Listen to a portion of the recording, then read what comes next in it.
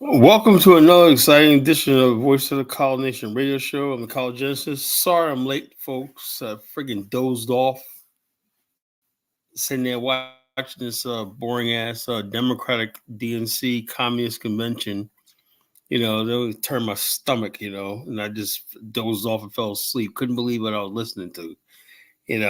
Talk about revisionist history when I talk about, yeah, we're going to fight inflation. Stupid. You caused inflation. We're gonna fix the borders. You guys caused the borders. We're gonna.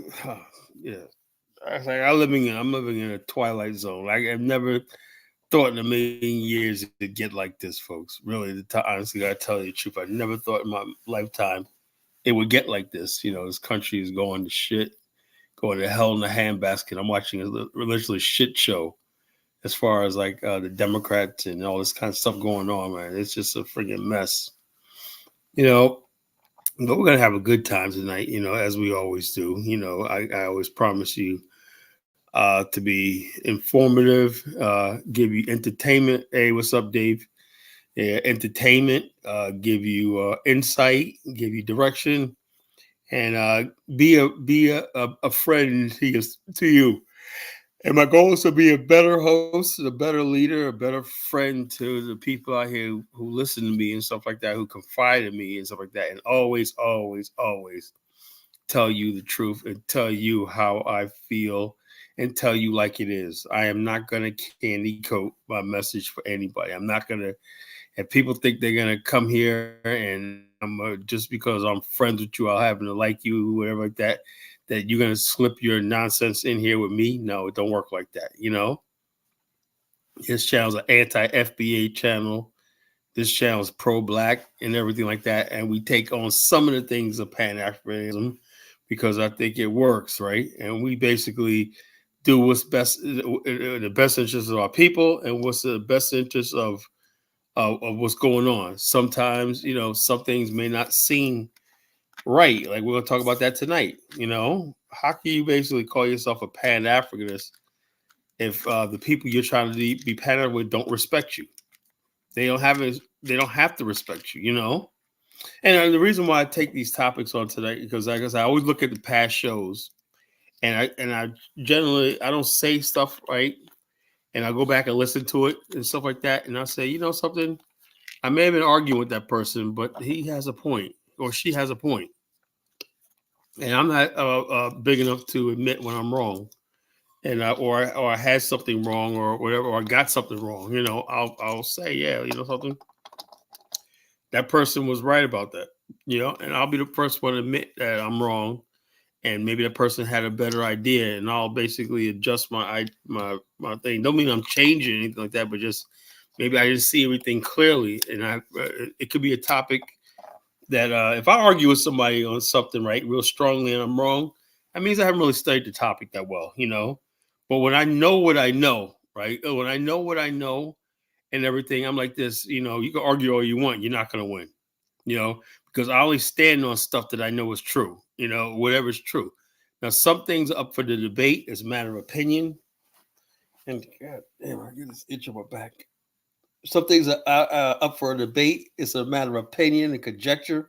Like that, we can go back and forth with that. Whoever makes the case, whatever, like that. And that's what normally, when I see I change my opinion on something, it's because something's not really that clear in anybody's opinion. And I say, okay, maybe you got a bit different view on something than I did. But when I still know something is for real and it's the truth, and the truth is the truth, no matter whether you. And I always stand on the truth.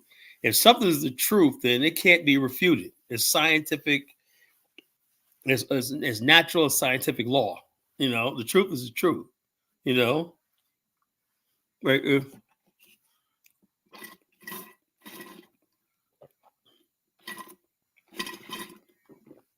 Like there's argument that's been floating around Black America for generations that they came before Columbus. It was a lie. Right. And I asked a brother the other night, I said, well, show me some proof of Black people already here. And he's going to pull out some Van Sertima. I'm like, dude, I said, maybe he got me. Maybe some scientific evidence. He's going to pull out the same title Van Serma, stuff that's floating around the ghettos and the fringes of Black America for generations and whatnot. Van Serma, come on.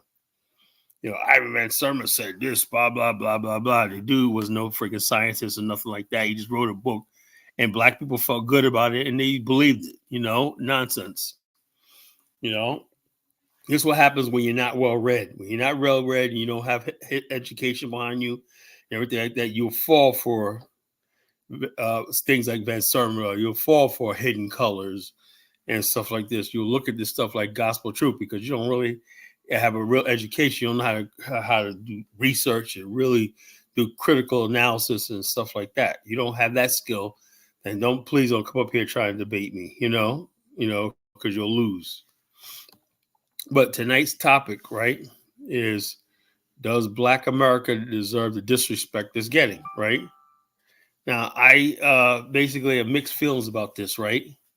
As you know, I'm part of Black America, but the bottom line is this. Sometimes I ask myself this question: do we deserve the disrespect, or I think every group of people deserves some sort of respect, or do Black people deserve to command respect, or does Black America deserve the disrespect, that's currently getting? Because right now it's like no one has any respect or any restraint when they talk about us, You could be sitting down with somebody from the friggin' bottoms of the Congo, piss poor countries and whatnot, and somehow they got their nose up at Black America. How does that happen? How did that happen?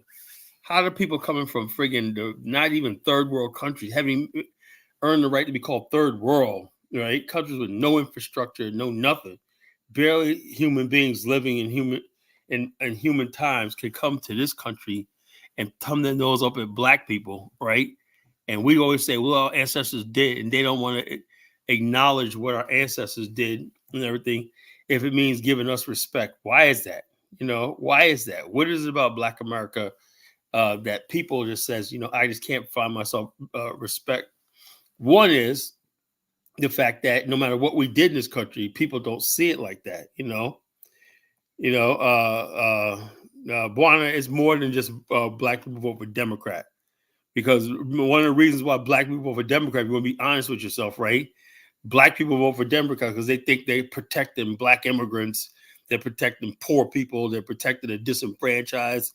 They think they vote Democrat because they're gonna align themselves with the world's poor and stuff like that. So why wouldn't people respect that? It's not that. That's part of it. We vote Democrat, they do nothing.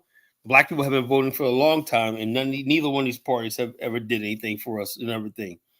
That could be it too. People just don't understand why people have this loyalty to a political party and don't respect them. Yeah. So basically, if you vote for Democrats, to 99%. And they basically say, we're not going to do nothing to you, and then they shame you for not voting for them.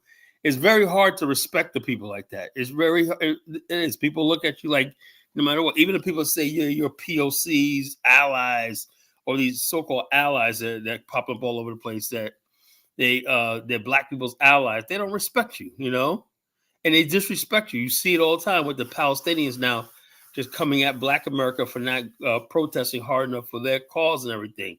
I know we're attacking Black people. We're like, what do we do to deserve the Palestinians? And they take ownership of our past leaders. They'll say, well, Malcolm X said this about the Palestinians' cause and the Black cause. And they start quoting Malcolm X along with Huey P. Newton as some alliance. And people said, and Black people said, well, we didn't know about none of this. What does that got to do with us today? And so they basically tell us that we have to basically do what they say do, because past leaders, say they'll use the past leaders when it's to their benefit. They'll say, well, Martin Luther King said this and everything. But when you say, well, Jesus, civil rights leaders, our past leaders, shouldn't we get respect for what our ancestors did? No, they were the ancestors, they were then.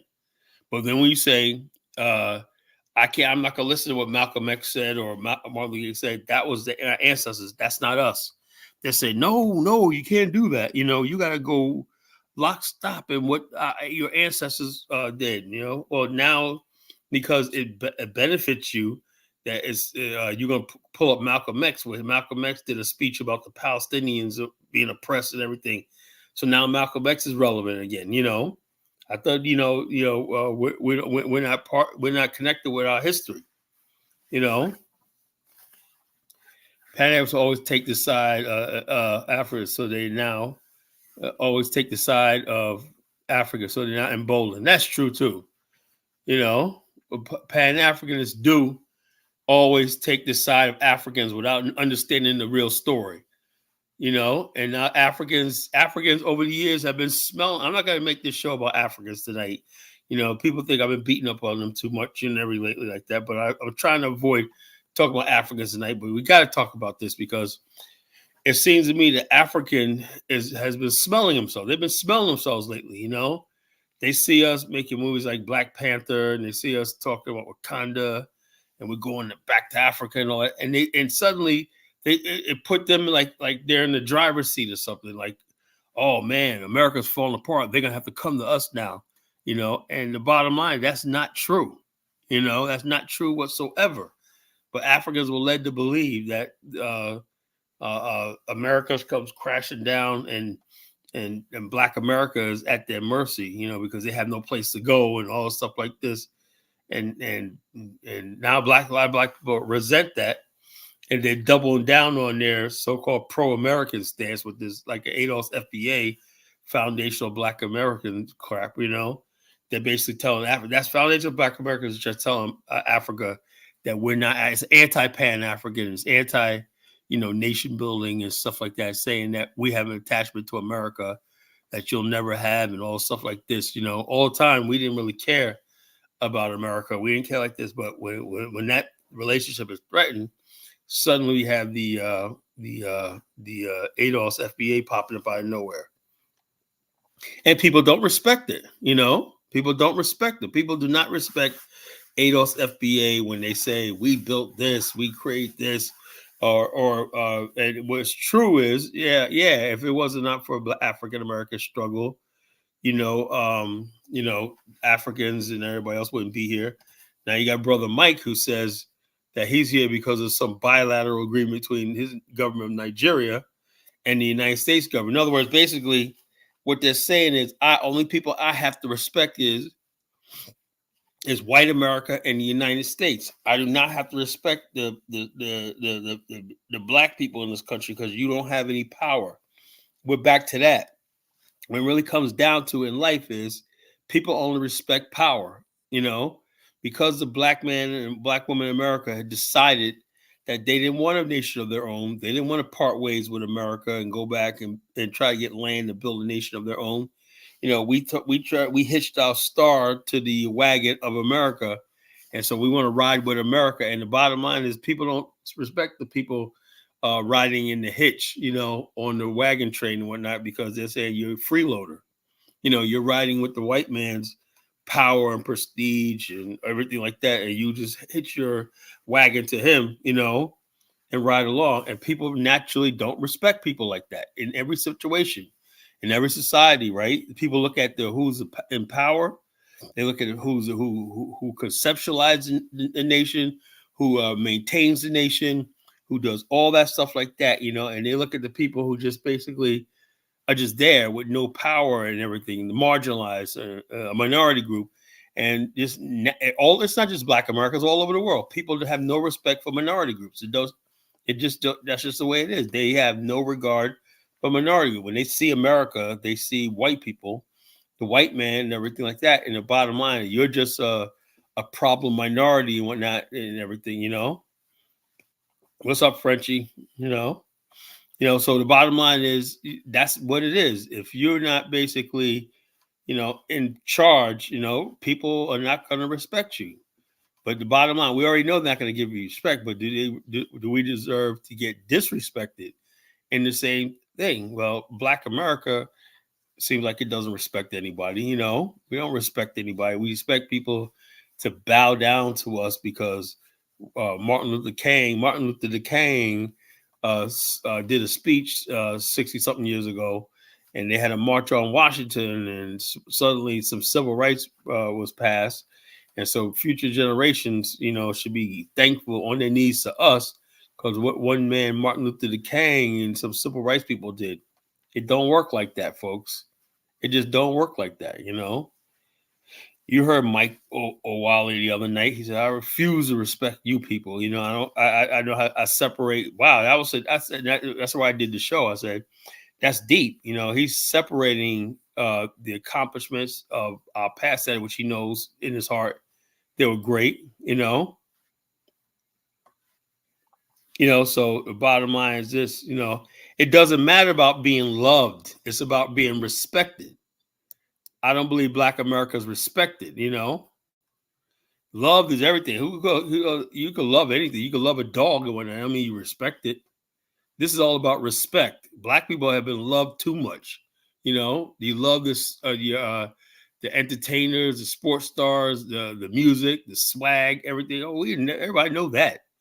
But I'm talking about respect. Who do you respect us as a people?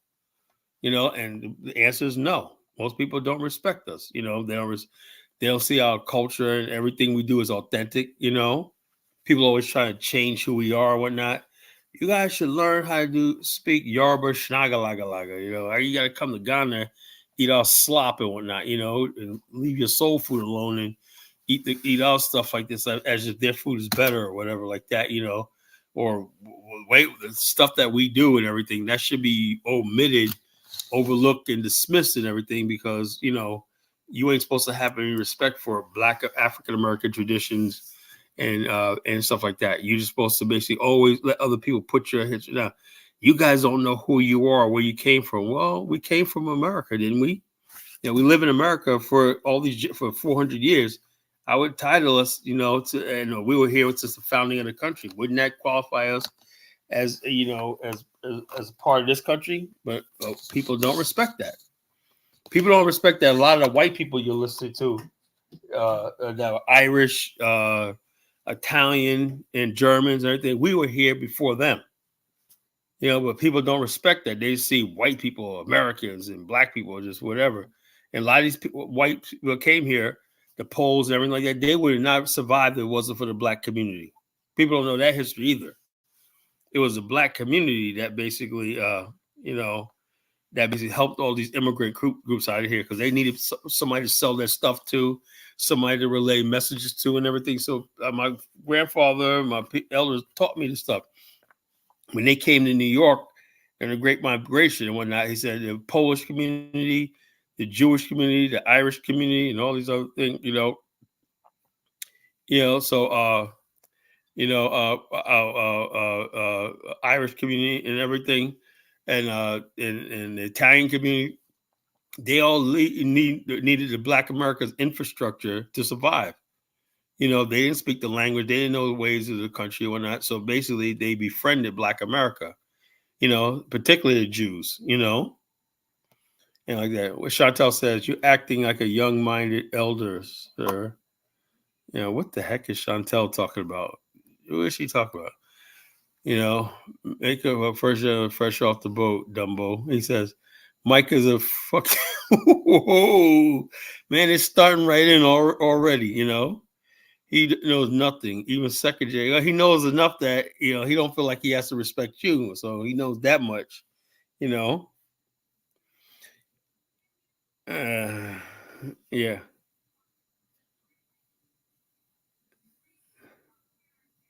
Yeah, you're right, brother. They want to promote us.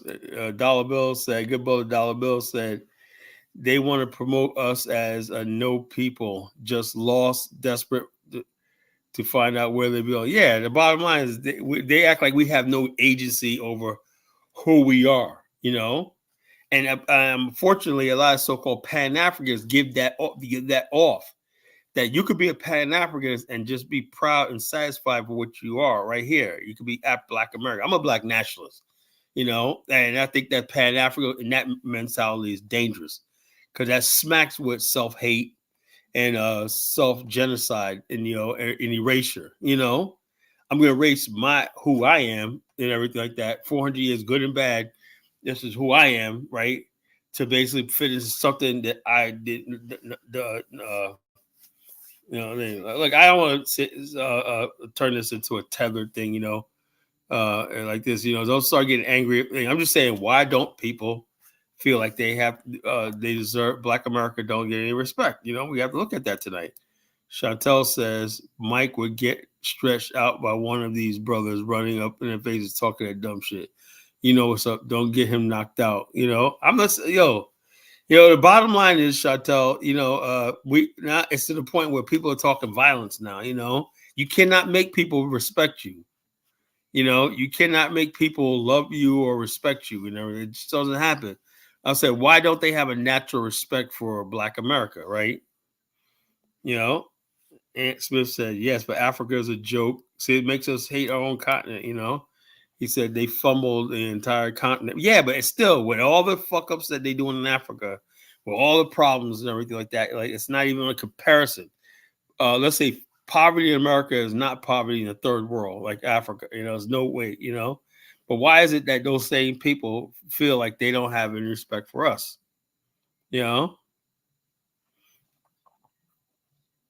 Okay, you said you don't respect. No, sir, you don't respect. Why you say I don't respect Black American women? My mother's a Black woman.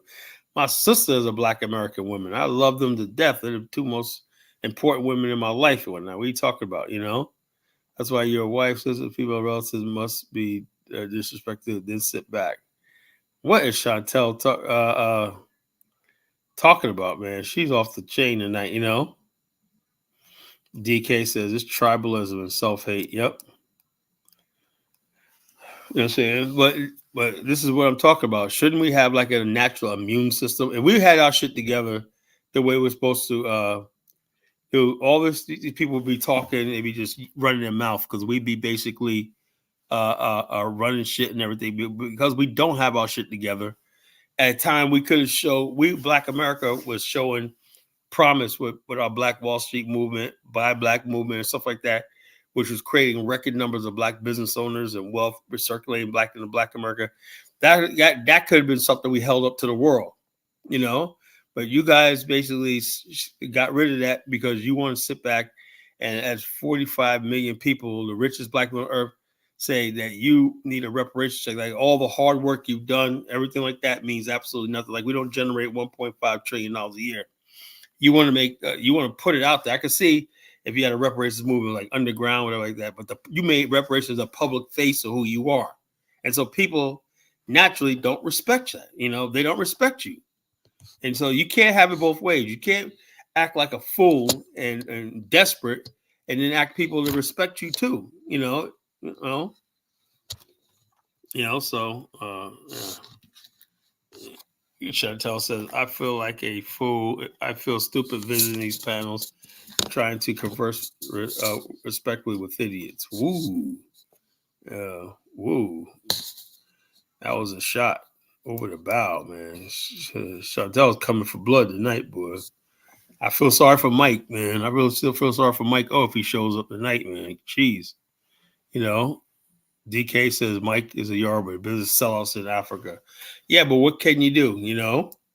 When you got Black people going over to Oshun, Yoruba land and whatnot, and doing and singing and Yoruba shock Snagalaga, it's like, yeah, everybody starts speaking Snagalaga, blah, blah, blah, blah, blah, and they think somehow that culture over that degenerate culture over there is better than their own, for somehow. What can you do? People naturally look at that like these people are fools, These are fools, And so basically they're saying we don't have to respect Black America. We don't have to respect you. People don't respect people they have to, which we call Zongo. You need to talk. Every time we talk about Zongo, we say a Black American woman. No Black American did that. No Black American did that. That's just blatantly disrespectful, It can't be a Black American that invented nothing and everything. Black people didn't do nothing. We didn't help build this country. We don't have no inventors. We don't sign. We're just all sitting back waiting for Zongo to get off the boat and deliver us,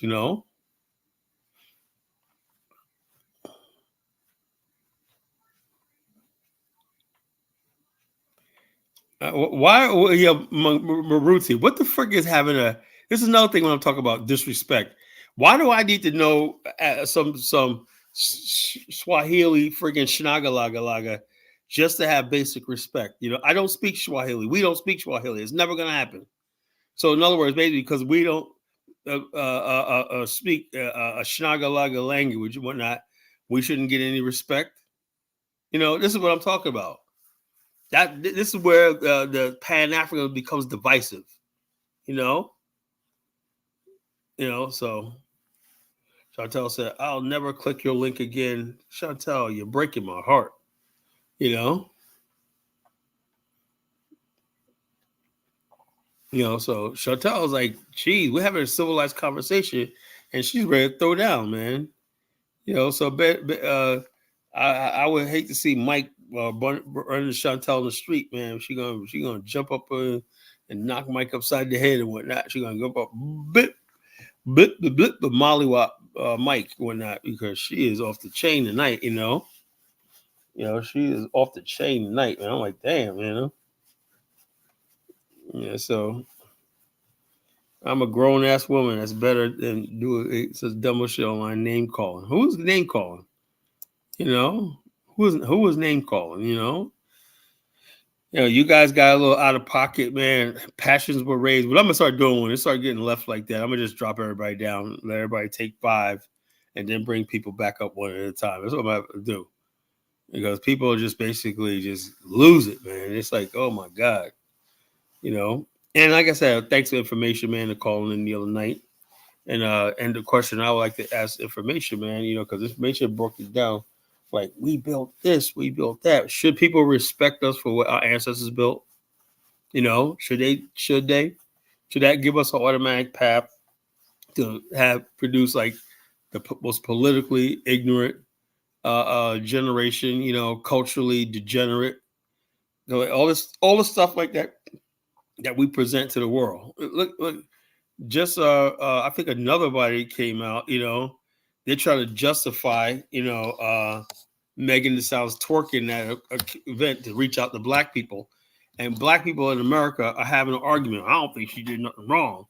And some people are like really pissed that it is. So it seemed like the ignorant black people always seem like they're out there representing us.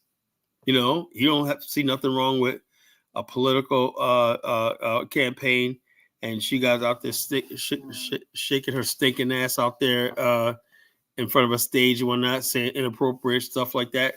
Is that the level Black America is at right now?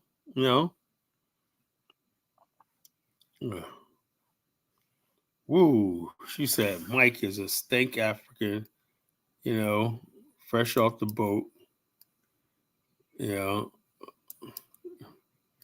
Mike's a stink African, fresh off the boat, shaking my damn head. I don't give no fucks about a nasty African. I'm talking about you, sir.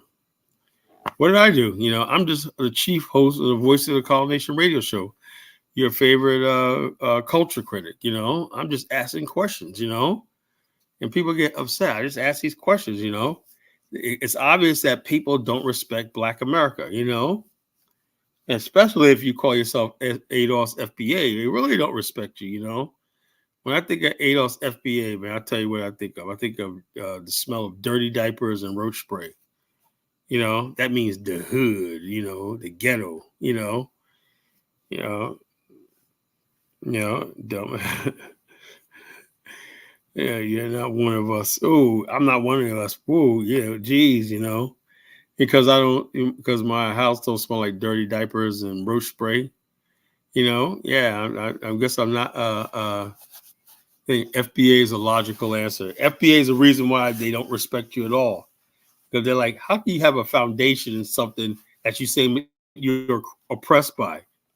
I'm a foundational Black American, but you at the same time, you claim that the same system, America, did you wrong, Yeah, I said DK is right. It's true though. Most Black Americans don't care what Africans think, but at the same time, when we do come across Africans, right? And we do have a situation where some Africans say certain slick shit, right? Black people explode. You're like, oh, crazy. How dare you? How dare you? I said, do you understand how the world sees you? The world sees you this way. Yeah, I stop trying to sell us Africa when Africans trying to come here. You're being silly. Look, I'm not trying to sell anybody Africa. I am not. When did I ever say I'm trying to sell anybody Africa?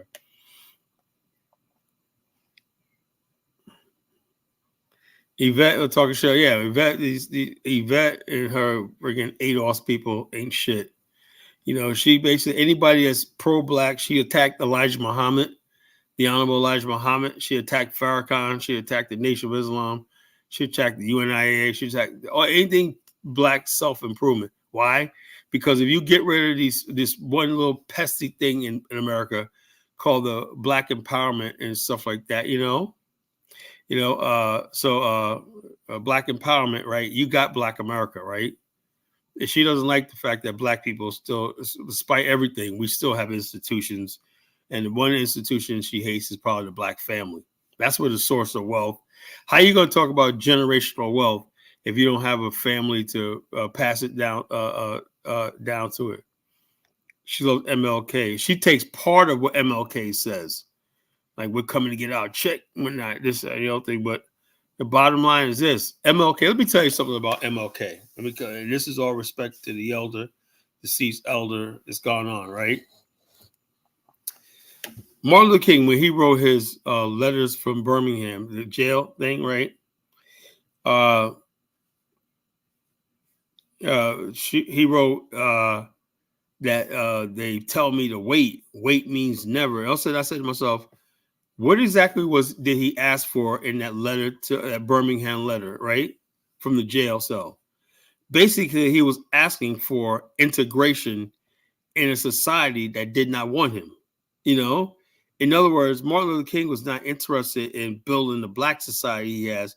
He thought that he was never going to be a full American until he was able to be alongside blacks and whites get together. And that basically is not what 99% of black people saw. But the media picked up on that and says, this is what black people want, right?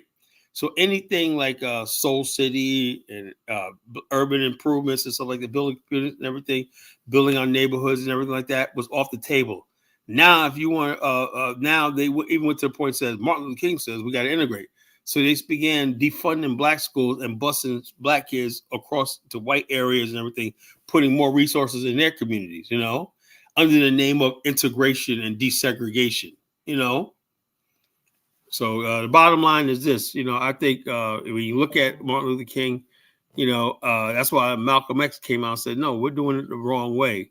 And Martin Luther King, towards the end of his life, changed his opinion about that. He said, look, black brother must help another black brother. He goes, we have to basically do this, do that. He sounded more like a black nationalist towards the end of his life and became a little more radicalized, But before, when he was basically civil, when the media loved him, he was a civil rights person. And the bottom line is this: white people like all these Negroes want to do is be with us and whatnot, and they thought they had a hand to play. But when they found out that black people didn't really care about them and everything, that was like in the 70s.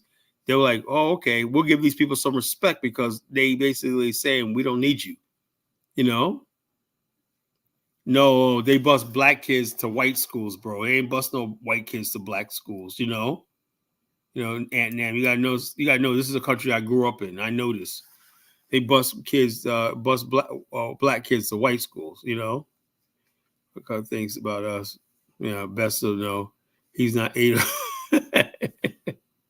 He's not Ada. So like, God damn, man. I thought ADOS was an American descendant of slavery, man. Suddenly I'm not an ADOS anymore, man. And that's why I say that's why I can't get down with that terminology. Because as soon as you disagree with them and whatnot, you're not ADOS. I thought it was a image thing, Stop winging it, get off your ass. Yeah, so bottom line is this, in Black America, we just got to present our case to the world, We let too many clowns and buffoons represent us and speak for us, and that's why people don't respect us. That's what it is, How you going to let somebody like Barack Hussein Obama become the first so-called African-American president with no lineage to us and everything, Yeah, actually ADOS. Information man and speaks. Look, you picked the fight with Mike. You guys are on my panel. I let you guys have it out and everything like that. So, So I don't know nothing about that. You're not sort of claiming us because you were born. Just because you're born, you're not one. Okay, so just because I was born in America, so I guess my ancestors in North Carolina, Georgia, South Carolina. I guess they were really from Jamaica. They're really from Barbados, right? I was a Caribbean that been in the United States. Yeah. I make a mean oxtail soup, bro. I love that Jamaican food, man. I could cook it all day. I'm deep down inside. I'm a closet Jamaican and whatnot. I got oxtail and I smoke the ganja and stuff like that. Man, this is what I'm talking about. This is why nobody respects so-called Black America, right? It's freaking the stupidest people on the most illogical people on the planet. Just because you don't basically like this, because somebody don't agree with you, suddenly they're not wanting you and whatnot. They've hijacked the Black American, African American identity with their stupidity and ignorance. Mike was on. I'd like to know about that. Like Afro dumbasses show arguing with South Africans. I think I saw something like that. I didn't know Mike was on that though, but I saw something about Lozy in the chat. I didn't get a chance to watch the show though. Maybe I go back there. I have the link in the chat room if people want to call in. Add to this conversation. Does Black America deserve the disrespect it's getting? And there's disrespect. Look at our friend Afro Dumbass report. He has no respect for Black America whatsoever. He comes from a shithole country called the Gambia. One of the poorest countries on the fucking planet, man. It might as well not be a country. And he's a Gambia. He's a Soninke warrior. Ooh, Soninke warrior. Whoopie doo, whoopie doo. Another motherfucking group of people that got colonized, their ass kicked by a handful of ragtag French and whatnot. But yeah, do you understand? Black America was the 54th Infantry in Massachusetts that kicked the Confederacy's ass. Do we know we're the Harlem Hellfighters that went to Europe and friggin' beat back the Germans? Do we know that we're the Red Tails flew the most missions in the theater of World War II? That's where we come from, But you want to talk about your goddamn Soninke? Get out of here, But whatever French, British don't really matter, Does it really matter? France or Britain, same thing, same thing.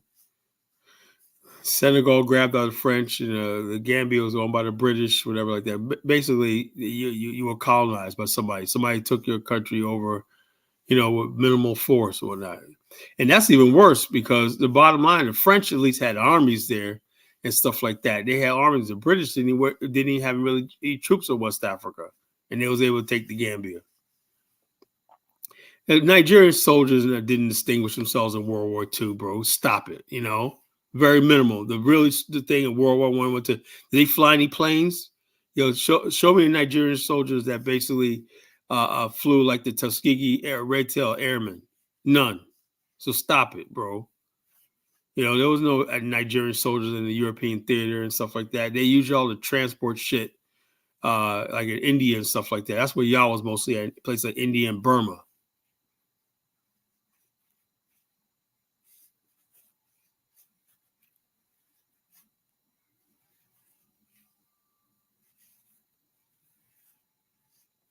I never said I didn't like Jonathan. Who said I didn't like Jonathan? I have nothing against Jonathan. I don't agree with some of his views. I have nothing against him. I got nothing against the brother. People speak all they want, but look, I disagree with you. I disagree with you. I don't give a damn about making friends with nobody if I disagree with them. Simple as that. You take it as Carl don't like Jonathan. What does that mean? Okay, okay. I gave you a chance to tell what it is. You can't come up with nothing coherent. All you want to do is sit in my chat on my show and curse all night, Bottom line is this: you have a problem with Africans. I'm trying to give you some game why they don't respect you. They don't respect you. He said white black African soldiers were kicking ass in World War I. No, they weren't. Stop it. Yeah, wow, man. The giant of Africa won 0 medals at the Olympics. How you gonna Ant how you gonna talk about World War II? You guys couldn't even win no medals in the Olympics. You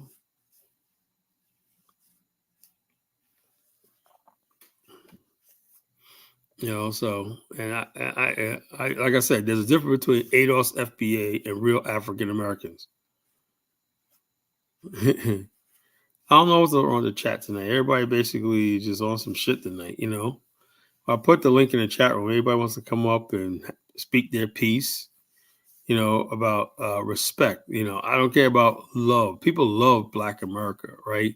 As far as like the music and all stuff like that, the actors and everything. That's the thing. They're obsessed. People, the world's obsessed with Black America, but they don't respect us.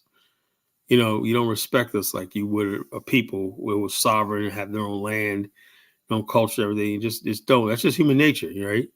You go. Let me give you an example, right? If you're living with some friends of yours, man, what you doing when let's say you fell on hard times, fell on some hard times. You had to live with some friends, whatever, and everything like that, uh, and you had to live with some friends, and everything. No matter what you said you was, and everything, people always come to you and like, you're living with somebody else, just sleeping on your friend's couch, you know,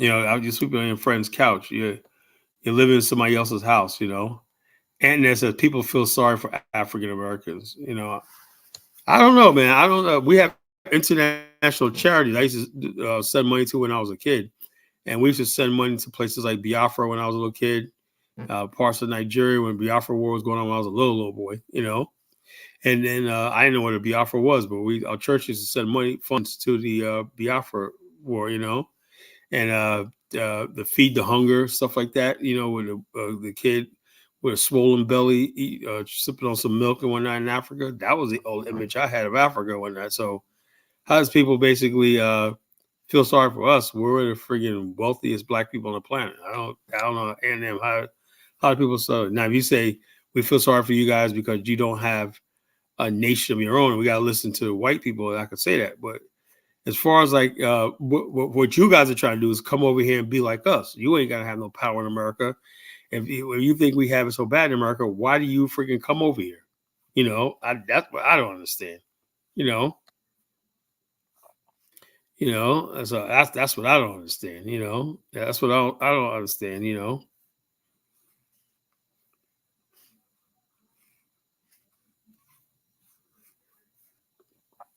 Foster says sorry for us. People blame us. People blame us for problems we didn't freaking create. Everything you see, the problems you see in Black America were not created by us. It was created by policies. Policy, just like they have policies to give every white person a fair shot with the GI Bill, the Homestead Act, and stuff like that. All kinds of enterprise zones and everything like that that created wealth after wealth and endless opportunity for white Americans, right? The same thing where they deny Black America, redlining and violence and some of everything to keep Black people oppressed and poverty in this country, So the bottom line is people don't see that. People don't see it. They blame Black America for what they claim weren't able to accomplish in this country.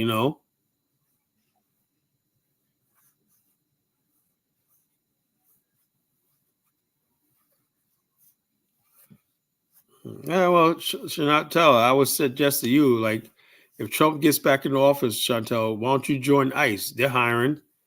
If you really feel that need like that, you could do it the legal ways. You could join ICE, and then every time somebody that you deem as a African and thing, you could legally do a search, and you can have them deported.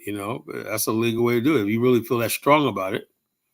But sitting here getting angry like you're gonna do violence and everything, not doing anything for anybody. You know, so Salute, salute. go ahead, Chikwu. Thanks for having me up on the panel. Okay, Chikwu, you're mute. You gotta hang up and come back out, and go out and come back in. Can you hear me now? Can you hear me now? I can't go out and come back in.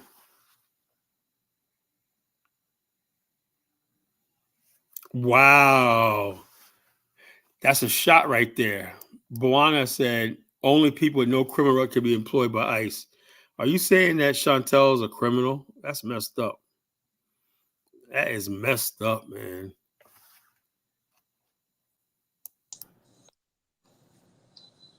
Oh, wait a minute. Hold up. Duh. That was my fault. Go ahead, Chikwu. Hello, hello. Can you hear me? Are you hearing me? I don't know if you can Yeah, hear me. yeah. I forgot I had my mute on from last night. When I went to bed and I let these people talk, after. Yeah, go ahead. Speak. Salute. Yeah, okay. My mom is a Black American. My father is a Nigerian. I was born in Nigeria. I've been raised here since I was 5 years old. And Black Americans are a noble people. They really did expand the democracy and make freedom an absolute in America and extended rights to people who aren't Black Americans. So, salute to Black Americans for making America a better country. But I think when it comes to the civil rights movement, I think there were some errors made. Like, so Martin Luther King and W.E.B. Du Bois' strategy for economic upliftment of Black people was through, political power and integration. So getting Black people to vote, voting Black people into office, and integrating Black people into the dominant society, with the idea that these two processes would give Black people economic upliftment. But after 2 terms of Obama, and after people like Brandon Johnson and other high-ranking politicians, Sheila Jackson, whoever you can think of, politicians don't really elevate the economic lives of It Black doesn't. It people. doesn't. You have to have social power first. Social power, at least economic power. Then you have political power. Black people thought Well, they could basically get political power, which is basically all they did was create career opportunity for Negroes in power. They send their kids to the best school and they live in a life while telling you they're up there doing your work for you and whatnot. All they do is have you focus on the evil Republicans. You know, and they know what they're doing. They don't have any means to do anything. And the Democrat Party has the agenda. The agenda is the feminists, the LGBTQ, the DACA people, and all stuff like that. They don't give a dang about Black people getting a fair shake in America. They don't care because they but don't there have was to. an earlier generation of Black leaders like Frederick Douglass and Booker T. Washington. Both of my parents went to Tuskegee, so I learned a lot about Booker T. Washington. And his strategy for economic upliftment was to go for economic upliftment directly through development of skills, entrepreneurialism, and Yeah, education. So, what I think has happened is that the W.E.B. Du Bois MLK strategy has failed, and we should focus on the Booker T. Washington, Frederick Douglass strategy. Because other groups have done this and succeeded, namely Chinese Americans, Jewish Americans, Irish Americans. They get economic power first and then convert that economic power to political power. the But what political power Martin Luther King, protects the economic power. That's what happens. You protect your interests and whatnot. Black people could not stop highways from being built right through their neighborhoods and bypasses. They didn't have the power to say where railways are going to be built. So a place like Nicodemus, Kansas died and stuff like that. So the bottom line is, it was just a real bad situation. Economic power. We never had economic power to have a political class, a proper political class to do our bidding. You the know, error was it was going to economic power indirectly using the political system. So you trying to elevate yourself by redistributing money from the government to you indirectly through politicians is not efficient. The most efficient way is to gain the skills, like marketable skills, right away, and STEM degrees, and build schools and open up businesses.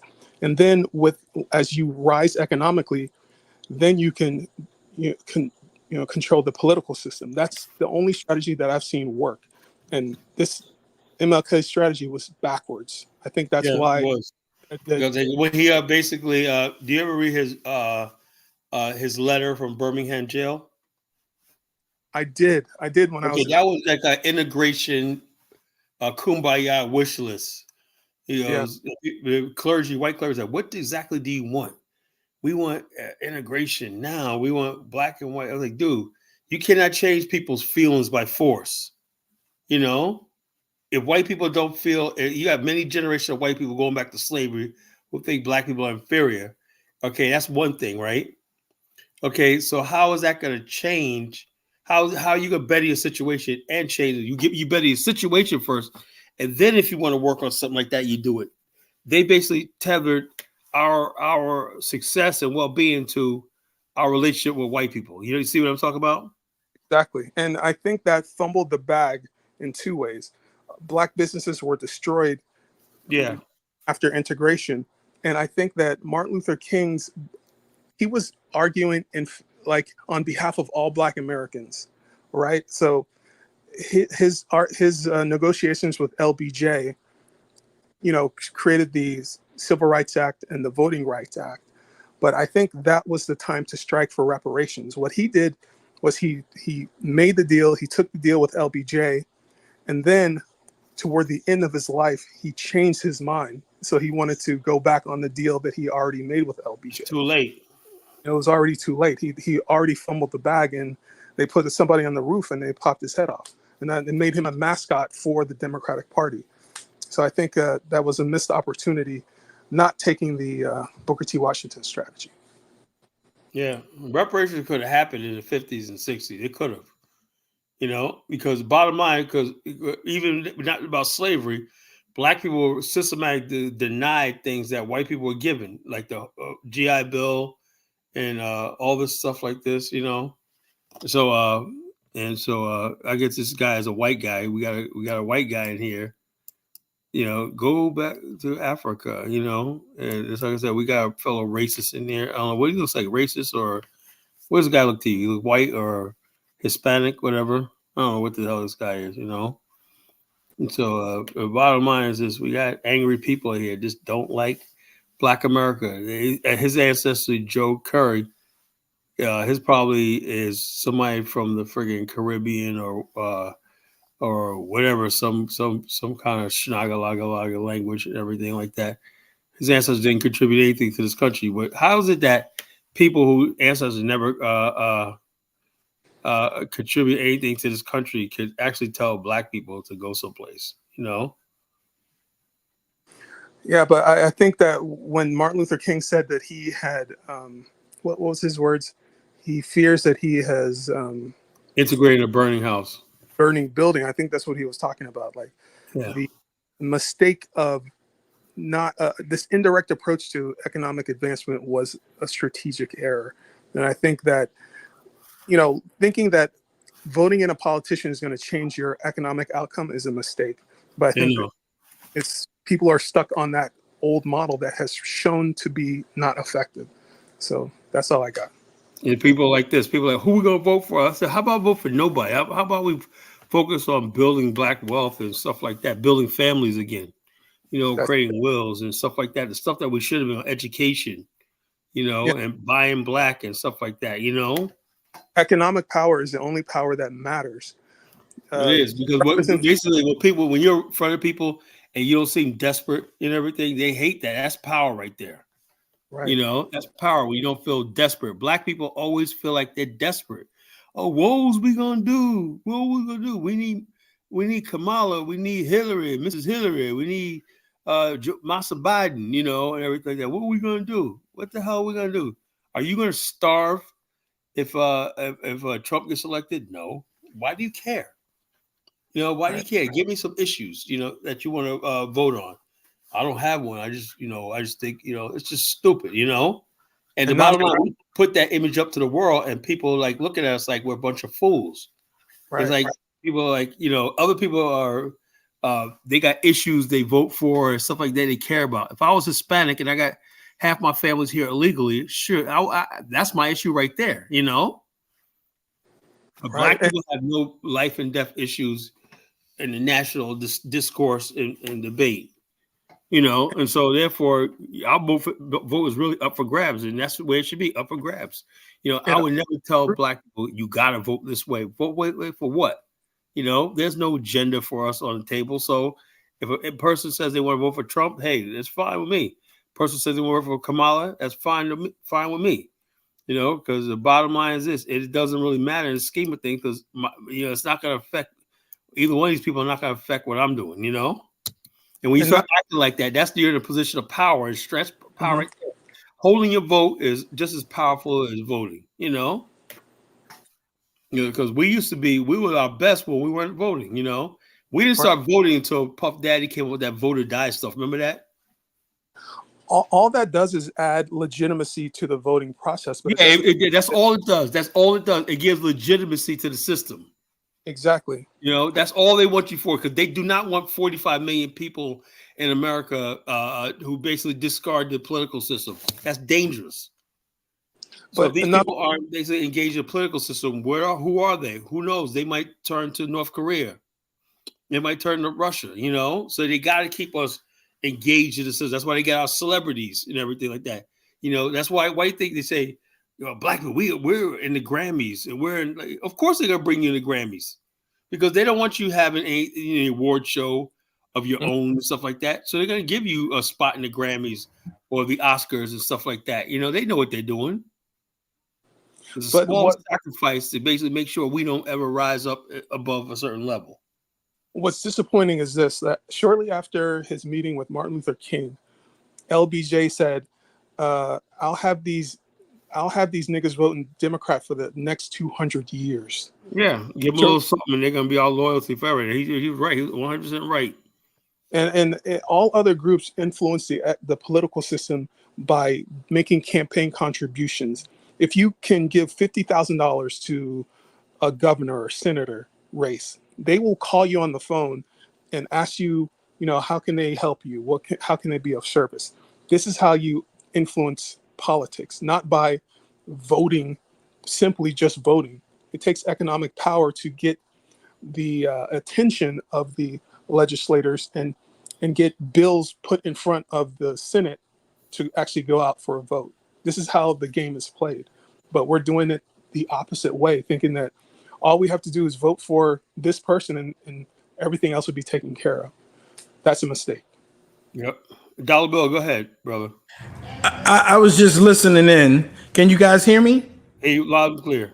Oh, yeah. Man, it's been a rough struggle trying to get in here. So I wanted to get in here the other night, man, when you guys were talking about what has African Americans done for Africa. And there's many things that we've done for Africa. But this whole FBA, this ADOS thing is really meant to confuse us. And, you know, there's a lot of things going on. There's a gender situation. You know, women feel that, you know, they have to support a woman, and Kamala Harris is the one for them to support because they want to see woman empowerment. So you have a lot of these people that want to camp for her. But basically, we see we're not getting anything out of this deal. Black men know we're not getting anything. We know it's all about the women agenda. It's all about the LGBTQ agenda. It's about all those agendas, but it's not about us. Yeah, and the bottom line is that when you see black men out there like Ricky Smiley crying and whatnot, what does that say? You think people respect that? No, people look at you like you bunch of fools. That's why we gotta say this nigga don't represent us, you know? It's sad, man. Chinese people and LGBTQ people are actually, you know, making campaign contributions and donating to political action committees and getting legislation put. Well, they got stuff they specifically want. We can't tell Black Americans can't tell what specific, because we're not on the same page as a people, you know? When I listen to Black people speak and everything, we're not speaking as a people anymore. You know, everybody got you've seen people on these political round tables, Black people talk, they're at each other's throats and whatnot. The Black women, all she wants to talk about is Black men ain't this, and Black men, he's thinking about white women, he's thinking about going overseas and thinking about getting with Hispanic women and stuff like that. And the Black women telling me I'm about to divest. No other group of people have these problems, you know, there's divestment and stuff like that. going on and everything like that. They're unified, the community is unified and everything. We're least likely to get married anymore. We're least likely to raise families anymore, and everything. Like I said, they had a thing out the other day where they said Black American families at the bottom. O'Shea put that, and I said of household income. That's because when you say household income, Black people have less adults living in a house than any other group of people. Filipinos may have like 6 adults living in a house. That's household income. That's why they were the highest. They ain't forget about it. Black people basically were having two. Let's say you have a lot of Black single mothers, right? Let's say you calculate the single mothers, but with her baby father, even though they're not living together, as an income, then the thing will go up just like that. If we had a push, we had more Black families getting married, right? The number of the wealth of the median income will go up, but because we have broken homes and everything like that, and immigrants don't have that. Immigrants tend to live together for many generations. There's no rush to push your kids out at the age of 18, 19, That's and exactly like that. So people save money and they work with each other, and they run family-owned businesses. The groups with the highest median incomes also have the highest marriage rates. Those two things. Yeah, highest marriage rate. Yes, that's it. And people don't look at that. These are things that Black America could fix if we actually wanted them. Not because we're not getting the education or not working harder. We're working harder than anybody else. But the marriage rate and stuff like that is the reason why it's like that. But divestors and passport brothers are splintering the Black community. It seems people. Exactly. So it's a society. So we got problems that's beyond things that we could always solve ourselves. No legislation, and so that's something we have to work on ourselves if we want to. It has to be a cultural shift in Black America, getting back to the good old days of family and what makes a person happy: a man, woman, and child. Let's build communities again, build safe communities again. You shouldn't have to work out there and make $300,000 a year just to freaking live in a decent neighborhood. I believe working people should have decent neighborhoods to raise their kids in. That's what I believe. Because you got people like there saying, like Mike said, the hood, you go in the hood. I said some of those so-called hoods, if you look at them, they're nice, really nice neighborhoods, nice architecture and everything like that. Just that they have a bad element that we don't fight against, and we let it go to shit. I think we're in love with the. Am I reverberating? No, you're good. You're good. Okay, because I was getting a little reverberation, but I can ignore that.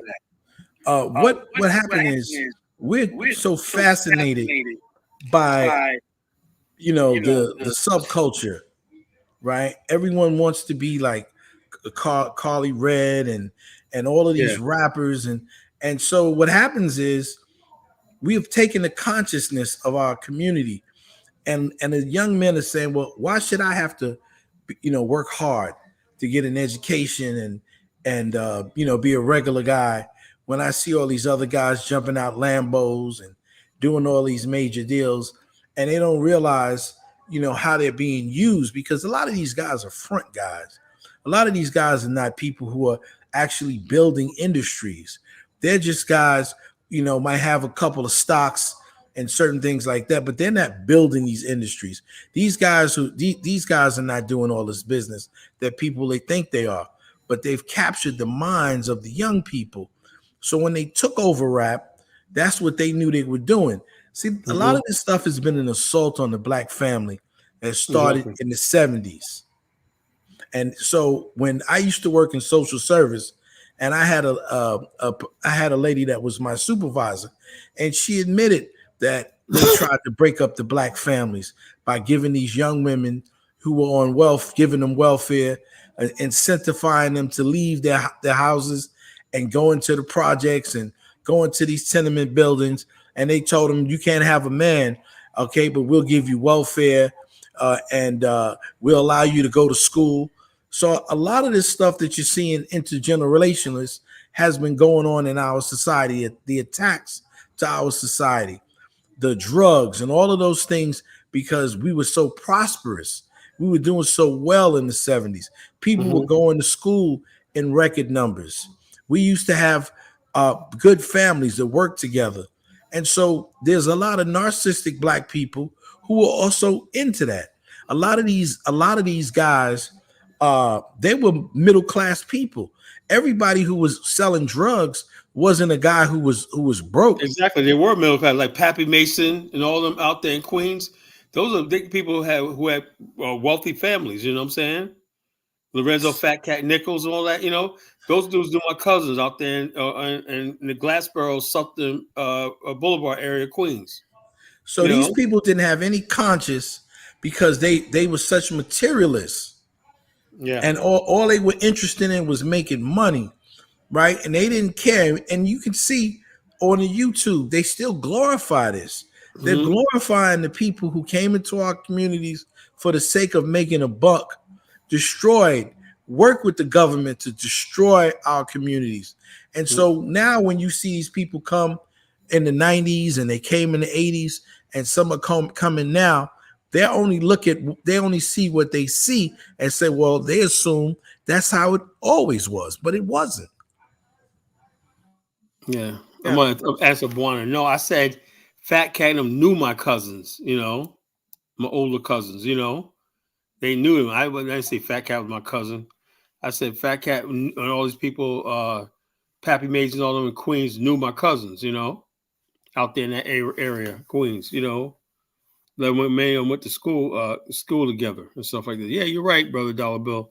It's unfortunately I've seen that, and that's why I do give Umar Johnson that credit, because he got into an argument where somebody walked off the thing about hip hop, and he said, "Look, 50 years of destruction," and he was right, but Umar should say is it didn't start out like that. We had Sugar Hill Records, Profile Records, and everything like that. But when white people discovered that they had money and there was money in this, and the gangster rapper, the West Coast and everything like that, and then we had a East Coast rapper, they figured that, we can make money off of this stuff. When they didn't care about the social impact of it. When everybody goes to another group of people, Jews, everybody else, they have a discussion. How is this going to affect the cultural impact of our community? When you do a play on Broadway, they have that. No, this is going to affect our community in this way. This like even when Stonewall. Remember Stonewall got raided. Remember that? Yeah. Why was there a raid? Why? Because powers that be said, "Look, we cannot allow this." They heard about stuff that went on inside in our culture. Why? Because that's going to eventually spread. This disease, immorality to the rest of our community. So they said we have to shut it down. As simple as that. That when their community is threatened, they take drastic measures. But when Well, somebody, I think the biggest problem, Colin, let me cut you off, is that when we had an opportunity to control rap, we didn't take it. We places like Motown, the destruction of Motown, I believe, because they didn't want to. They didn't want to recognize rap.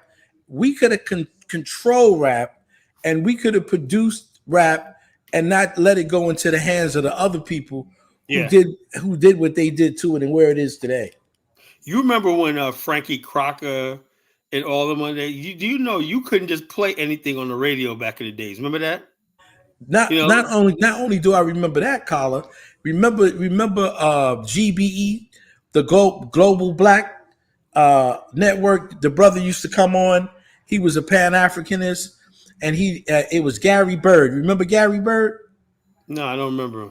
Well, you gotta look it up. There's a brother named Gary Bird, and he was a black nationalist brother, and he used to have it called the GBE experience, the Global Black Experience.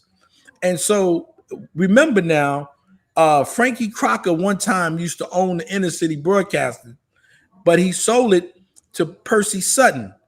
And Percy Sutton was the attorney for Malcolm X, a brother out of Louisiana. And the brother not only owned that station, he owned WRL, WBLS, and what is now Hot 97 and WBLS. He owned those stations, right? So in the 70s, we had black people who owned radio stations and they were able to get out the stuff that we're doing now to talk to black people. They were able to have their programs. If you get an opportunity, you want to look at the video, look up Gary Bird and the GBE, the Total Black. Too. Yeah, you got to check that out. Leonard Jeffries used to go there. Well, I remember Leonard Jeffries. Yeah. Yeah, so Dr. Leonard Jeffries, they used to have all kinds. I remember WLIB. Remember them? Yeah, they were owned by the Inner City Broadcasting.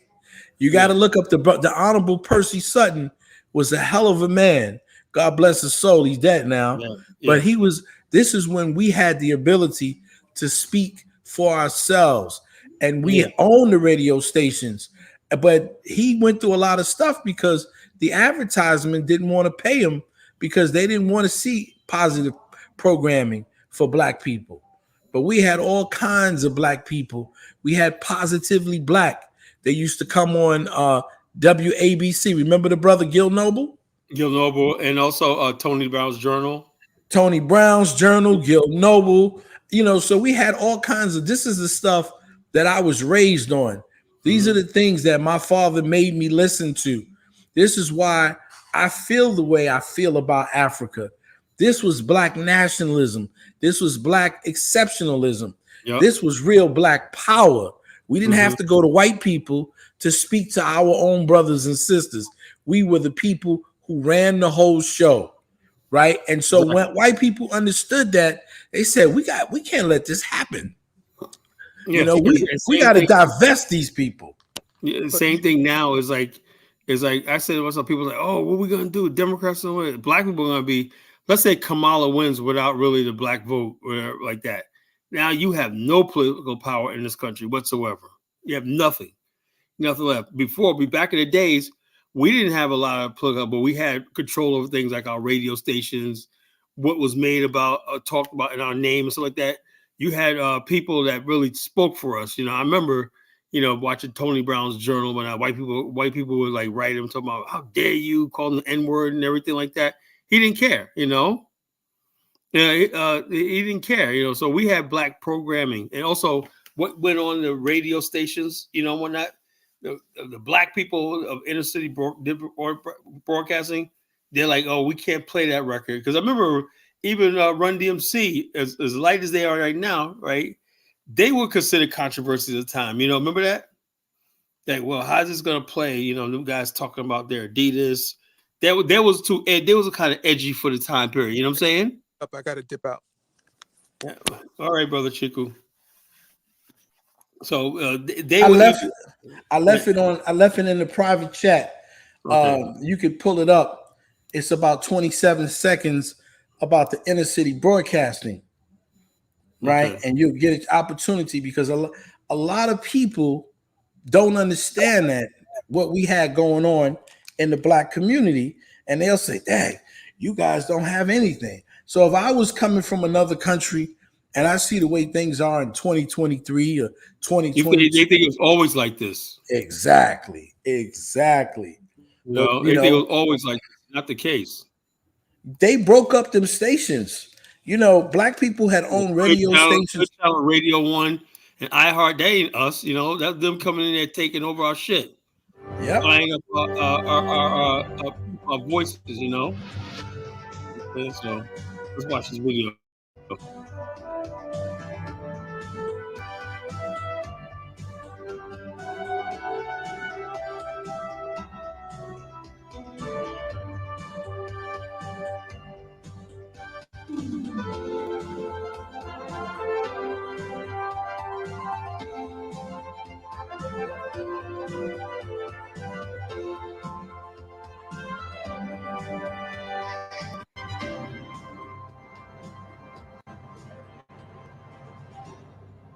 The African American Legends series highlights the accomplishments of Blacks in areas as varied as politics, sports, aviation, business, education, and the media. We will explore how African Americans have succeeded in areas where they'd been previously excluded because of segregation, racism, and lack of opportunity.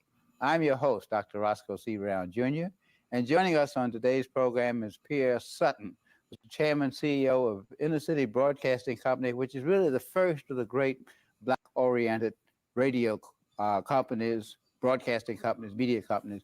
Glad to have you with us today, Pierre. We all call you Pepe, so we'll be talking to you as Pepe. Thanks for having me. Okay, here. really great. Tell us about inner city broadcasting. As you know, I know a lot about it, but maybe our audience doesn't know what is our role in the market, what do we try to do, and just how successful have we been? Well, to explain that, you would have to go to its origins. Inner city broadcasting had its beginnings actually during the riots of 1968. My father, Percy Sutton, was on the radio talking to the people of our community. And the owner at the time said that when he decided to retire from the business, he would entertain and offer to purchase from Percy Sutton. So that was on the old WLIB at 125th right. Street in Lenox And Avenue. Novick was the Harry chair. Novick, that's exactly right. That's exactly right. So about 2 years later, we were able to put together $364,000 of various people. All of them were the doctors, teachers, preachers, people who really didn't think that we'd ever make any money, but wanted to have some participation in the media that impacted upon our community. So we got this little $364,000 together, and we purchased that AM daytime radio station for $1.9 million. That the $364,000 was, of course, the cash we had to have in order to secure the loan. And anyway, that radio station cost us $1.9 million. Now, the FM station, which we got 2 years after that, which is WBLS here in New York, cost us $1.1 million. In those days, the AM radio was more expensive than the FM because you could, the FM signals would bounce off the leaves of trees. You just really couldn't capture the FM signal on your radio. So particularly on car radio. Yeah, it was really, really hard. But then this fellow from Boston developed something called a circular polarized antenna, which enabled us to receive FM signals. So we were the first ones to do that in New York. And as a result, when we went on the air with WBLS, people could hear us. And people enjoy Black music. It's everybody seems to enjoy Black music. And we, what we did that was different from other radio stations is that we did not have shouting disc jockeys. We had all the disc jockeys were teachers. They had been instructors. And so we had people who could speak English, and we didn't have, as I said, shouting disc jockeys. We didn't sell prayer claws or holy bricks or finish your basement for $10 down and $99 a month for the rest of your life. We had legitimate commercials. And so we became the #1 radio station in America in just a very short period of time. I think that needs to be repeated. A lot of people have heard that, but don't really understand what they mean. When you say the #1 radio station in America, that means you had the most listeners, you had the greatest audience share in the largest market in the country. That's correct. That was a long time ago. 25 years ago. Since then, of course, when people see that you're doing well, other people will try to do the same thing. And of course, other radio stations broadcasting to the community tend to erode your position. So it's very difficult today to achieve that kind of prominence. And it varies from station to station even now. It does. It goes back in terms of ratings, I think your ratings at that time, what, 7, 8? 9, 10, yeah. Which really means you're getting 10% of the audience. That's right. Now, even with the top station, you might get 4% of the audience. That's right. So That's that right. A lot more FM radio stations, a lot of AM radio stations, but there are some 60 radio stations in New York City. So it's very hard. It's very hard for any station to remain on top for very long. And FM seems to be where most of the ratings are, although I understand that some AM stations, like a news station, might have high ratings. Yes. And I know WBLS's companion station, WLIB, which is a talk-oriented, it gets a lot of publicity. I don't know exactly what the ratings are, but it is an outreach to the African-American Well, that community. is our true purpose in life, really. The FM station provides us with, in New York, provides us with the revenue so that we can provide the service that WLIB is. But in addition to the radio, inner city broadcasting does a number of other things which are media related. So we have other radio stations in California and in Texas, but we are also involved in cable. We have we're partners in cable system in Queens known as Quicks. We are in the process of purchasing another cable system in Philadelphia. We have been involved in PCS. Just recently, we won franchises. Our little group won franchises for the development of personal communication systems in North Carolina and in Virginia. That means cellular phones, mainly. Well, it's the next generation of cellular phones. Cellular phones now get cut off if you go under a bridge or whatever. And, but the PCS is going to be much more consistent in terms of its communications capabilities, so that data transfers can be run with confidence through PCS. So we're trying to stay with the cutting edge, if you will, of today's world of communications. If you were to summarize the purpose of inner city broadcasting today as against, let's say, 25 or 30 years ago when we were breaking in, first making an inroad of African Americans into the media business, what would you say the purpose of inner city? Well, we provide a leadership role really in the industry. One of the other hats that I wear is that I'm the chairman of the National Association of Black-Owned Broadcasters, and we started some 18 years ago, this organization, for the purpose of getting together, knowing other Black folks in the business, trying to encourage Black folks to get into the business, and lobbying in Congress and at the FCC for the purpose of easing the entry of African Americans into the telecommunications industry. How many Black-owned radio stations are there now in the country? Well, beginning with the first one that we started. Well, actually, ours was the 13th Black-owned radio station in America. Mm-hmm. Now there are about 250, but that's nothing when you can compare to the number of radio stations. It's something like 10,000 radio stations in America. So we've got a long ways to go. Really means 0.2% of the radio stations are owned by Blacks. Yet, as you notice by listening, a number of radio stations use what we call Black music formats. Yes, yes. And even Black talk formats, which I think is positive, and that people are recognized that the African American audience is a major audience. But what are some of the deterrents that keep more African Americans from getting into broadcasting? Well, today it's largely the price tag. People are now selling radio stations for 10 times projected 20 times projected cash flow. When I first came into this business, there was a couple of things. First, when we first entered this business, we had to ascertain what the community's needs were, and we had to develop programming to meet those needs. What has happened since then, they've taken those rules and disbanded them, so that now there isn't any benchmark by which to measure whether or not a broadcaster has acquitted himself or herself with responsibility. Moreover, there used to be a rule which limited a radio company from owning more than one AM and one FM radio station in any market. And you can only have a total of 7 stations. Well, all of those caps, if you will, have been removed. That's part of the Republican move toward privatization, free enterprise, opening things up. Right. The suggestion is that competition will make better programming. What's your perception of the result of that? I think you call them duopolies, where a company might own 2 or 3 radio stations in a given market, and one will be at the high level, one will be at the low level. What impact does that really have, let's say, on stations like WBLS? Well, what I think that ultimately the impact that it has is that we're looking, there's so much gobbling up of radio stations, and that's why the prices are so high now, that ultimately you're looking at no more than 3 or 4 radio companies left in America. And that's dangerous from my perspective, because you won't be able to feel the variety of thought on radio that you are presently able to get. But on the other hand, let's just take ABC. ABC used to have one station in about 10 major cities. And in that way, they could control a much larger audience. And of course, when you control your audience, you control what they listen to. You're supposed to be non-political, but obviously you begin to position yourself in terms of certain ways.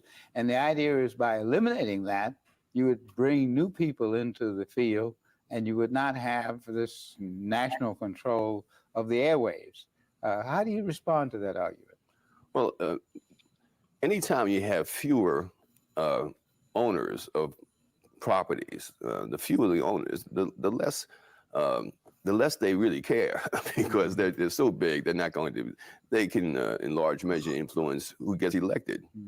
And I just like to see greater diversity.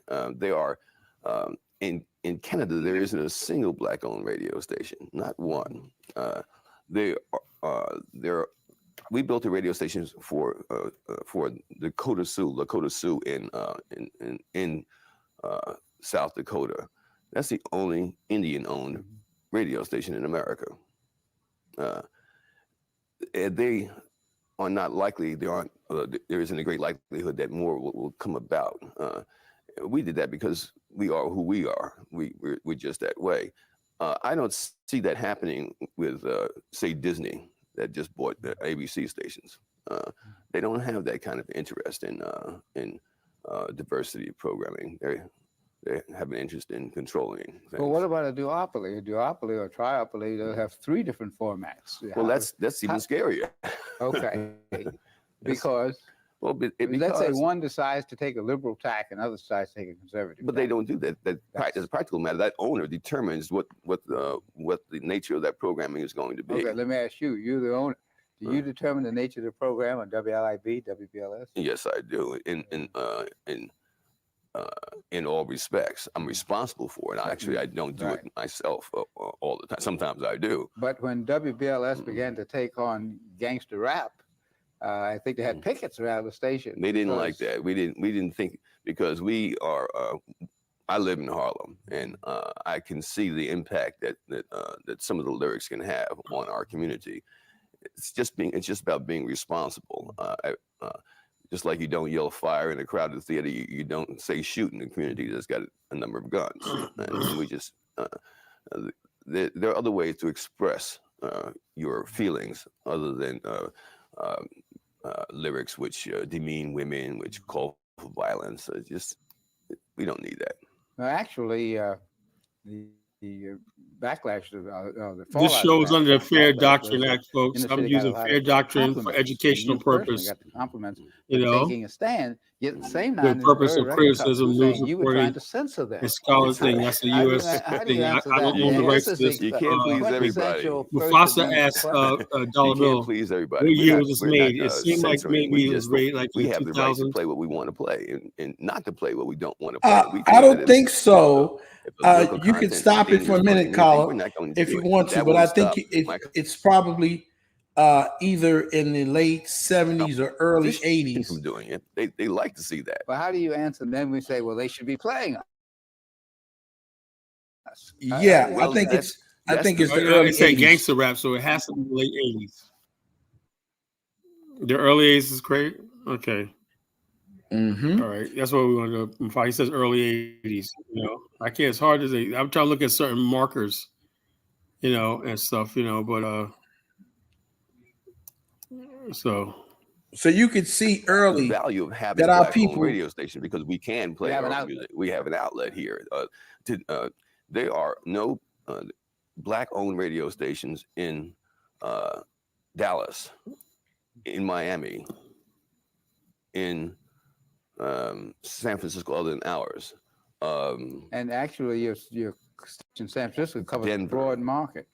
Yes, Yeah. Denver. I mean, you name the major city, and I can tell you, make it easy. There's a Black-owned radio station in Detroit. Stevie Wonder owns one in Los Angeles, and that's it for major cities. What about Washington, D.C.? I'm sorry, yes, Washington, D.C. has a Black-owned radio station, and Baltimore does as well. And some of the smaller cities, I think, in North Carolina. A number of the, in the Southeast where we are, Mhm. where a great deal of our population resides, there are a number of Black-owned stations, but our numbers are dwindling, I must say. When people start to throw around ridiculous amounts of money for the purchase of radio stations, people see the money and they say, well, you know, this is a lot of money, it's too much for me to turn down, and they go out of the business. You know, WLID. Yeah, the Telecommunications Act of 1996 was what produced iHeart, Radio 1, and Clear Matter of Channel. fact, they've been falsely accused of being anti-Semitic, of race baiting, and so on.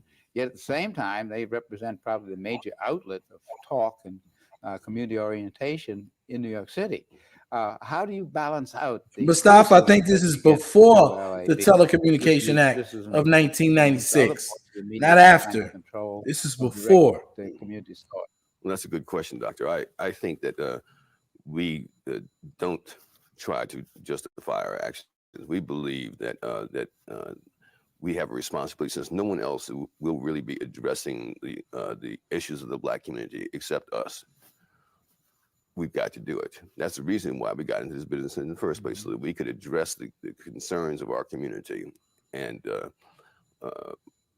if there was a white owner of a radio station, he's just simply not going to let you, as a Black man, do that kind of stuff. Just not going to let you talk like that. When you say talk like that, you mean talk to the issue? Because sometimes LIB is criticized for being too graphic in describing the race relations, particularly name calling among certain whites and so on. It's a stark reality, but we don't do that. You see, if you turn to some talk radio stations, you'll hear the host himself saying things about other people. Sometimes Blacks, yeah. Right, oftentimes Blacks. We don't do that. Our listeners feel pain, and they express that pain. We don't express the pain. We see ourselves as providing the opportunity for people to communicate with one another, sort of a two-way mirror on our community. Well, that's where your call-ins come in, but I know in some instances, because I do listen to the station, someone will cut off a caller because a caller is really ranting and possibly not focusing on the issue as well. And then some people criticize the station for not letting, why'd you cut him off? Why'd you cut her off? You just can't please everybody. What can I say? We try to be responsible in all respects. And it's important for us to get the information out to the community, but it's not in our best interest to fall into a trap of baiting. And we're concerned about education, we're concerned about housing, we're concerned about human rights, but it serves very little purpose to do name calling. And when people start doing name calling, that's not the kind of thing that we actually like to see. That's obviously a very responsible position, but you know, in modern radio, you ranging from A to B, and I won't want to name names. There are people, mainly from the white community, who do all kind of name calling and get millions of dollars for it. Right. To your credit, I think you have tried to avoid that. But then how do Black people really get an impact on those white-oriented stations? What can they do? What, other than the fact you exist and you're a counterforce, what can those of us in the Black community who don't like or agree or feel we're being demeaned, other than go to the FCC, which they have done on occasion? Well, that, unfortunately, that your recourse to the FCC is not what it used to be, because you don't have any rules anymore. Before there were rules, and you could really challenge a radio station's license to broadcast. And what about obscenity? That's a rule, isn't it? That's a fast fading rule too. Yeah, because I think one of the radio people was fined $1 million for obscenities, and then the next day he went on to use the same thing. Same thing. They're pushing the envelope there. It's called shock radio. It's Howard Stern. Well, again, let's look at the First Amendment. This country prides itself on the First Amendment: freedom of speech, freedom of religion, freedom of association. How can you sustain the First Amendment and at the same time not have some of these egregious outrages that the 7-second delay? Very good, very good. We have like a delay mechanism so that when somebody says something untoward, we can cut that part off. But I was thinking about the more general thing, stations that really take very extreme positions. We have the conservative right, we have the ultra-liberal left pushing things hour after hour. If you drive on the highways and have your car radio on, and particularly AM, you hear some of the most outlandish things in the world. But yet that's what we stand for. Say, if a stranger came here and said, well, what are these people up to? Yet at the same time, it's the First Amendment that has been the strength of our society. So what is the role of media in walking through this minefield of free speech? It obviously is the most difficult question that we're faced today. We're just pleased to be able to face that question. That we have the option, right? Yes, we just recently formed a partnership to create the first Black-owned radio station in South Africa, in Johannesburg. We went on the air in August. Kaya FM, which means home in local tongue. When I tried to talk to people in Nigeria about the same thing, they don't want to hear it in Nigeria. Swaziland, we're going to build a station in Swaziland where we're seeing what we can do to open up the opportunity for the creation of Black-owned media on the African continent. But oftentimes there's a strong resistance from the government because of just this kind of thing, the issue of who's going to say what about the current government. I have the feeling that we may see one in Zimbabwe, but it's a hard thing to get people who have been very comfortable in controlling the images and the messages to relinquish that control. Again, I'm just very pleased that we are living in a society that we can express ourselves as best we can. See, I find it interesting that inner city broadcasting will extend its knowledge and experience to the African continent, for example. And as you know, many of the African governments in the past, though run by Africans themselves, have been very repressive. And one of the things a little radio can do, or a little signal, can give somebody to talk about some of these oppressions. Some of them are obvious. If you see the ruling class riding around in Mercedes and so on, and other folks living on $1 and eating on $1 a day, that can be seen. But when it goes on the air and 100,000 people hear it, or 500,000 people hear it, it has an impact. But then going back to the role of radio now, because television has been our main mode of transmission of news. Most people get their news from television. They get their entertainment and sports from television. What then is the role of radio in our society, other than giving us some nice music to listen to? Mindless boogie. No. Actually, the fact of the matter is that when you hear ABC saying that most people get their news from ABC, it's not the television station that they're getting most of the news from. It's actually the 7 radio networks that they put together. That's how, that's where people get. And those little blurbs of news, although I think at BLS-LIB, you have your own news department. You pull your news from a variety of sources. You just don't pull it off of the wire. And that's right. We have a full-fledged news gathering operation. That's what I think to be the major part of what we do. Because we have a different attitude about the news. We can look at it at an event, and a white person will look at the event, and we'll see it entirely differently. And we report the news as we see it, and they report the news as they see it. And of course, some people will say it's racist, because we do report the excesses of the white media and white establishment. And the suggestion is, well, the media is objective. I think most people have gone way past that. Because all you have to do is listen to 5 stations over 5 minutes. And you realize that either they are blind or they have different eyeglasses, because there's no objective way of looking at it. So the inner city and the radio stations, not only of inner city, but from the African-American ownership, project an African-American perspective. And among them, I imagine there are differences of opinion even among the African-American leaders. I would say so. We're all different. We African people run the gamut of like any other group of folks. The normal curve. There's a J.C. Watson, was in Oklahoma. Conservative, unbelievably conservative. You have a man in the Supreme Court who's very conservative.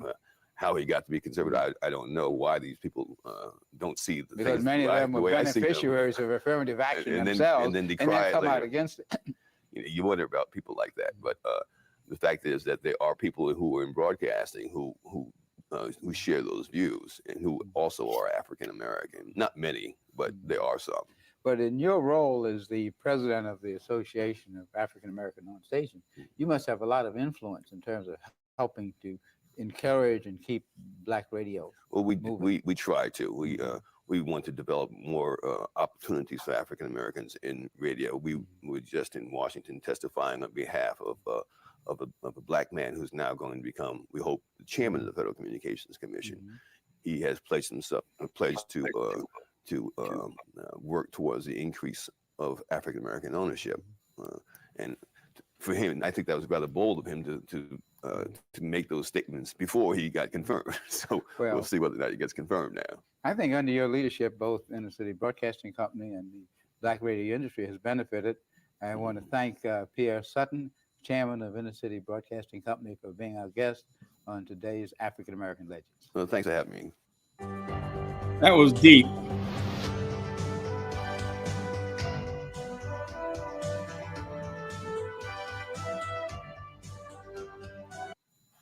That was So, deep.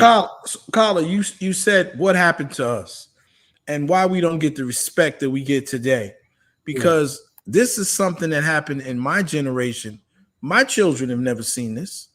Right. This is so we're growing. We have a generation, especially these young FBA guys, who've never seen Black media. Yeah. Who've never seen that kind of. You can Right. look at this gentleman, Pierre, which I is don't Percy's son. forgot about this. I'm like in awe still right now.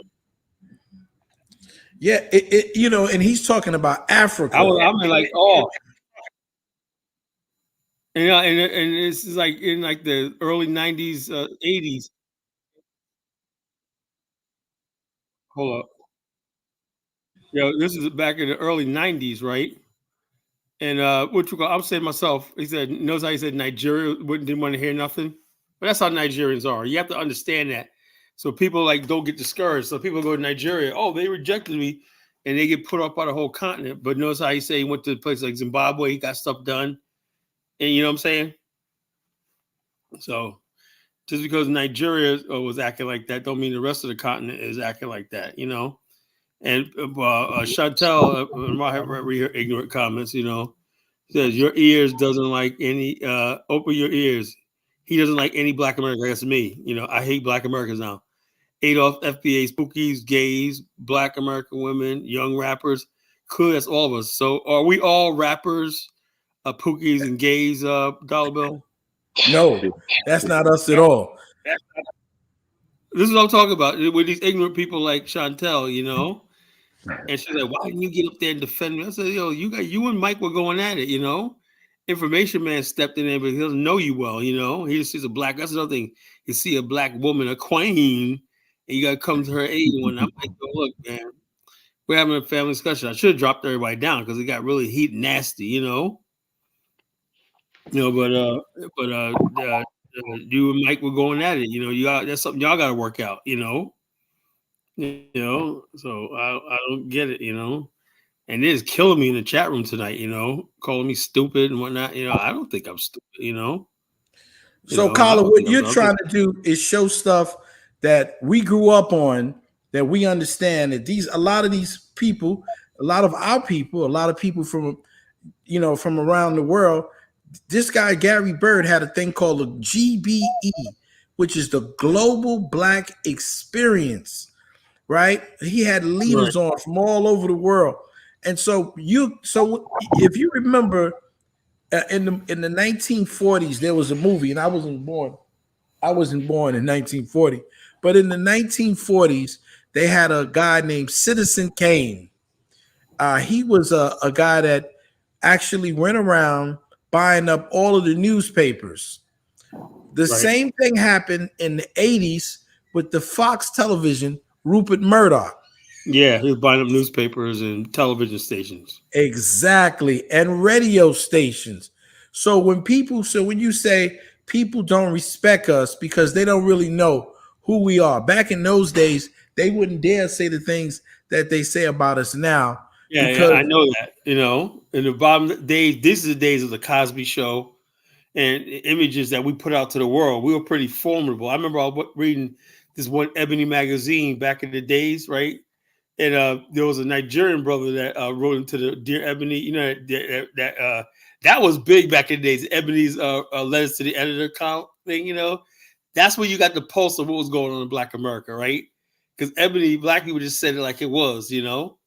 And there's one Nigerian called in and said, man, thank you for Ebony magazine. He goes, before I went to Ebony, I was it made me so proud to be Black. I didn't even know I was human until I saw beautiful Black people, and I can't wait to come to America and be around Black people and whatnot. You know, I didn't know we could be like this, you know. But Ebony magazine, you know, Ebony magazine opened up an issue in Nigeria, you know. Notice this, brother Percy Sutton now, and this is what I want. I want the people who are from different parts of the world realize this brother referred to us not just as Africans, Americans, but also as Africans. He was aware and up on the politics, doing business in Africa. He may have been a light-skinned brother, but he was blinkety black, man. All the way. And raised his son. Black, and that's his son. Raised his son to be that way. And they're from fully Harlem. Aware. Harlem. Yeah. People don't understand something. Harlem used to be called New Amsterdam. Remember that? Yes. And there's that old Black Yankee culture in New York. You know, people ask where hip hop come from. People don't realize there was a Black Yankee culture that's been there for hundreds of years in New York City, you know? And with Harlem, people, the most sophisticated Black people in the world, you know? The first millionaires, the first intelligentsia, all of this happened in Harlem, where everybody would meet. Harlem was like Mecca. Yeah, Harlem was to the Black world. Yeah, it's affected all the Black world. If you were in somewhere down in the Congo, you knew about this one place that was a Black Mecca, and that was in the United States among the Black people in Harlem. That's where you came to, you know. Nowadays, the average African doesn't even respect, because nowadays we got ran out of Harlem, and the history has been erased because we don't think it's important to tell our history anymore, you know. Listen, Baba Olatunji came, a fella came to America. Baba Olatunji came with the first dance troops, to New York. This is why we knew a lot about the Yoruba religion. See, all of these things African, we didn't have this ADOS, this FBA. We were cosmopolitan Black people. Yeah, we embraced every Black person from all of the continents. We embraced them. They were able to come here and excel, and they did it, and they intermingled with us.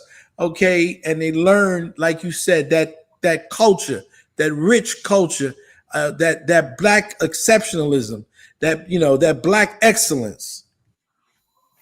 Yeah.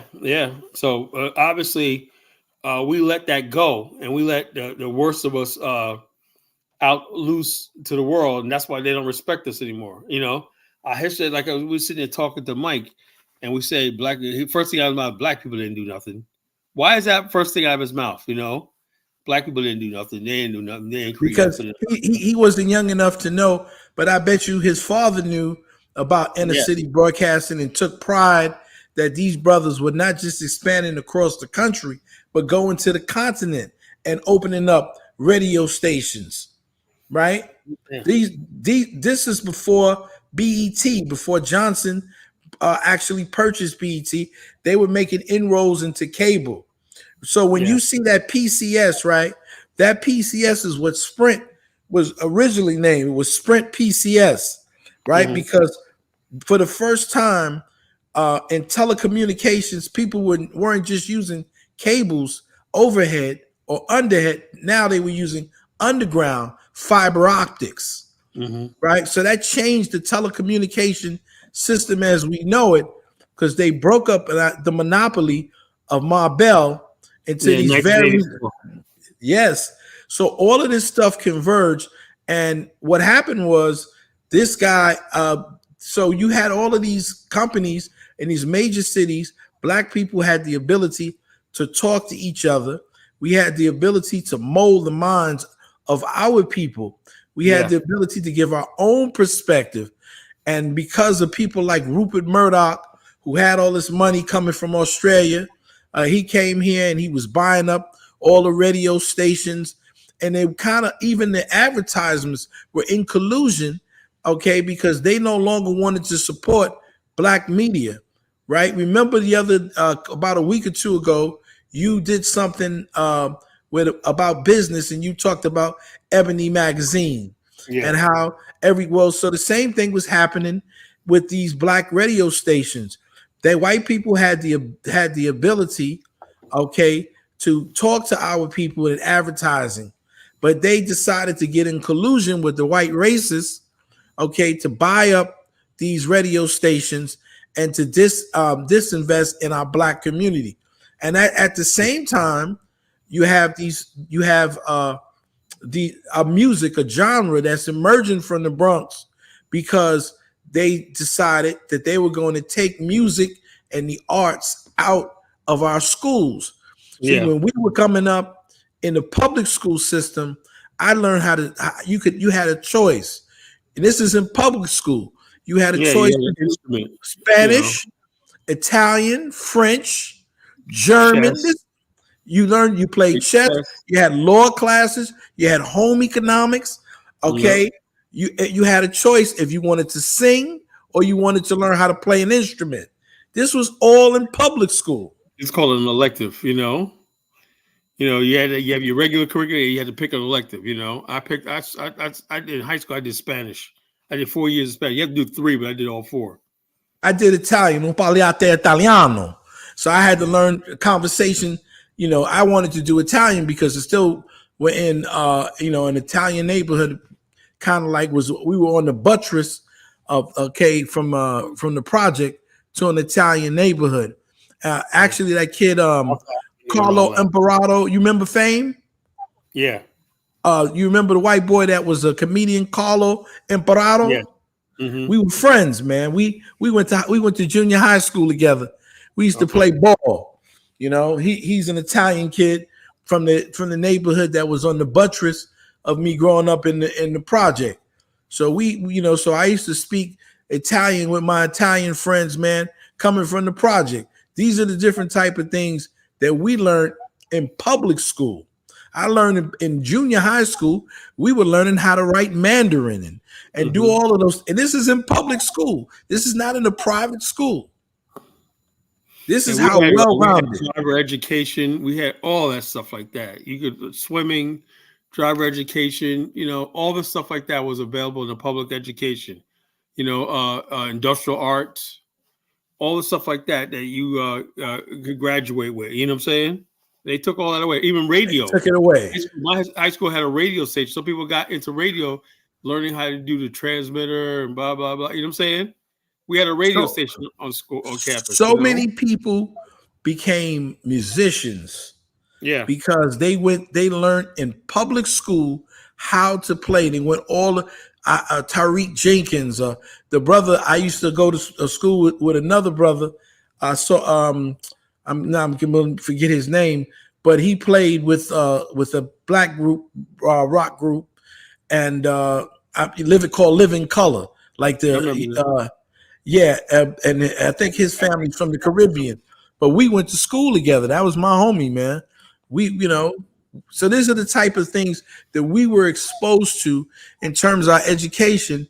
And it seems to me like the powers that be decided that, hey, these people are doing too much, too good, too fast. We got to find a way to slow them down. Yeah, right? Like I said, I can't believe we fell for this, I just watched our culture go down the tubes and also they have a way. Remember King? What's that king in 300? Xerxes. He said, "You think they're gonna remember you? I'm gonna wipe out every existence. People are not gonna know you even ever existed." Remember that? Oh, yeah. And I thought about that when I saw the movie 300. They can really wipe you out, right? And then people forgot who you were. You even existed. The That's first thing happened in Black America. That's true. And you know why I tell my own son why I'm against this FBA stuff. The first time I heard some of the stuff is so anti elders. They're so disrespectful Oh, you don't have to listen to them old niggas. Those are old heads. They're not. That's what they say They're all the not. time. Yeah, it's so disrespectful. If you don't learn from your past, you're damned to condemn it. Right? If you don't understand that, you raise your children so they can learn, so they can take the next step. You take one step, they're supposed to take 1 and 2 steps up for you. But if you decide you don't want to listen to them, you don't want to respect them, the knowledge and information that they have, then you keep recreating the wheel. And I don't know why our young people seem to think that as a badge of honor. You don't ever see white kids, oh, I'm not going to respect my father. He's an old white man. It just doesn't make any sense. Like I said about Yvette Carnell, the way she talks about Elijah Muhammad, the way she talks about Farrakhan, the way she talks about Dr. Claude Anderson, stuff like that. I said, that is so disrespectful. These are old heads that do for self never worked and whatnot. How do you know? Did you ever try it? What about the people who are making it, Dr. Black, truth, you they're nasty, they're disrespectful, and they don't have no respect for the elders at all. They don't want to listen. All they want to do is just name call and blame somebody else for them to get up off their behinds and do what they need to do. Yeah, name call, blame somebody else and whatnot. This thing, and this is why I said the FBA is the most embarrassing thing that Black America ever did. It's the most embarrassing thing. You got to realize these people came up at a time when they were not exposed to the things that we're exposed to. So when you get out here and you show it on your platform, I'm sure a lot of these young people have never seen or even known anything about this. They just believe that when they came there, all of these radio stations were owned by white people. I'm sure all the people from Nigeria, they all believe that all these things were all white. It wasn't so. We had our own Amsterdam news. We had our own. This is the problem, Colin. We don't support our people anymore. We don't. Yeah, we don't. We don't patronize our actors. You remember there was the Negro theater down in Manhattan. Okay. Yep. We used to go to plays. Okay. The first time I saw Alvin Ailey School of Dance, Alvin Ailey, all of these things were Black people. We used to support them, right? But it came to these people nowadays that they feel like this is anti-intellectualism, right? The vulgarness and all of that other stuff. And they have embraced this. The young people have embraced this. They don't want to. And so I don't get angry when I see people from different parts of the world coming here and wanting the opportunities that some of our people don't want. They don't want to be, because they would prefer to be like a rapper. They want to they want to be cool, right? Yeah. But what's the brother's name? Dr. Juan Jakamfu talked about the assault on little Black boys. Remember those books? Juwanza Kunjufu. Yeah, remember that? Remember that? Yeah. Remember how he warned us. I've been trying to freaking get him to reply back to me on Facebook. He just won't do it, man. I'm just not big enough, He warned us, brother. Yeah, he said stop the extermination of young Black boys. Remember Hakeem Magabuti, young, desperate, and obsolete. Oh yeah. Dangerous. He said dangerous. Yeah, young, dangerous, and obsolete. This is what our young people are today, because they lack the knowledge. They see, back in the days, we loved the knowledge, right? We wanted to learn under our elders. We wanted to read those books, man. And now everybody don't want to read books. They want to watch a movie. They want to watch video clips and memes. They think they're educated. They watch memes. It's sad. Keep mean when it is, And then the end result of this is, after all this stuff they did, they turned their back on the ancestors, turned their back on what our forefathers did and stuff like that. They basically let everything go, and then they wonder why nobody respects us. Nobody respects them. I mean, really, people just come here like, I'm gonna have to respect these people. You guys have did nothing for it. I said, look, you have any idea what we built in this country? We lost a lot of stuff and whatnot. And the bottom line, and we don't even bother. Even when we lose stuff, we just like nothing to see here. Let's just move on. No, you need to tell that story, how we got here at all times. So people don't. Do you remember the Liberation Bookstore in Harlem? Yeah. We used to go and learn about these things, man. It's sad. And I had to tell your boy Brandon one day, because he likes to talk about he likes to talk about Brandon's young. He just sees everything as we could do anything. He don't understand there's a reason why we have to have this conversation in the first place, Exactly. He just thinks that black people just never did nothing, they're lazy, blah, blah, blah, blah, blah. And he's very dismissive of Black America, right? And he don't understand. And so it's easy for him to be like, I'm going to be a Kenyan now. I'm going to be, this now, because Black Americans, he's describing his life, But if you know the whole history and everything like that, that's a lot to be proud of, I don't blame Brandon. And I told him, I'm not trying to disrespect you, even though I don't agree with most of the stuff, because I started battling with him because he talks the talk that he talks about in New York. And I'm telling him, I had to set him straight, brother. I said, you don't know New York like that. You listen to these people. They don't. They're telling you they're judging New York like Southern California or Oklahoma. That's not the same thing as New York. New York, that culture out there. Yes. That culture out there and the things that they did, we didn't do that here. This thing with the Bloods and the Crips that have been going out there for 30 and 40 years in California, there wasn't going on like that out here. No.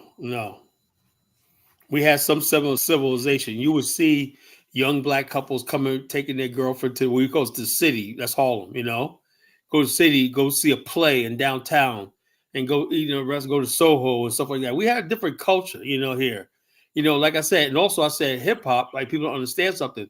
I said every person in New York, right, at one time or another went to see an opera, went to see a concerto or something like that, right? So we went back to the hood, right? How do we express that, right? We got on the turntables, and the same sort of energy came out, when we went to go see these big paintings. You ever go down to the Guggenheim? Of course. Like that. You see these big paintings and you're like, wow. An American Museum of Natural History. Museum of Natural History. Also, that inspired you to, you're in New York. You're on top of the world. It's like you're on top of the planet, So therefore, people don't realize that, It's like New York produced. That's where hip hop and the hip hop culture came from initially, Check this out. I'm in North Carolina this weekend because it's my birthday weekend. So I'm out here, and actually today is my birthday. And happy birthday, thank you, brother. So I'm in here to my mother and father's hometown of North Carolina, and my beautiful daughter takes us out, the whole family, and we go to this place called the Grove, which is it's a vineyard. So I'm in there, and they're giving us like a wine tasting. And we were sitting down and having the wine tasting. So I don't know how much, 65 acres or how many acres this guy's bought this place for like $650,000 a couple of years. And it's a beautiful thing out there in North Carolina. It's a white dude. So we're rapping, right? And I'm talking to him about business. So he says, my family, is from North Carolina, but we also used to have a spot out there in Sag Harbor. Wow. Right? There's a real connection to the eastern part of North Carolina with Long Island. People don't know that, been there for a long time. There used to be an inland ferry system. Yes. So he's telling me about it, and he didn't know I knew. So he's trying to educate me about Sag Harbor's African American community from the whaling. It's actually a whaling town. Yeah. Right. And so we started talking, and he was telling me, man, that people used to throw cans at them when they were kids, right? coming from Martha's Vineyard or whatever, because they weren't rich. They were living in a black community, and they said they used to take those cans and turn them in and make money. He thought it was a cool thing. So he says to me, it's now completely gentrified, and his family still owns the land in Sag Harbor. Yeah. They had. Did you ever see Oprah Winfrey's Sag Harbor special? No, I haven't, but I know people who live there. Still like 70% black, but white people moving in like crazy. It's nice. It rivals the Hamptons, all black, Yes. They said everybody from Colin Powell to everybody had houses out there. It was a nice spot. And they said, but the thing is, he goes, a lot of people like basketball players rather go to the Hamptons, instead of like, but the people in Sag, you gotta watch that thing on Oprah Winfrey. It's on YouTube. Sag Harbor, check it out. It's beautiful. I was like, man, this is like heaven. It's all black. Yeah, Sag Harbor. It came on the own channel like 10 years ago, but it's still on YouTube. So people, and also in Boston, like that movie that won the Academy Award, talked about that little. In Boston, there's a little black enclave too out there that has that whaling town situation feel like Sag Harbor. Yeah. So people Boston, don't know about these Boston, things. You have Nantucket. You have Nantucket, up there, and also people don't realize Martha's Vineyard was once a black enclave, Yeah. So people don't really know about it. They don't really understand who we were and what we did. It's funny that Africans would say, well, you don't have it now, but you believe in your ancestors, right? These are our ancestors here in America. Yeah, our ancestors. And that's what I said. That's why I said I'm not going to throw what my ancestors did in America away for nobody, because they were the most remarkable people on the friggin' planet. What they were able to do in like I said, I the Bible says the 23rd Psalm, I prepare the table for you in the presence of your enemies. Surely goodness and mercy follow you for the rest of your life. That means God prepares a table in the presence of our enemies, and we was able to thrive right here in America and do great things, right? In the presence of our enemies, so people don't understand that, so like I said, I'm here to basically tell people all the time, yeah, we do deserve respect, but we have to tell our story, And too many people, we can't keep disconnecting ourselves from Africa. Yeah, we got our history too, our history in America, Africa, and it's all one and the same. We never considered, like I said, this is why most black people still pan-Africans. Like they consider, we always thought that if there's struggle, we see a struggle going on in Kenya, that's tied to our struggle here in America. Then we hear stuff like, y'all need to get y'all stuff together before y'all come to Africa. Cause look at y'all live in the hood. Look at y'all live in Section 8 and everything. I was like, whoa, where did all this come from? That's what hurts a lot of African Americans when they unleash on us like that. I was like, you try to be like, yeah, I want to go to Africa. I want to build something, whatever. I want to help the disenfranchised. Well, you need to be helping your own people there. I was like, dude, we're not that destitute, so. And we'll see a level of maturity. It takes a level of maturity to understand that, right? A lot of this talk is immature talk, right? Somebody hurt my feelings because they said something to me. Somebody called me a booty scratcher, or somebody called me black, or those are like immature things that are like for people who are in middle school, right? That's a middle school ideology. We got to grow up that. Act like they're in the middle school, I look at this Chantel chick and whatnot, she's just going off in the chat room and that. It's like, Chantel, are you in the 8th grade or something? It's like, geez, it's like it's sad. Well, you know what it is? Chantel, it seems to be a nice sister, but she just has some issues. And the thing is, a lot of these sisters and some brothers, they have issues that they need to deal with it, right? There's a mental health situation that's going on in our community. Yeah, we definitely need more mental health. We have to learn how to get along with one another. And that's the big issue. See, they tell you, well, when you go to Africa, don't mess with the African Americans. That doesn't make any sense. Every immigrant community, when they get to America, what do? They deal with each other. Yeah. How you going to tell me not to deal with somebody who speaks the same language? How can we practice cooperative economics? Yeah, that's How what I'm can we saying. do that? That's what I want Zongo to figure. No, Zongo wants all our money in Ghana to go to him. That's all that is. They And got what their he gonna hand do out. with it? Deal with a white woman. That's all he gonna Yeah. do is give it to a white woman. Zongo, no. What do y'all need to have your own districts for? So we can have our own tax base, so we could get infrastructure built and done and stuff like that. And we can have civic leagues and stuff like that. We have our own tax base on property taxes and everything. We should go to divvying out dispersing funds to build things that we need. A commissary, a local telecommunications, roads. A county construction company. And stuff like that. We need money. And why should we come there and basically give our money to you? We sit there with nothing. So I tell people all the time. So yeah, if Africa was serious about us coming there and whatnot, they got to change their rules. The best thing the Black America do, the worst thing they could do is not stick together when they're on the continent, because Africans stick together when they come here. I was in Lynchburg coming down. I was in Lynchburg, Virginia.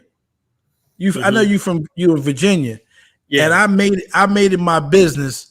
There was a sister that was at the desk, and we would get in our room for the night. And so I made sure, man, that I gave her a nice tip. And the sister was so happy. She wrote me a letter. She said, "You just don't know how good you made me feel, and how much that tip." And I didn't do it around everybody. I made sure she had come to the room, and I gave it to her in her hand, gave her a nice tip. She was so happy, brother. Mm-hmm. And I told people, I said, they said, "Well, why you give her a tip like that?" I said, I want her to know that, somebody from her, a Black person like her, felt this way about her as a sister. So when I'm saying that, Chantel, probably has not gotten the appreciation like she said that she wants. So she's angry and she's upset. And you know what? She probably has a right to be upset, brother. She has a right. I don't get mad at her, because everybody's hurting. Everybody's in pain in this community, So I sit there, I was listening, I know a lot of our sisters are and brothers too, but a lot of our sisters are in a lot of pain. So I'm careful about what I say, to people and whatnot. I know, that my voice carries a little bit. So I'm careful about what I say. She's pissing me off, but I'm just careful about what I say, Yeah, and you know what? Probably you going to Africa and marrying a sister from Africa, she could be upset. Well, why do you want to marry an African American woman? A lot of people don't see that, like, wow, like maybe you betrayed, and why you betrayed. But you're not thinking like that. You just met a woman that loves you. What you call Isabella and I were friends, for a long time, and then she, I was with somebody and everything like that, and she was always talking online, stuff like that, and then the opportunity came, and we started talking seriously, and it happened like that. It wasn't like I was basically like, forget Black American women, I'm going to go out there and get me an African woman just like, no, that's not what it was. The internet allows for this, Chantel. People are communicating online, and the bottom line, you don't know who people are going to bump into. The fact that we're a community at all still because of the internet. Right now, you can go online and basically cut yourself off from Black people, right? And just basically go in all white rooms and everything, The fact that most of us still choose to be in Black spaces like this, tells me that we are still a people, that's what it tells me. We're still a people. And that's what I wanted to search for years ago. Are we still a people? And when I started my blog, the College Nation blog and everything, I started BAIO. And I said like this, okay, it tells me that there's an interest in being Black again, that we haven't lost that, Now, America doesn't accept that, anything Black people do in America, white people feel like they're entitled to it. They got to be part of it, or we're being racist. No, it's not being racist. We're just basically, protecting ourselves because we have to have our own space. You know, Well, you're the last one that's holding the vanguard down because, man, I used to get angry, man, and get upset, with Dynasty, man. I think he's a nice brother, but I used to tell him, man, stop pumping and promoting all of this stuff, man, and you're allowing people to be so disrespectful to your own people. they're You like that got to little stop Major doing character. that. Oh man, that dude. I wanted to snap his neck, man. New Major, he was just like, yo, he was my last nerve, man. I was like, dude, man. He's like, yo, you black people in America, dude, man, you're black. And from Boston one night, I'm like, dude, man, what's your problem with Black America? None of his Y'all arguments should have made did sense. this. Y'all should have did that. None of Okay. Okay, I'm trying to have my fossil on there. Somehow thing's not clicking. Oh, you don't hear me? Yeah, okay. We Yeah, hear you now. We hear you now. Oh, okay. No, I'll say, yeah, none of his arguments made sense because he would talk about all this, what we ain't doing and this and that and how America had us at and whatever. I'm like, bro, if you intentionally came up here to do the same thing, what can you say about us? Exactly. Yeah. But I wanted And then to ask everybody y'all was. this. Go ahead. My question. So you just heard what that brother said. All the stuff that they're saying we're supposed to do, he was doing, right? He was the chairman of that thing. They raised the 2 million and put the money up. And 2 million in 1996 money is a way more money in today's money, right? So that wasn't no light money. They got that money together and then they got the rest of the funding. They were doing everything that we're supposed to do, right? And he Right. wasn't the only one because he was the chairman. And they did that in the 70s, not the 90s. Okay, where are you getting that from? That's what I want to know. What do you mean? Yeah. Well, I happen to know the history of it. The guy that you see is Perry Sutton. That's Percy Sutton's son. It was his father who actually did the purchase. So when he says we, he's just talking about the company per se. But Percy Sutton, if you remember, was the attorney, for Malcolm X, right? From Harlem. So they did it in the 70s. They started owning these things in the 70s. When you see him here, they had already owned stations for about 10 or 15 years, in New York City. They had owned LIB, and he told you the history of BLS. But go ahead, tell me what's your question. No, you're right. You're right. I appreciate the correction because that's way more money if you go into the 70s. I mean, that's close to the gold standard being broken. So that's way more inflation. So that's some real serious money, right? But basically, he's doing everything he's supposed to do. Then you have the Telecommunication Act of 1996, when before they banned corporations, there was a limited amount of radio stations you could own in certain markets, right? They totally deregulate this and allow these people to buy all these things out. So they go around, they start buying out radio stations with access to capital that it's not possible for us to have. So they start buying people out, and the people who don't want to be bought out, who don't accept the buyouts, they get ran over by this big media behemoth, Clear Channel, and these different people who did it. So my thing is, and when that happens, right, we lose the ability to control our narrative that we before had, right? And which is extremely important. So my question is, because I heard someone say like, "Oh, excuses" or whatever. My question to you guys is, what could we have done better to avoid that? Well, I don't think there was anything that we could have done because we were doing all the right things. Now, if you go back probably 40 years or 40 years before that, or 30 to 40 years, these things come in cycles. So the same thing happened with Citizen Kane. I don't know if you're familiar with Citizen Kane. So Citizen Kane was a mogul, in the 20s, who was actually going around from the 20s to the 40s, buying up all of the newspapers, right? And so the same thing happened here when we were doing the right things. When they deregulated it, Rupert Murdoch established Fox 5, right? And he placated us by putting a bunch of black people on Fox 5, right? Now, originally, how we got into television was for the FCC, you had to have a certain amount of hours, right? That's when public announcements and stuff like that, and they used to call that the intellectual ghetto.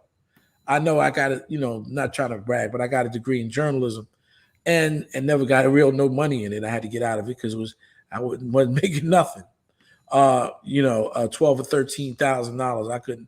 I couldn't raise a family on that kind of money. Where rich people could do it and they was getting over. So what I'm saying to you is what we could have done was been more astute in our politics, right?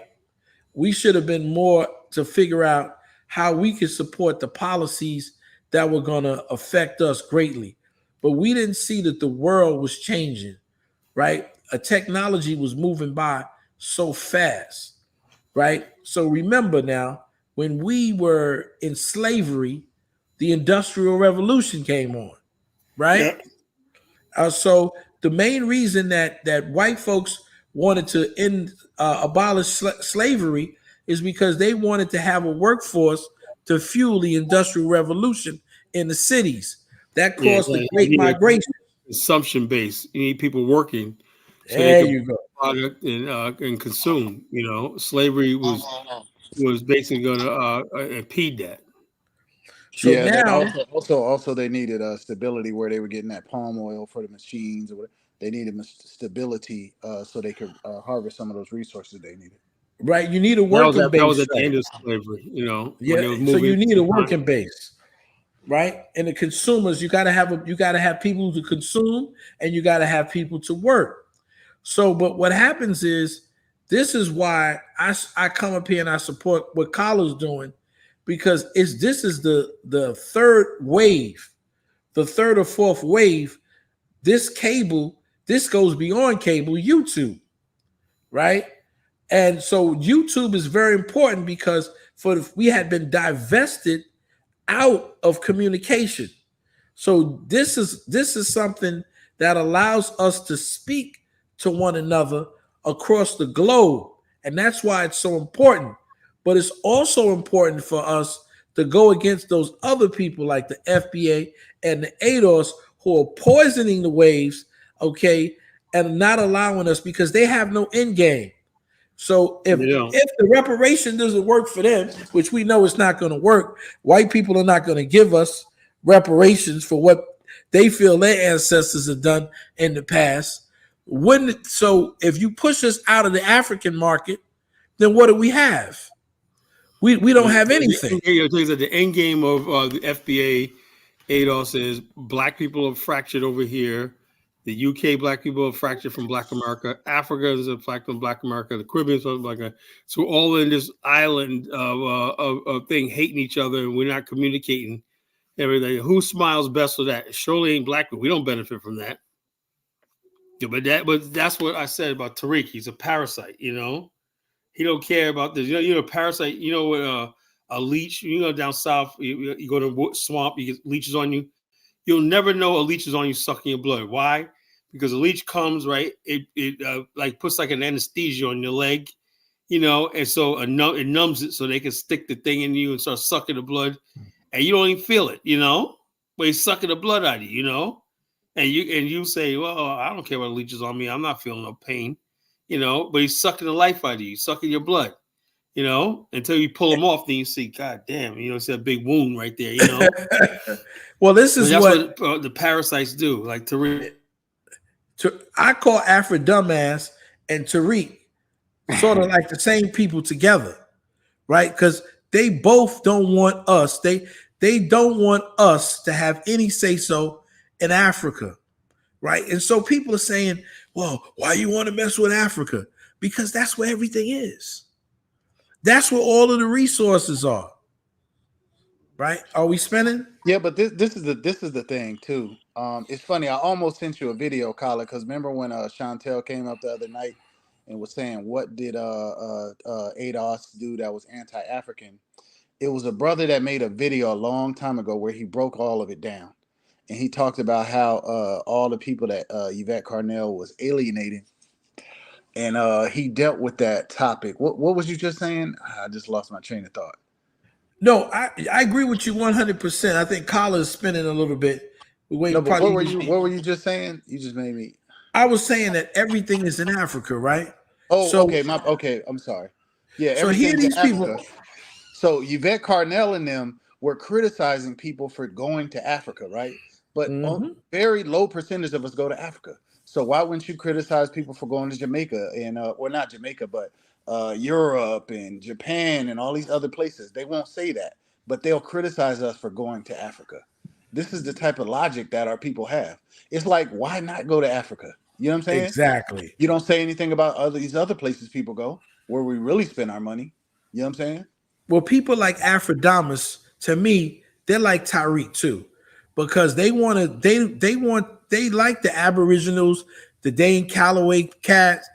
They like those type of people, so they could say, "Oh, well, you guys are not really African. Aren't you guys indigenous people? Aren't you guys these copper colored?" See these idiots that run around here with the nonsense, right? And I don't really take them, I just take them with a grain of salt because they don't really understand. They're people, mostly the people who are in power, who come here and want to see us regulated as not being African people, that want to disenfranchise us from our culture, okay, and from our people. They hate that. They want us. They hate the fact that you want to go to Africa because they want to have the monopoly. They want to tell us that we have no rights to Africa. Our ancestors are their ancestors, and we have every right to Africa. Yeah, I agree. I mean, and my biggest thing with the whole Africa, the reason I'm still a Pan-Africanist, despite all the the idiots that are kind of muddy in the waters or whatever, I came to this conclusion through study. You get what I'm saying? And I went on a journey and I became Black conscious out of I was looking for an explanation. I looked at my people and I looked at everything else and I read United States history and I tried to figure out, bro, what is going on? How does this work? How do we get here?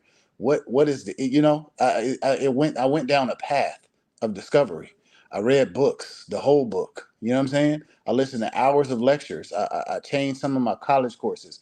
Like me and you, we got to this point through education, and we had a end game in mind. You see what I'm saying? We were trying to figure something out. Then you learn the Well, right I'm gonna things. tell you truthfully. Yeah. I didn't come to. I mean, later on, I did all of those things you did, but actually, I have to give all of this to my dad.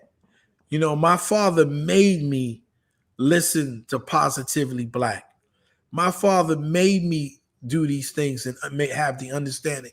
Even before I even had a chance of knowing about these things, these were things that my father ingrained in me, right?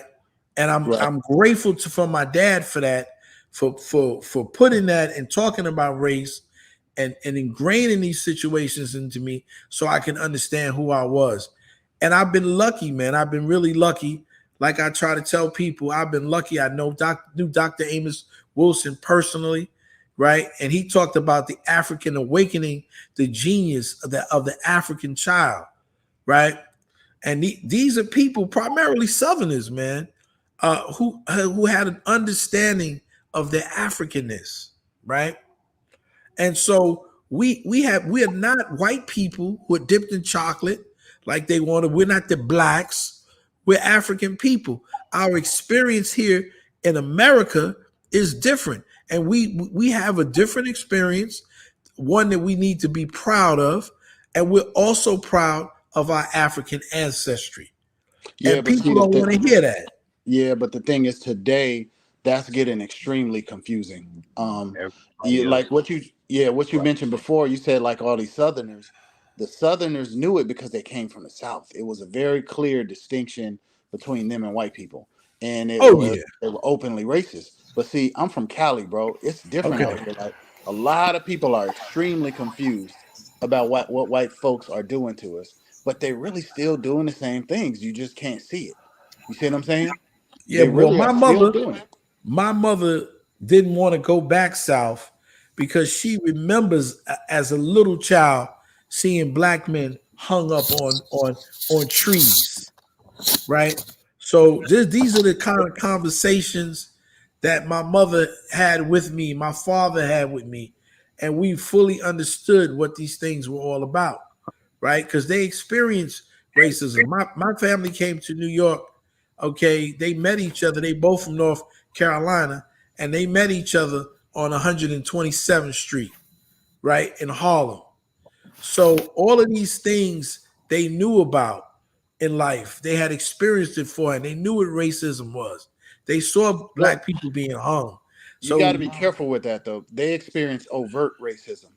We're yes, still experiencing racism, though. Like, see, yeah. people with this whole, like, just because we're not being hung on trees, all they did, they were hanging us on trees, and then they fixed the situation to where we'll hang our own damn self, Oh right? yeah. Oh yeah. Systematically, you know what I mean? And that's all still coming from racism. Oh yeah. Yeah. I'm not denying that, but you get my point. See, because today, Oh, I if you get your talk to point. somebody, they'll be like, well, it's only black people doing this, man. This is only black. Like, listen to Africans talk.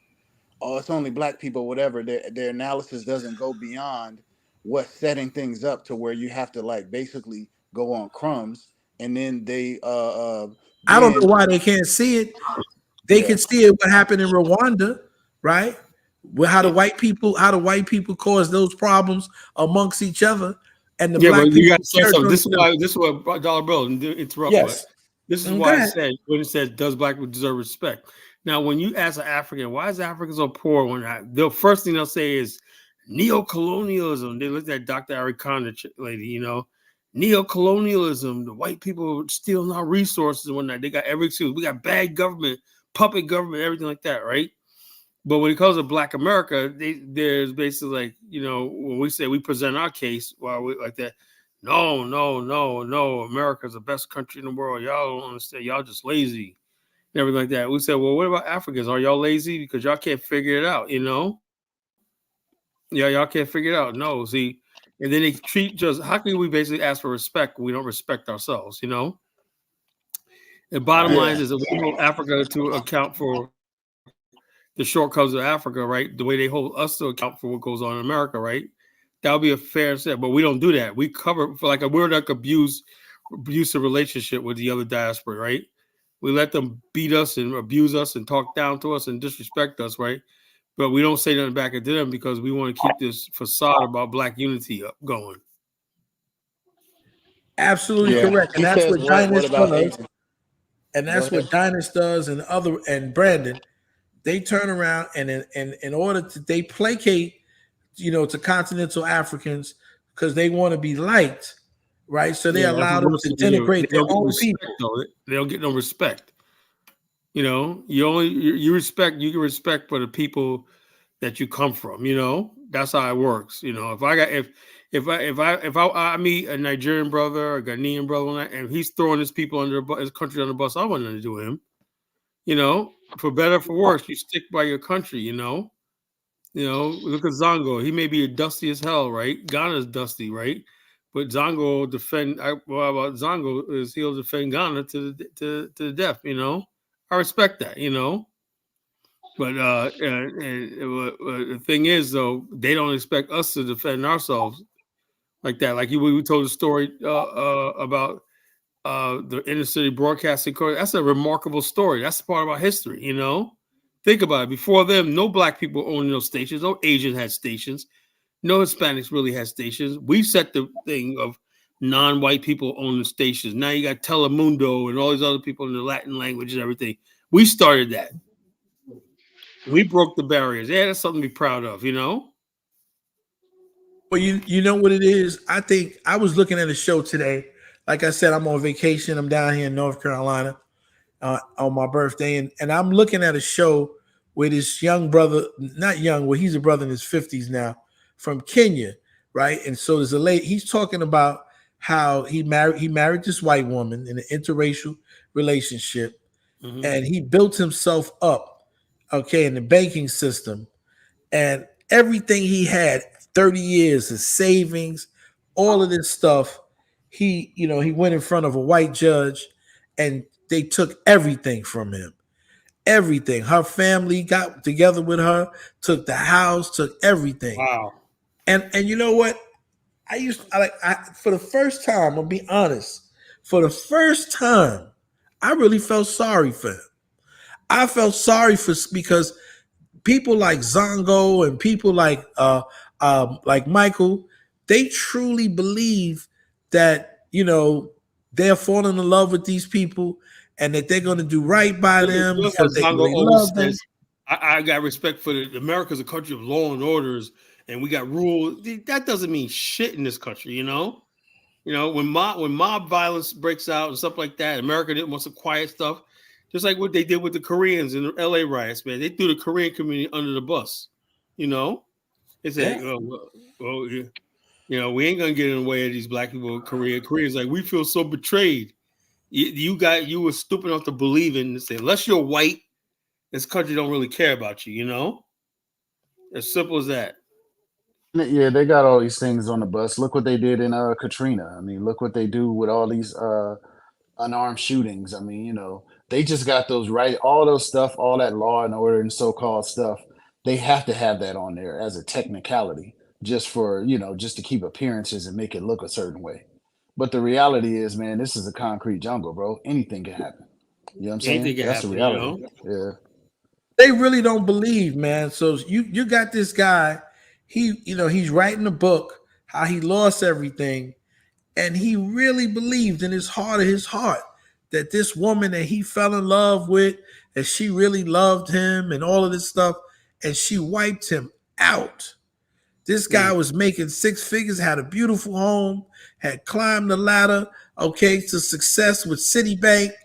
And then he was working, handling like $1.5 billion worth of business and all of this stuff. And he went in front of the white judge with his white wife and his two half-white sons, and she wiped him out, took everything. Yeah, it And happens all the time. we understood that, right? That's something that we understand. But he didn't believe it. The man said he started drinking and everything, man. He had a nervous breakdown because he didn't really believe. And so I see some of these continental Africans, and at first it was kind of funny to me, when they let these white folks appropriate them. And I say to myself, you just don't know the hell that you're going to go through when that white woman takes you in front of that judge. With their dashikis on and stuff like that. And they're doing the dance and whatnot, and Africans just so happy. Look at a white woman knows how to do the dance and whatnot. They're out in the village and whatnot. You have no idea what you just invited, You have no idea what you just did, I mean, all women will take you to the thing, though. But I get your point in terms of him trusting white people. But the narrative that like white women, the only ones taking brothers to the cleaners. I've seen black women put black men through hell. Good black But men. it's not just that. It's not the fact that she's going to put you through the cleaners and you're going to get something.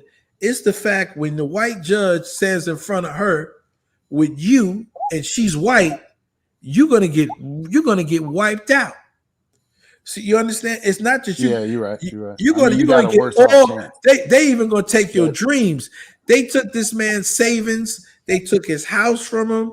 They took his pension from him. She left him with nothing.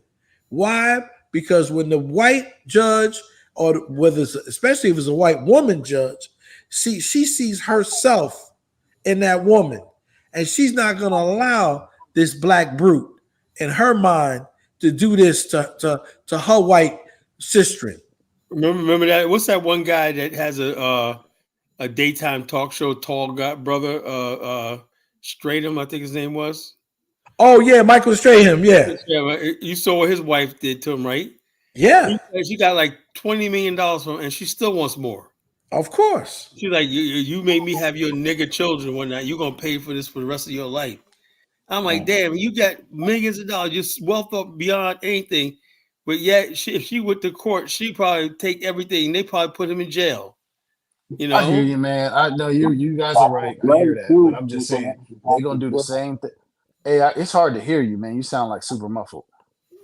Yeah, I didn't say anything. I'm good. We're good. No. The other guy in the bottom right was trying to talk, but I was saying I see him do the same thing, bro. I seen a man that took care of his wife for the entire marriage and even before the marriage. everything, bought her cars, put her business together. She messed it up. Everything is in my family, and she made a false accusation, got this man kicked out of his own house for 3 years, out of his own house, and he still had to pay the bills. You know what I'm saying? So Yeah, I've seen some trifling stuff. You could blame it on. I hear you on the white women, but at the end of the day, man, black man is public enemy number one. They'll use That's it. anybody to And attack a lot of us. black Black women are woman, white woman, anybody. black women are cashing in on the thing hype too. I had people tell me, if I call the cops and whatnot, they're gonna believe me and whatnot, and you're a black man and whatnot. Who do you think they're gonna take it? Bro, that's going on right now. It's a woman with a phone in her hand right now. It's hundreds of them, all thousands of them, with a phone in their hand in the middle of an argument right now, talking about, nigga, I'll call the police on you. Yeah, and say he did this, he got a gun, whatever like that, Well, no, they got black women nowadays. They're not doing that. They're killing their husbands and boyfriends. And they're saying, oh, yeah, he attacked me and whatnot, and the judge, the police will believe him. So being a black man is really tough in this country. So anybody thinks they're gonna escape being a black male in this country. Now, if you're a black immigrant female, it's a little different. Black men, you're a black man in this country, you're a threat. They're gonna struggle too, though, man. Them black don't women. Don't think that the immigrant is not having problems with his woman. You see it all the time. There's a lot. Let me tell you what I think I told you about it when I told you about my friend who prepared his the house and bought everything for this woman from Africa. And then as soon as she came there, within a year or two, she had the police throw him out and he lost everything. And I hear about it all the time. Brothers from Africa bring their woman from Africa and bring her to America. And within a year or two, they get Americanized, or they already had it in their minds. They take it to child support court. You got dudes out there going crazy, going ballistic, man. Once they get home to this American system, like which we call, like I listened to one Liberian chat one day, and all of a sudden the girl was on there. It's called My Big Auntie, whatever.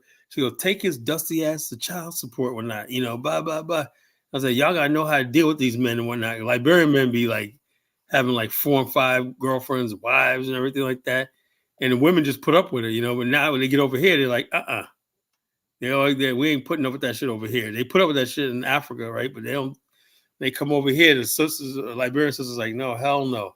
And they're learning how to use the child support system. They're not use the police. That was unheard of a generation ago. But as they become more Americanized, they said, this is how it's done over here, And a lot of Liberian dudes, African dudes are in check now. They don't like that shit, And they get angry with us because they think black women in America are poisoning their game, They want to enjoy America, but they don't want to understand what comes along with it, Yeah, America is a package deal, bro. That's the way it is. It's the courts, it's all of that. That's what it's African about. life in America, it don't work like that. No, you're not going to get that. Your woman is going to come up here, and people go to power. See, that's what I'm saying. That's why these immigrants, you don't got to worry too much, because they'll see how things work. There's a system here, right? They systematically do these things. That, like we just got through talking about the Telecoms Act. I really want somebody, after watching that video and understanding what that act did, please tell me, what were we supposed to do? Was that laziness? Was that brother lazy? Bro, I remember that because Fox News appeared around that time. And I remember Clear Channel Radio 1 appeared at the time, because we used to have this thing called Afram Fest. You guys ever heard of that? No, I haven't heard of that. Afram Fest was going on since like 1990, right? And it was an African American festival in Afram, right? My boy niece says Baltimore had a bigger Afram festival in Norfolk. I think we had the biggest one, and we would have like 300,000 people. People had vendors that came all the way from Ghana. People had fish fries. It was just a stage show. But then when Clear Channel took it over in 2005, right? That was like the last good year, 2005. And Clear Channel took over, and the local radio station, they start playing this hip hop shit. Because before, get this, we talk about hip hop, right? Get this. Do you know Afram Fest? They would play reggae, they would play neo soul and old school stuff like the Daz Band, the Gap Band, stuff like, and people had a good time. There was no hip hop being played. Then when Clear Channel came over, and they had that, remember that one chick, Brooke Valentine, that had a song called Girl Fight, And I remember her? Yeah. She was there, and everybody was like, she got on stage, whatnot. No one else said that was Brooke Valentine. No one applauded. Nobody did nothing. Everybody was like, get her off the goddamn stage. And then you had that B2K kids, those light skinned kids that Puff Daddy put out there. Everybody's like, what the hell, whatnot. So, but the bottom line is this: I saw back then we really didn't need a lot of this toxic hip hop. It was pushed on us by these radio stations and promoters, because everybody's going to go out there. We just like being among ourselves. Because Afro Fest was beautiful. All these beautiful black people, out there. They got the vendors. They got the ice cream vendors. You got the cotton candy. You got the fish. Got the chicken. It was just so much food, fun, arts and crafts. Everything was out there. Afro, they had beer. Everything was out there at Afro Fest. There's so much police presence and everything. It was great. They closed off like a whole section of the city. The traffic going in Afro Fest was like $2 to get in. Into the function area, right? And so anyway, it's right there on the water too, the pier, right there on the water. And so we had a good time at Afro Fest. Then after that, I just went down. Next year, I went to New York, right? For that, I think it was Memorial Day weekend. I went to New York, right? And I heard Afro Fest, 2 people got shot. I was like, well, I'm glad I went to New York, I never forget. I went to New York that year, 2006, and see my parents and whatnot in New York. I said, next thing you know, 2 people died. 1 person died, 2 people shot, other people got injured. A shootout broke out, fight broke out in Afro. I was like, what the fuck happened? Before Afro was run by black people, black colleges, fraternities, and black institutions were running it, right? And then suddenly, same thing as the Creek Fest. Same thing with the Freaknik. It was taking over. All of that was and let me tell you, in Brooklyn and the Jump Up, right, in the West Indian Parade, they used to be up there all night. Now the white folks and the other people, the letter people, they turned around and they changed it. They can only do it for a certain amount of hours, right? So everything that we try to put together for our people, this is like the brother said, I don't know what we could do, because I think that every time we try to do something that's more reflective of us, that we have control, somebody jumps in there and takes it over. Yeah, right? Exactly. They price us out. They do, all of these different things. They got resources. How can anybody compete with Clear Channel, right? So of course they took over AFRAM. They ruined it. By the time the last AFRAM was held in 2009, 3 years later it was gone. And then like 2010 they had it in Hampton. It was like a garbage though. It was like in a parking lot in between Old Hampton Coliseum. I was like, man, I missed the old AFRAM and whatnot. I was talking to the Senegalese brother who was a vendor and whatnot. He sold me some shades and whatnot. And he's like, yeah, man, I missed the time. He's from Brooklyn. He was from Brooklyn. He had a Brooklyn accent and whatnot. This dude, you think he was from Brooklyn, but he was from Senegal. And so anyway, basically we lost AFRAM, we lost all stuff like that because we let all these other people come in. And also, what we gotta stop is these so-called hip-hop people, like who the hell is Wendy Williams? Who the hell is Angie Martinez? You know what I'm saying? And Funk Master Flex. Anybody vet these people? Anybody vet these people? No one. These guys came out of nowhere. I know Funk Master Flex. He's from the Bronx. Originally from the Bronx. I know Funk He don't Master. seem like he was, I don't know, man. It's like he and came I know out Chuck of Shell nowhere, out, man. all these guys, they were around in the neighborhood. But I didn't know Wendy was from New Jersey. Yeah. But she was banished from Puff Daddy, man, for a lot of years because of some of the things that she was saying about him. Maybe she was onto something. Maybe she was onto something back then, And Wendy Williams was completely crazy, but she said some stuff that may be true, Yeah, she went after people. I'll give her that. Yeah, she came after people and they kind of like crushed her, man. And like I said, man, when the big money comes in, the big money buys stuff. This is what politics is all about. Politics is the one that sets the criteria. When they were able to break up certain things because of politics, I think we didn't keep our eyes on the prize. I'm gonna tell you, man, I was a young guy growing up in the 70s, but the 70s was beautiful. Yeah, I remember the 80s. The 80s was beautiful. New York City, the summer '83 was the best year of my life, man. So More I ways know than that one. was. I can't say why, but the summer 83, man. I was like 14, 15. Look, that was the best year. We was all over the city. We took the train out to Hoboken, New Jersey. I never forget that. We up and down Canal Street with my cousin. We was on a minute. We was all over the city, man. We just had so much freaking fun that year. It was just unreal. You used to be able to go to 42nd. We used to call it 40 doo-wop back then. 40 Deuce. We used to call it 40 Deuce. Yeah, we called it 40 deuce, 40 doo-wop. And it was like, man, you could get for like $2.50. You go for $5 was all you need. $2.50 for your gyro. You know those Greek with the lettuce and the tomatoes. Yeah, I tell people all the time. We grew up on Greek food, Italian food, Jewish pickles. Remember pickles? Yes. Remember pickles and whatnot? People have the wax paper. Let me go give me a pickle and whatnot.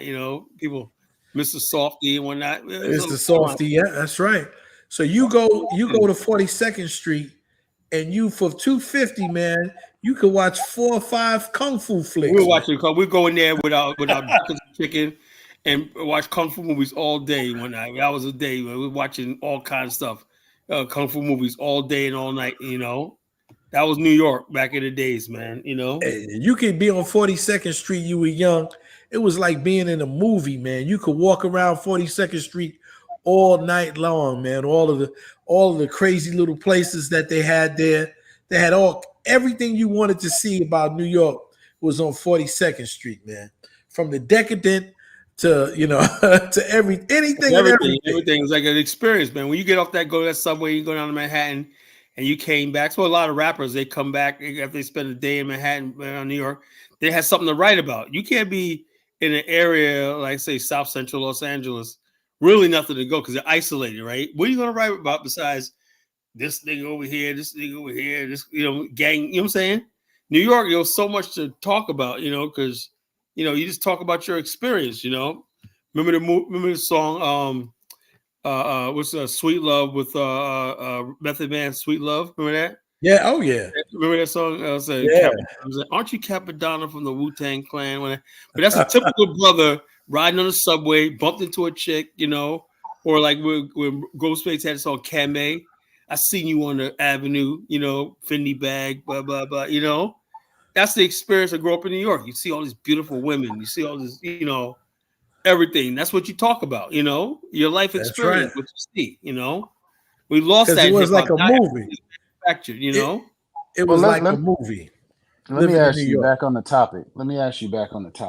Yes, sir. So you talked about why we should people don't respect us, right? But then we dealing with how we don't have the radio stations to control our narrative, and we've lost control of the video and the magazines. Say it, huh? We need to know that and say, look, I tell people all the time, what you seeing about Black America, you got people out there somewhere in the bowels of the Congo, you Black America. I said, dude, have you been to America? No. I go by what I see in the rap videos. That's the problem. Yeah, but if we don't have the mic, if we say it, they're not going to hear us. How are they going to hear us in the Congo? They need to be smart enough to have most Africans and foreigners got low IQ. They don't understand that the images, they complain about us having a negative image of them. Who's putting these negative images out? Not them. It's white people, Same thing. Why not basically understand that what you see about Black America, right? Unless you want to believe that, right? Me personally, I always take chance to get to know people. And people say these people are bad people, whatever like that. I'm gonna find out all about them before I make a decision. I don't go by what I just see. Because I know innately, most people are good people. Are good people. It has to be. God doesn't make anything imperfect. The good white people, what did they teach us about Africa? They gave us Tarzan and the King of the Jungle. To feed the hungry shit, Yeah, right. All of that, the babies with the flies on their face. Right. That's the image of Africa we know. For $1 a month, you could help some kid Fofo over here get something to eat, Exactly. And we didn't accept that. No, we said when people start talking, when you say you're African, like people are like, oh, Africa. Yeah, didn't you see the Feed the Hungry commercial? I said no, but I got a set of encyclopedias. I could pull out, boom, boom, boom, boom, boom, and say Africa's not like that. They got cities. See this right here, Lagos, Nigeria, modern city. You know, I used to go all the time. I used to battle white boys all the time. I said, look at Mozambique, like that. He was like, well.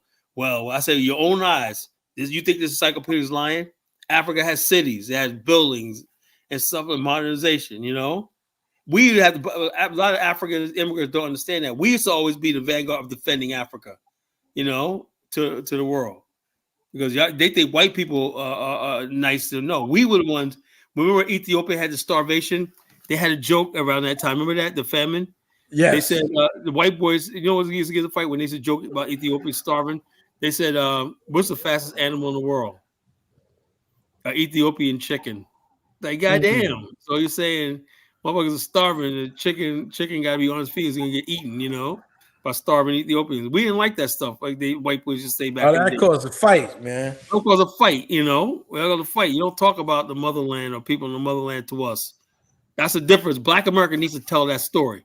How we used to always be defending Africa, you know, and stuff like that. For I think I even heard Tariq say that one time, you know, that we used to always rock the pan-African thing. Then we look at how they view us, you know. I don't know where we missed the ball. Like you said, it could be when we lost our radio and our own media, you know. Where did this come from? I think what happens is that white people are very strategic in their thinking. So what they did was they sent a lot of these white people out to the fresh air funds and what's that thing they used to be, this organization, I believe it was the CIA joint, where they go and they Peace Corps, the Peace Corps. Peace Corps. Yeah, that's definitely That's I got proof. I got evidence. I'm gonna do a show one night. I got evidence that the CIA, the Peace Corps, was behind that 1980 coup in Liberia. You know, I got evidence. You know, they told on themselves. They didn't think we were going to get a hold of this decades later. You know, yeah, CIA was definitely behind the Peace Corps. They get information. How do they get that information and intel? So they see the white people in the Peace Corps, and they see these white Christians that go there, and they gather information. They're spies. They're spies coming in, stealing resources, acting like they're dropping off food, and so they're making contacts, and there you go. So they see white people in a different perspective. They don't see what's behind the veil, right? So they're like, "Oh, well, this white person, they came to the." I had a Liberian kid told me one time. He said, "I like white people because when they used to come to refugee camp, they used to give us milk." One night I said, "So he sold me out for some milk." Yeah, rice and milk. Yeah, I was like, "Dude, you sold me out for some milk." Jeez. Okay, but Dollar Bill, how does this connect to them and how they view us, not respecting us? Because they see white folks as people who wanted. You know how we talk. We're talking on here. Oh, we don't like their food. White folks, when they're not in numbers, right? This is what they do. They join the Peace Corps. They sit down and they'll eat all the food. They do it everywhere they go. They did it to the Hawaiians, and then they screwed the Hawaiians out of their heritage. There's more mixed Hawaiians now and Polynesians than there are people who can chase their ancestry. They always do that. They come in like lambs and go out like lions. So when they see these people, outdated people from the Caribbean, all the white people they know, they come and they act like they're Jamaican or West Indian. They come in, they're real cool. They're giving out candy. They're doing all, so they have a good perception of they feel who the white people are, right? So when they come here and they meet somebody and they don't get the perception that they feel they perceive the way, they're like, dang, it's them black folks, them blacks, they hating on us. They don't like Africans. They don't like us, the smell of our food. But white people do. They come to the village. White people done that strategic. It's not genuine. There you go. They always I don't know if that. I don't think that many of them are really interacting with these white people though. Every time. It's a perception, Mufasa. It's a perception. If you ask Africans what they think about white Americans, 90% of the time is something positive, No, but this is what I'm saying is I don't even think you got to go so deep with the Peace Corps or whatever. It's just the propaganda that's out today. Well, I think you're wrong. That's positive. I think you're wrong. Hold on one second. I think you're wrong. Every time I see Africa and I see a lot of videos. I've never been, Kyla's been. Every time you see different little white people are going in droves to Africa. And I have a friend that's a white dude who's been to Africa before me. I'm so angry. He's been to South Africa. He's been to Kenya. Okay, so white people are going to Africa. Don't think they're not going. They're telling us not to go, but they're No, going. they're going to a couple places. They're not. No, Really they're going all over Africa. When I was in Bro, Liberia, I've been to Africa. I spent months in Africa. I've Check never out, seen more than one person in Africa. Which we One white person. they're in Liberia, they're in Sierra Leone. How many though, Kyla? How many did you personally see? Enough. It's significant. Give me the number. Give me the number. Give me the number and tell me where you've seen them. Hold up. With that Kadeja, they had whole groups of white people, they're NGOs and stuff like that are there and stuff like that. And also there was this one white guy that was sitting down with a group of people on the meet one night, and all of a sudden they're looking like, what the hell is he doing here? You know, at Kandasia, right? When I first got there. And all of a sudden, anyway, he told me he was from Boston. You know, I'm from Boston. Then he made a comment like he owns a farm in Bone County. I told my boy Flo said, what? He got a farm in Bone? Yeah, that's where I'm from. Yeah, what the white? I said, he said, let me find out. I'm gonna burn it to the ground. You know, I was like, damn, man. He said, yeah, but no white people gonna own land in Liberia. You know, the white people been going there for a long time. No, but Dollar Bill, you just gotta do the math, bro. It's over 1 billion Africans. Maybe you may have 60,000, 80,000, some tiny number of white people going to Africa. That's not enough. They're like a drop in the bucket. Thing is, though, it's like this. You know what they say? It said the Chinese dragon, right? It wasn't a whole bunch of stab wounds that killed the Chinese dragon. It was thousands of tiny little needles poking here, poking there, until the great mighty Chinese dragon was bleeding to death. That's how they describe the Chinese center of humiliation. Tiny little, not directly. It was opium here, this right here, this concession right here. All these things led to the freaking bleeding of China. The same thing was happening in Africa now. You don't see them, and it may seem like it's only a small amount, but it is a small amount, brother. You have to come up with millions of white people. No. Look, they took over Africa. The numbers of people that took over Africa was very small. It was only like about, I would say 500 British that took over Nigeria. So it doesn't really matter how none of if they got the right connections and the right everything in place, small numbers could take over. No, but now you're moving the goalposts. I'm not talking about taking over. I'm saying that influence. How these countries become protectorates or colonized? You know, it wasn't an overwhelming force, except for in Southern Africa. No, they use a bunch of black people to do it. But so that's what I'm saying. It doesn't matter. And the white people going over to Africa, right?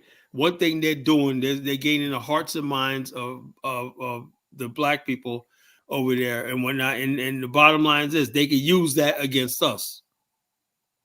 Right. No, but my you going into something. What's your name again? Mufasa. Mufasa, let me tell you this. Not only are white people coming to Africa, you have a number of Africans that are going to Europe. They're going to Europe and they're living there.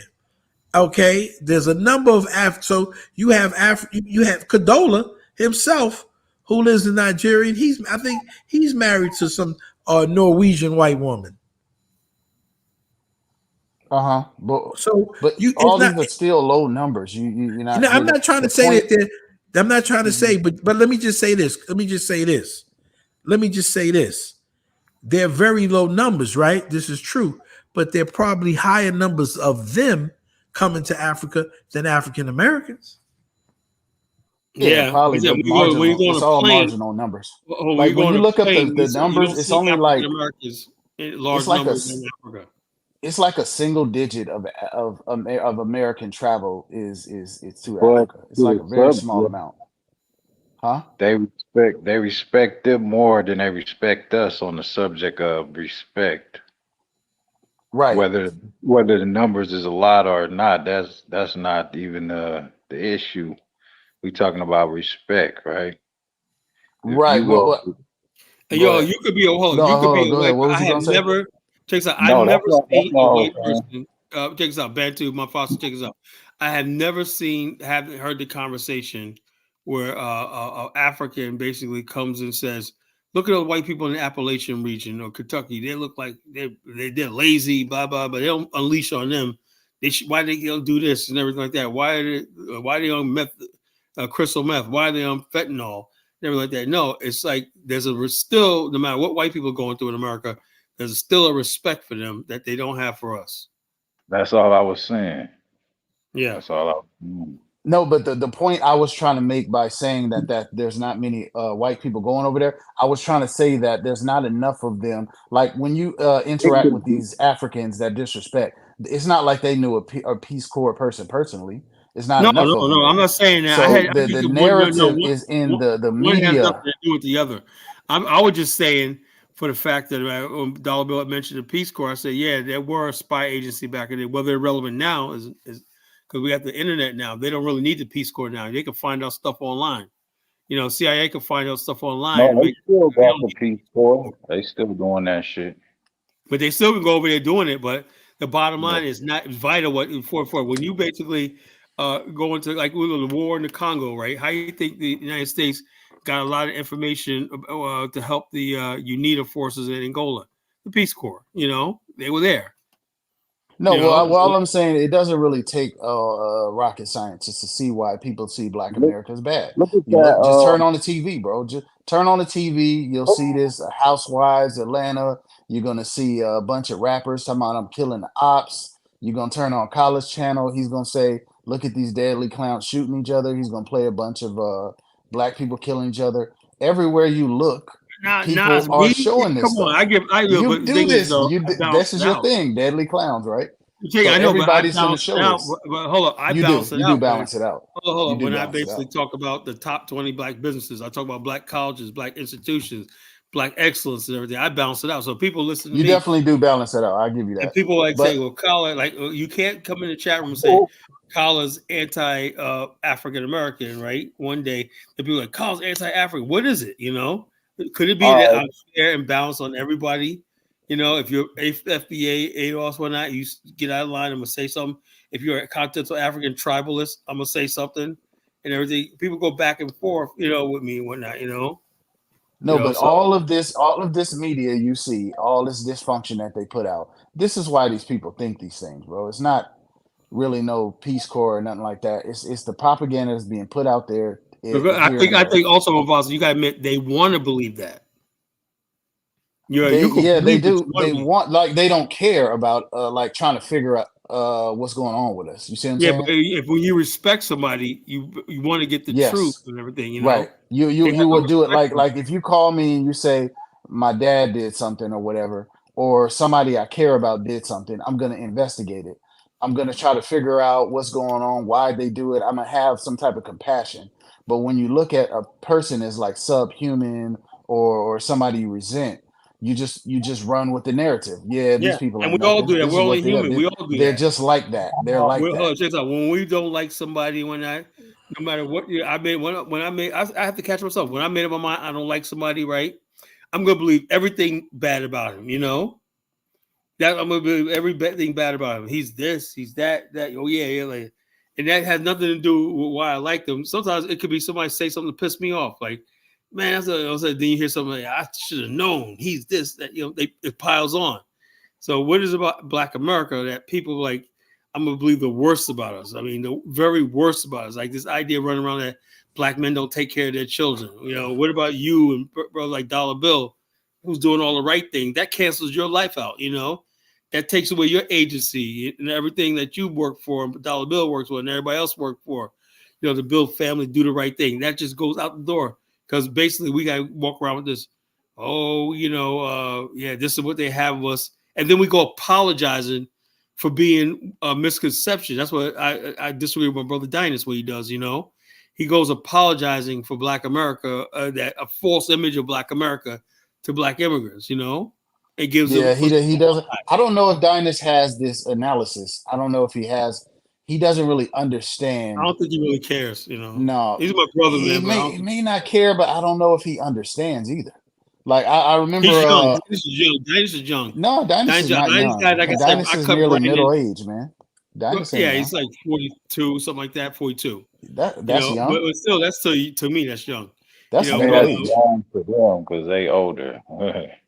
No, I get it. But what I'm saying is that you're 39. young. You go through young, middle age, and then you're old.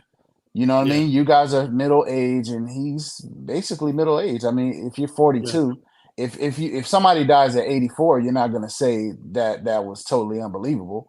So 42 is, I mean, that's damn near middle age. I think Well, Dinas is a good guy. what is it that you to think he don't understand? What is it? Well, Oh no, Colin can well there answer was a I that. don't think time where I was let me telling say him. this again. This is what I will say. Let me. Dollar Bill's going to talk after this. I just think after I call Dinas up all the time. Him and I talk. He's out of the country right now. Him and I talk all the time, right? And his thing is, this is what happens when somebody gets into a so-called pan-African movement or stuff like that, and they're coming right straight from white America, white dating, white circles, and everything like that. And they weren't socialized. Me, I was socialized in the Black Power movement since I was a little kid. Not just Black Power, just Black culture. Being in a Black church. Going to Black schools, Black churches, Black institutions, Black functions, and everything all my life. So when basically I know my people, I know my people. So when somebody comes by, I'm like, hey, no, that don't sound right, and everything like that. No, that's not who we are. I don't think Dinas has that. He just basically like, okay, he played football. He was like a model of that. He don't have any socialization with Black people, and social with Black people, so he doesn't know. I think you're absolutely correct. I don't know him like you know him, but I've texted him, over the years, especially, some of the things that, on Instagram and DM'd them. I don't, I agree with you. I don't, and it's the region of the country. I'm not talking about California, but I think it's the region of the country. And you got to think we were exposed to John Henry Clark. Yeah. We were exposed to all of these Chancellor Williams. We were exposed to all of these, the First World, okay, Dr. Amos Wilson. So all of these different types of people we were exposed to. Dr. Leonard Jeffries, so all of these things, all of these giants we were exposed to. We didn't just read about them. We've been to their lectures. Some of us knew them, as regular people. So the exposure, he just didn't have that exposure. Like you said, he's coming. Remember, he's an athlete, right? He's coming out of being an athlete, and those are those, they pamper athletes. Going to Georgia Tech and then going to the corporate world, dating white chicks and all that. And then he found himself. He stumbled in to pan-Africanism. Yeah, right. He just stumbled in it. That's true. He even admitted that himself. Yeah, I think he's quite honest about it. Yeah. So, I mean, he sees an opportunity. I think he sees opportunities in Africa. I see the same type of opportunities in Africa. But what I caution people, and like Kala is saying, you can't think that you're just gonna make it on YouTube, right? He has to be careful when he tell these young people that they're going to just make it on YouTube and go in Africa, because Africa can be expensive, right? You need a backing. If I send my son to Africa, I got to send him with some cash or funnel him cash every month to keep him afloat till his business start kicking off and making money, right? I just can't expect him to go out there and deal, because most businesses fail, and you have a lot to overcome when you don't have any connections in business, when you don't have any relations in business, because it appears to me that Africa is about relations. It's about families. It's strong. It's very strong. If like I said, I feel bad for like the average African. And since these countries are basically not fair, if you come from a connected political family, you have a good life. If you don't, you are screwed. You're not getting anything. That's the bottom line. That's the bottom line, John Cashin, a friend John Cashin, who I introduced Dinas to, he was in Nigeria for 35 years, came back empty-handed last year, came back. He came back? Wasn't he building some kind of railway or something? He tried a metro rail, you know, and I was promoting it hard, like it's gonna happen and whatnot, you know. And he wanted to build one in Calabar and Lagos and whatnot, you know, and they just didn't have their shit together, you know. Ended up building a light rail and stuff like that, you know. I was hanging out with him out there, John Yeah, Cashin. yeah, that's what I remember. We That kicked you it a guys, couple times. I introduced John Cashin to the group, you know, and so Matter of nobody fact, knew. last time we was watching the Olympics out there. That's crazy. That was 4 years ago, man. And so Yeah. he's back in the States, man, angry, But bitter. to be fair though, before it moves on, Dynast doesn't promote that what you're saying, Dollar Bill. Dynast promotes having an Africa backup plan, having an Africa plan, having a place to go, having, you know, Everybody agrees having a with that, plan. man. But Yeah, I yeah. did hear him one time say, All I see him doing check is this out, support. Mufasa, I did hear him say one time, right, which is false, right? He said that you could make more money in Lagos than New York City. Anybody knows? You Oh know, New York City's yeah. GDP is 4 times that of the entire Nigeria. So how can you basically like, yeah, you can go out to Lagos and start. So where everybody's supposed to stop and start selling fish on the side of the road on the freeway on Yeah. No, but like when I go and look at it up close, it's just everything's connections, everything's this. You got to know this guy, you got to do this, and if yeah, the political side changes, you might not be in business no more. That shit is it's different. Like, but yeah, out here, bro, like I could pick up my camera and I could just go door to door. I could go through some of these skyscrapers and just go to events and say, "Hey, I'll film this for you." Whatever, you could get on. You know what I'm saying? It's nothing like Africa here. It's totally different here. You know, Africa is always like, bro. I started tracing so many success stories, and I was just like, damn, bro. Everybody is connected. I'll even yeah, look at some of the artists. You start going into some of the artists and looking up who their father is, who their uncle is, and some of these exactly. guys you'll look and they'll be connected to Otedola. Another one, he's connected to Of course, Adenike. that's how it works. You think and I asked a question. Or he'll be married to somebody. His wife will be the granddaughter or the grandniece of Otedola. It's always like that, bro. Now, if they don't have those same connections in America, why do people keep saying that Nigeria is so successful when they don't have no connections like that in America? Why do they keep What do you saying that? mean? Like they don't have Like what? a Like family, these a giants? political, like somebody is a family member's a governor here, and they give it. That's how they even make you money. Like No, somebody's giving. because they passing these false narratives. Like I wasn't on the Yeah. other night, but when Greater African said that, oh, you let him say it too. He said that Nigerians That's my are boy making and more everything like that. I money. didn't feel like correcting him, but you know, I was like, you know, But I I spoke know, up but that's about how it. these false I narratives spoke up. would go. I wrote it in the chat. I Yeah. wrote it in the chat. Now, you I did listen, too. and I wrote it in the chat that is not correct. Now, what I did say is that probably they have more education than most ethnic groups. That is true, right? The average Nigerian, I think, has a bachelor's degree, right? I Yeah. put that up there, but that does not equate, okay, To money and financial success. to money and success. And also, you know how many of them buy those degrees too. Yeah, there's a lot of that going on too. I'm not, And they yeah, don't I just they don't want to go back, so they keep trying to get in student programs so they don't lose their yeah, visa. right, exactly, Mufasa. These guys basically suck off those student shit for the rest of their life. When you got remember the Ukraine thing, had this lady that was 50 years old and still a student when that a grandmother. I'm like, goddamn. So they go our school age kids are like between 18 and 23.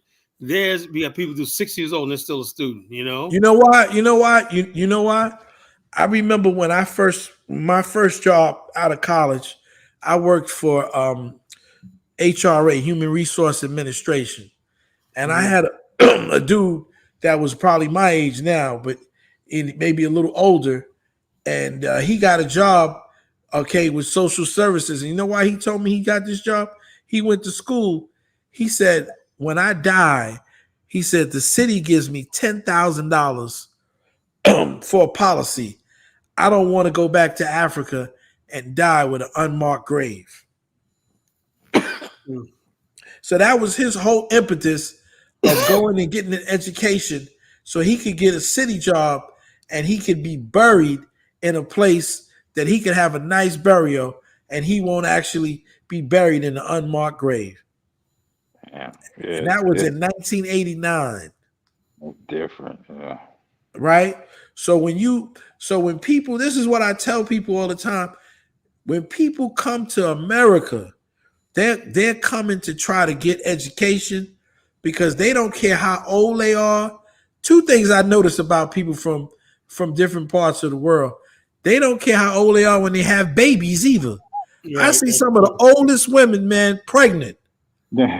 You'll be in an immigrant community and you'll see 50, 55-year-old women with bellies out, because they're coming to get that American dream, man. You ain't seen no 55-year-old woman. I swear to God, I'm not. Listen, Carla, am I lying? Yeah, it's out there, man. They're out there, man. I seen that one chick in Ukraine, man. She was like almost 50-something years old, talking about she's a student or whatnot. I'm like, damn. With a newborn baby, whatnot. She's a student. I'm like, damn. And They don't care how old they are. A lot of countries right here got student. The bottom line is Ukraine's getting kicked out of Niger, right? Ukraine, I have never known Ukraine had so much influence. Ukraine's the epicenter of Nazism, neo-Nazism around the world, but Africans tend to support. You ask them, who do you like, Russia or Ukraine? Most Africans, Ukraine's a little country being big by Russia. Do you understand? One of the reasons why Putin attacked is because neo-Nazism, these people get weapons and everything like that, and they're Nazi fascist state that could threaten Africa and everything like that. So Africans don't even think, black people don't even think, we got to fight for Ukraine. Why? Why do I care about Ukraine? And then when it happened, when the Ukraine war started happening, you saw what they did to the African immigrants, right? They'll basically just brutalize them and everything. And I'm like, so all these racist countries and everything. And I have no idea, why is it that Africa buying this freaking wheat from Ukraine? I don't get that, You tell me, I said, Ukraine's going to cut off wheat to Africa. Africa's going to starve. You tell me we can't grow our own wheat on the continent? Jeez. Russia and Putin said they're going to supply with all the wheat that they need. So. Right. Even that's a good thing. That's an alternative. But why is it that Africans can't produce? But South Africa used to supply the world with wheat at one time in the 70s when the apartheid. What you mean? They got all that. It's a behavior of dependence, right?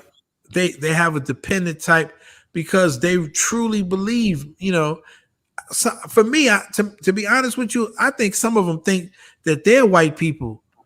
Yeah, they do. They do this color thing. Say, I know I'm black, but I'm really white on the inside. And Africans like, what counts? And no, in this country, nobody gives a damn about what you're on the inside. It's what you look like. They know they're not white, man. No, I don't. I'm telling you, we listen to Zongo, man. Some of them, the way they talk and act, I think they think that they're white. Listen, I was at work, man. I think I told the summer back in July, I was at work, and a real nice sister from Ghana. She's really a sweet person, and her husband, and she's a married woman, and we were looking at the Olympics, man, and she just bust out and said, "That's why I love America, black and white, and everybody all together." And that's what they think, And in her mind. She loves America. And I was like, I looked at her, I was like, maybe she's living in a different America than I'm living in. Maybe, You got a point because they the ones that use the most bleaching cream too. So yeah. But to her, you know what? Let's look at this perspective. She comes from northern Ghana, right? She comes from a place called Tamale. And she hasn't, when she came to America, she was able to get an education. She's a nurse. She made good money. Her husband, I don't know if he's a doctor or a nurse. They live in Connecticut in a nice neighborhood. They have a son that's in law school, and so for her, America is the greatest thing in the world. She told me she's building a home in Ghana. They've already spent $300,000 American dollars, and it's still not finished yet. I can understand that. Maybe Zongo could come up here and tell us that. Why do people take all that money and get yourself a tiny house? Why you guys spend all that money on a house in Ghana, which you're not going to get any money, anything liquidity out of it? You know, real estate's only as good as your liquidity in it. We could borrow against it, and you can list it as an asset and stuff like that. If you can't do all that, you just wasted $300,000. You know, and it's not finished. It must be the Taj Mahal. Yeah, so I'm like, yeah, so you got $300 house that with no value to it. You know, it must mansion and shit because that's a lot of money for in Ghana. I think we need to try to understand their frame of mind. That's why I would like them instead of all the insults that we, with each other. I'd really like to understand what's going on inside of some of their brains, and I'm sure they would like to know what goes inside of our brain. Yeah, that's why I got the platform. We could talk. People were mad at me the other night because it kind of went left. They got information man came in and whatnot, and him and Mike were going at it, and then Chantel wanted me to go after Mike. I said, look, I don't get involved. I just provide the platform. We can have a civilized conversation. But sometimes passions are raised, and people get in their feelings and whatnot, and it goes left. Yeah, I can't do that no more, Carla. Once it goes into like that same kind of diaspora back and forth and all that, I'll be happy. It's completely unnecessary too. I put it like this: ain't nobody really doing shit, Africans are getting their foot in the ass. Black Americans are foot in the ass. How do we basically get the white man's foot out of our asses and do something? That's what I want to know. Can we have that conversation?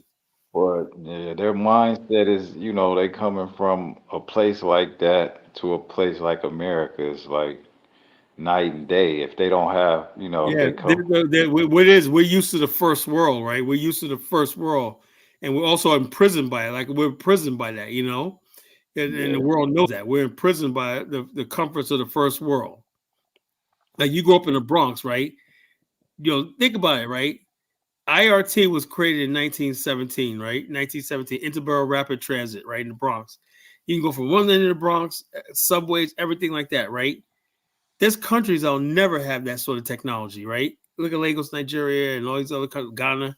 They don't have rapid transit. You can't go, like here in New York City, you can go from the Bronx to Long Island, right? You go on the Long Island Expressway, take that out there to way out in Baldwin, Long Island, Islip, and all that, and you can get around New York. It's the most advanced transportation system on the planet, But and so we have so much at our disposal that we take for granted, And so when you come to Africa, they see all this and like, wow, man, you guys had all this, whatever, like that. And we just take it for granted. Yeah, we had subways, we had trains. What we're supposed to have, what are we supposed to have? Nothing, So they think we should be on our knees, thanking God that America.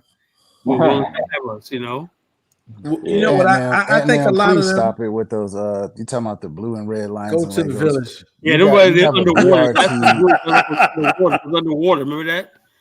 John Cashin would have gave you a above ground monorail system. Y'all went with that. Bro, I was taking all the public transportation in Nigeria.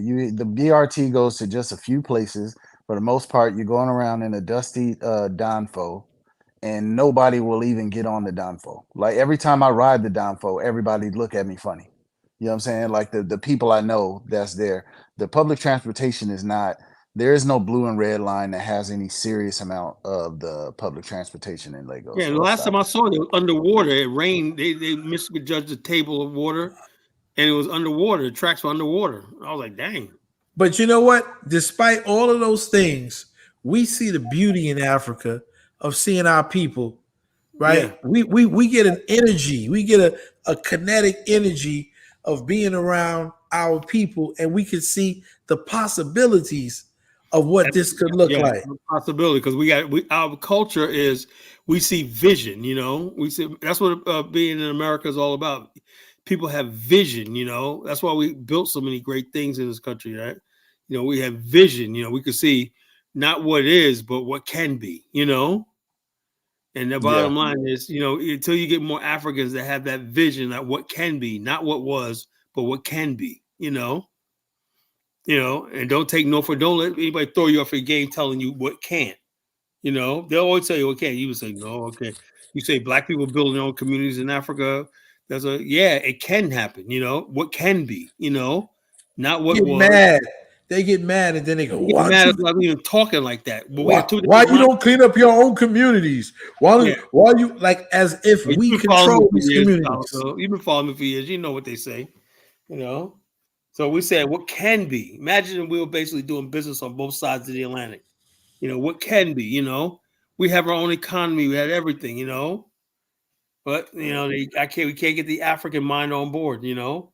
And when you tell them about Liberia, that sets them off, man. Yeah, I tell you, we built a country over in Liberia. Because our ancestors took their destiny into their own hands. I tell them, get my book, Journey to the Promised Land. You'll be inspired. You know, how did people in the 19th century say we're going to build our own nation? You know, they said, look, they had the confidence to say, I'm going to build. But Foster read my book. You know, They think I got it right up here.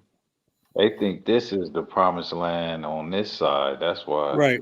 Yeah, it's a refuge land, not a promised land. It's refuge.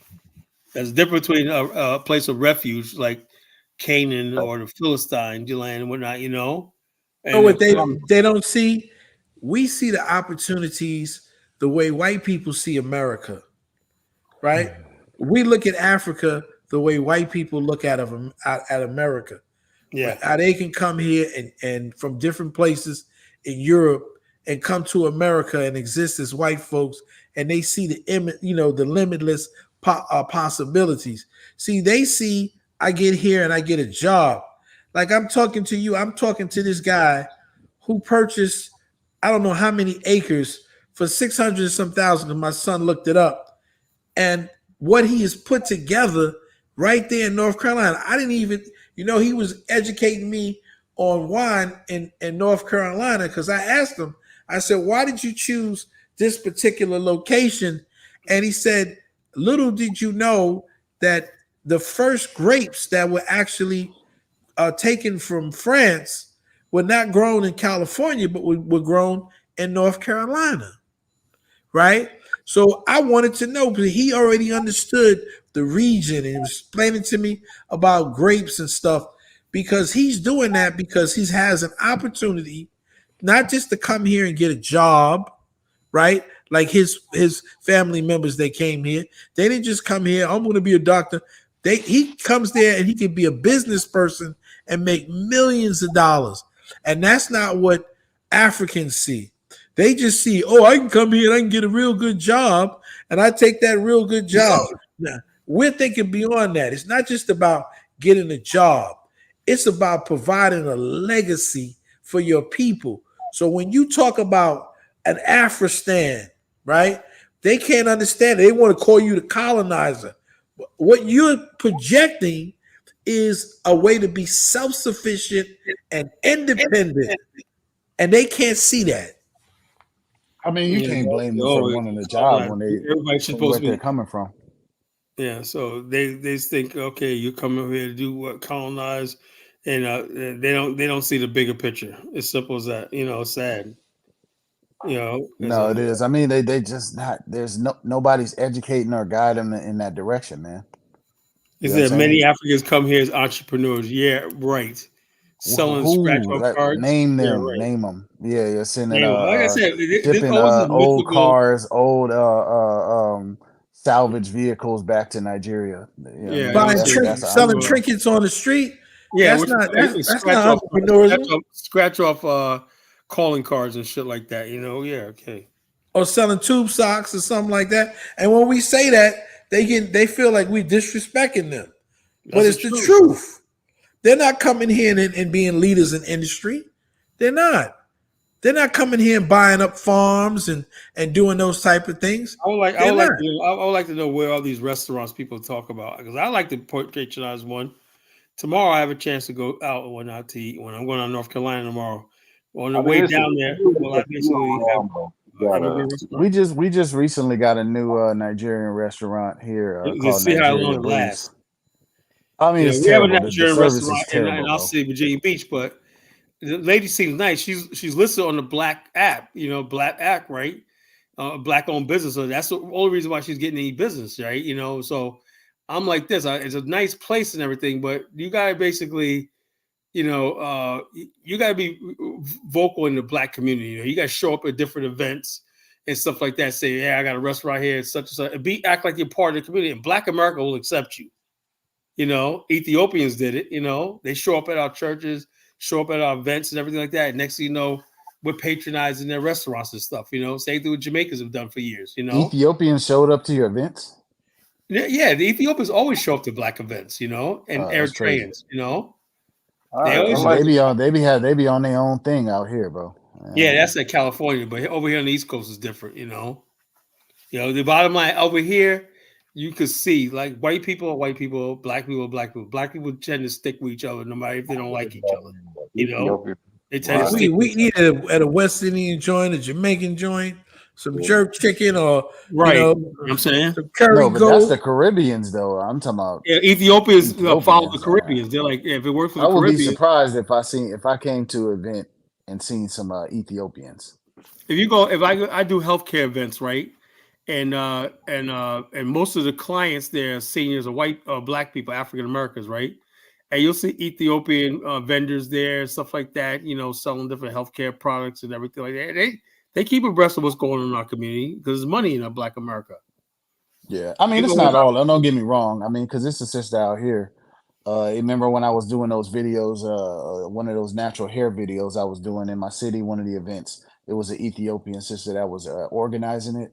So I'm not gonna make it like it's all of them, but like she's a rare. And then you have some of the young ones that grew up here, like they make friends with some of us in high school. But as an overall community, yeah, I don't really see it. Or if they have their space, I accept that, right? I've learned to accept the fact that everybody needs their own space. I can't go into. I could be chilling with some Liberians or whatnot, but I know when it's my time to go, leave the room. You understand what I'm saying? There's a time when I know I gotta leave the room, right? They're gonna discuss their deep Liberian business, you know. I understand my limits, you know. The same thing I will do with Nigerians, Ghanaians, or not. We're black, we're not, you know, but I know where it stops and ends. A lot of times, black people don't understand boundaries. You know, I'm not a Ghanaian, I'm not a Nigerian, so I can't be on the innermost things that I should know about. I should know everything. I just don't see how that really benefits them here, man. I don't. Well, I don't. Everybody else to keep to themselves, man. The Italian mafia did that, you know. You can't become a fear. I think a lot of it is fear, and not fear in terms of somebody getting beating them up. I think they're afraid that that what they got going on, especially when it comes to women, that we somehow going to influence them, right? So I think it's a lot of fear. But I you know, I have a spot where I deal with a lot of people from the continent, and I don't have any problem with them. In fact, I got a neighbor, you know, who's from the continent. He just bought the house next door to me, and he's a cool dude. He's married. He's from Gambia, and he's married to a Jamaican sister. And he was talking to my daughter the other day. You know, he's a nice dude. So, you know, but the only thing I say is I look at what the Latinos did in the last, 20 years, how they were all from different parts, okay, and they wrapped themselves around that language. And now they're known as the Latinos and the Latinas, right? And I think that's the only thing I have a problem with. We have to learn how to come together in that respect, just for our benefit, right? And all of them don't love each other, but they do. I was about to ask you, are they united? Not really, but Like you see really what's going on right now on TikTok, right? The Dominicans are basically saying, "Yo, don't become." Puerto Ricans like, "Don't be coming for our Dominican brothers and sisters." I was like, "Damn!" And then some black people say, "No, it's not." He goes, "They found out the guy people starting this aren't even black. They're white people pretending to be FBA. This is how dangerous this stuff is, right?" And Dominicans like, "What the hell y'all got beef with us for?" This Rachel said, they were like really scared. Like, why did Black America attacking them all of a sudden? And I said, no, that's not real Black America. Oh, Mufasa, tell them about the white T-shirts. The white T-shirt. Yeah, I heard about that. That never happened down here. I'm from San Diego. We're white We T-shirts. used to fight with Mexicans from time to time, but it ain't never been nothing It was crazy a time, like that. well, yeah, I was raised in Compton. It was a certain time where the Mexicans was In like New they. York, we always got along with the Spanish people. You know, we always got along with them, you know. I mean, for the most part, but it's just sometimes you'll get into it. It ain't. It But ain't they like I wasn't don't know all what that y'all be serious. doing over there, bro. Y'all be on some other stuff. But how Yeah, y'all getting along when Puerto Rico is you guys said something about, like I said don't earlier. they got their own gang? Don't they got like the Latin No, we don't Kings or really have something? that. We only have that. Check us out. Let me What tell you is the something. Latin Kings? We had the Latin King. They were out of Chicago. They came to New York one night. But the thing is, there were also black people in the Latin Kings. There was Okay. also black members of the Latin Kings. But check us out. And there was a lot of Afro Latinos too. And check us out. The thing about New York is, what I was going to say, is the fact that New York black culture, right, is what everybody, it's similar. That's a dominant culture. But it's not just New York black, because like from the deep South, it's black Yankee culture. That Yankee culture that's been in Harlem for generations and everything before immigrants start coming in and everything. That was a swagger and style everybody emulated. The black people from the South, black from the Caribbean, the black Puerto Ricans, everything. Everybody had this certain swag and style from that black Yankee culture, the original New York, black New Yorkers, And so that's what Puerto Ricans and all these people really assimilated into, that New York culture. And also a lot of immigrants, took on a lot of lingo and slang from black people, black New York, Black New York is really the most affiliated. It sound like New York is more of a melting pot than California is. Yeah, it was. It was. California, Well, everybody's. even now, Mexicans don't have like the Mexicans that we meet, right? In New York, they're not aggressive toward African Americans, right? Yeah. So they're not as large in numbers as they are in California Yeah. and in those areas. So they're pretty cool. Like I got a Mexican dude owns a pizzeria across from my job, and we always, what's up, brother? How you doing, brother?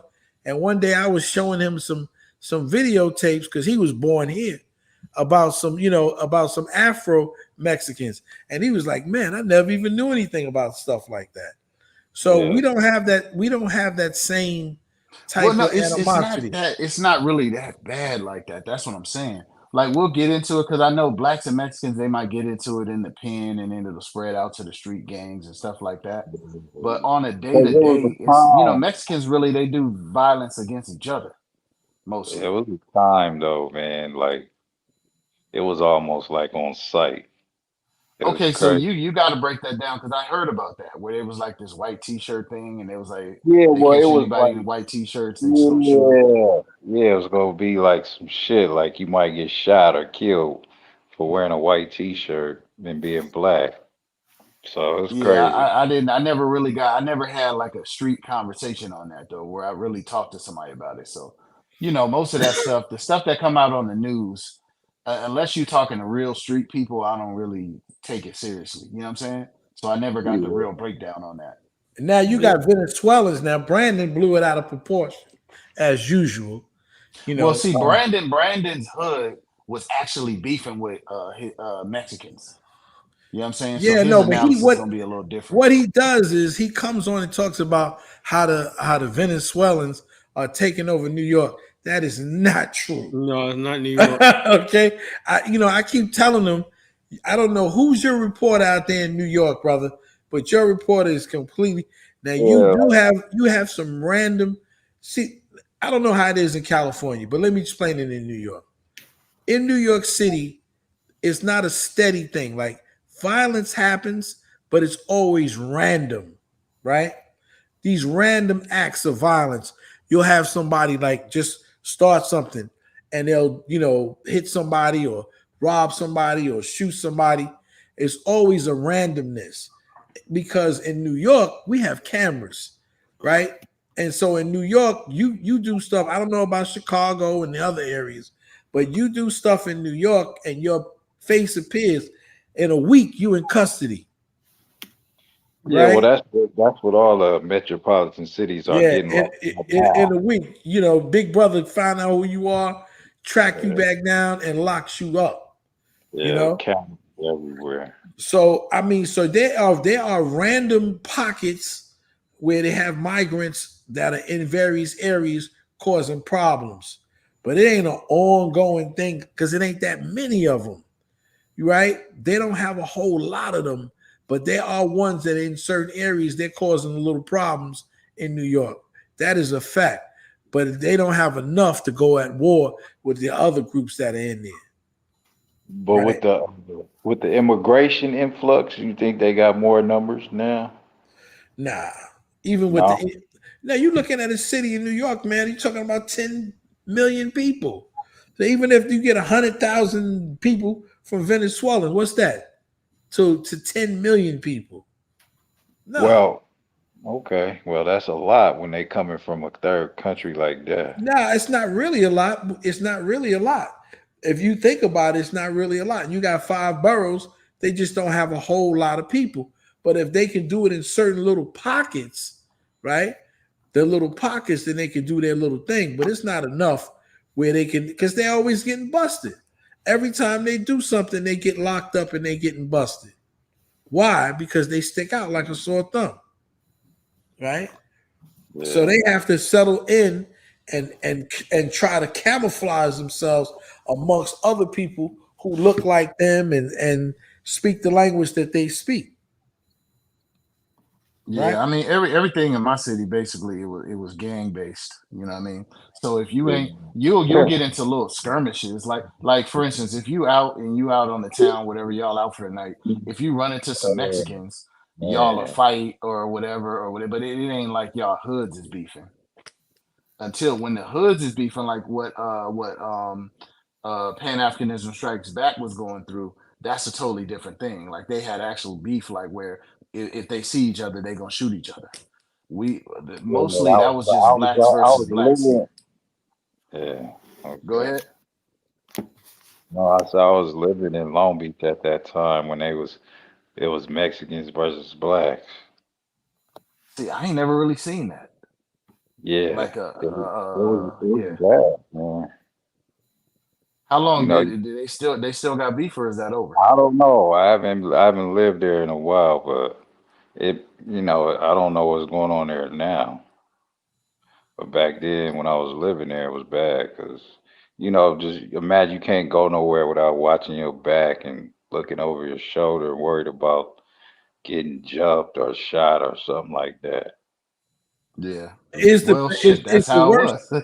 Is it That's the how it worst was. thing But for that Mexicans, that's black crazy. people against each other? Because I know the gangs outnumber all of these people, right? So you have Yeah. more gangs that outnumber the other people who are beefing with each other, Right. right? No. I'm saying we had to deal with all that from each other. That's the type of stuff we had to deal with Yeah. from other blacks mostly. Yeah. I don't know how that, well, I do have some ideas, but it wasn't like that. I mean, now we have Bloods and Crips and stuff like that, maybe the last 20 years or so. And we got a lot of young people who are doing that.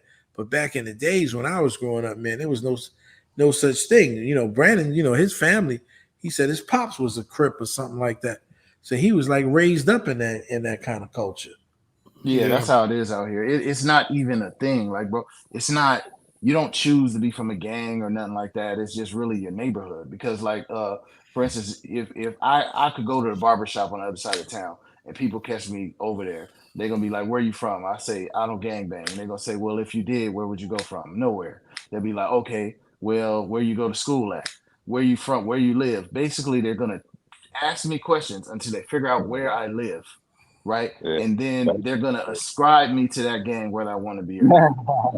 You know what I'm saying? Yeah, California is a gang bang culture, especially Wow. Southern California, because that's where the Crips and Bloods was originated. So that's like ingrained culture. Yeah, my best friend, his father was one of the original Pirus that actually brought it down to the city. The gang, or like the area I grew up near. But Um, for the record, we have to set the record straight. Crips was supposed to be called Community Revolution in Progress. Yeah, It was they were a black power group at first. Yeah, it was not supposed Yeah. to be like, this gang bang shit. It was supposed to be about something positive. Same it the Latin was Kings. The Latin Kings started off as like a community organ, and then they basically, they always attract that thug element and say, I got a better way, and the better way I mean, is but they were the thug element. Raymond Washington, Tukey, all them did was thugs.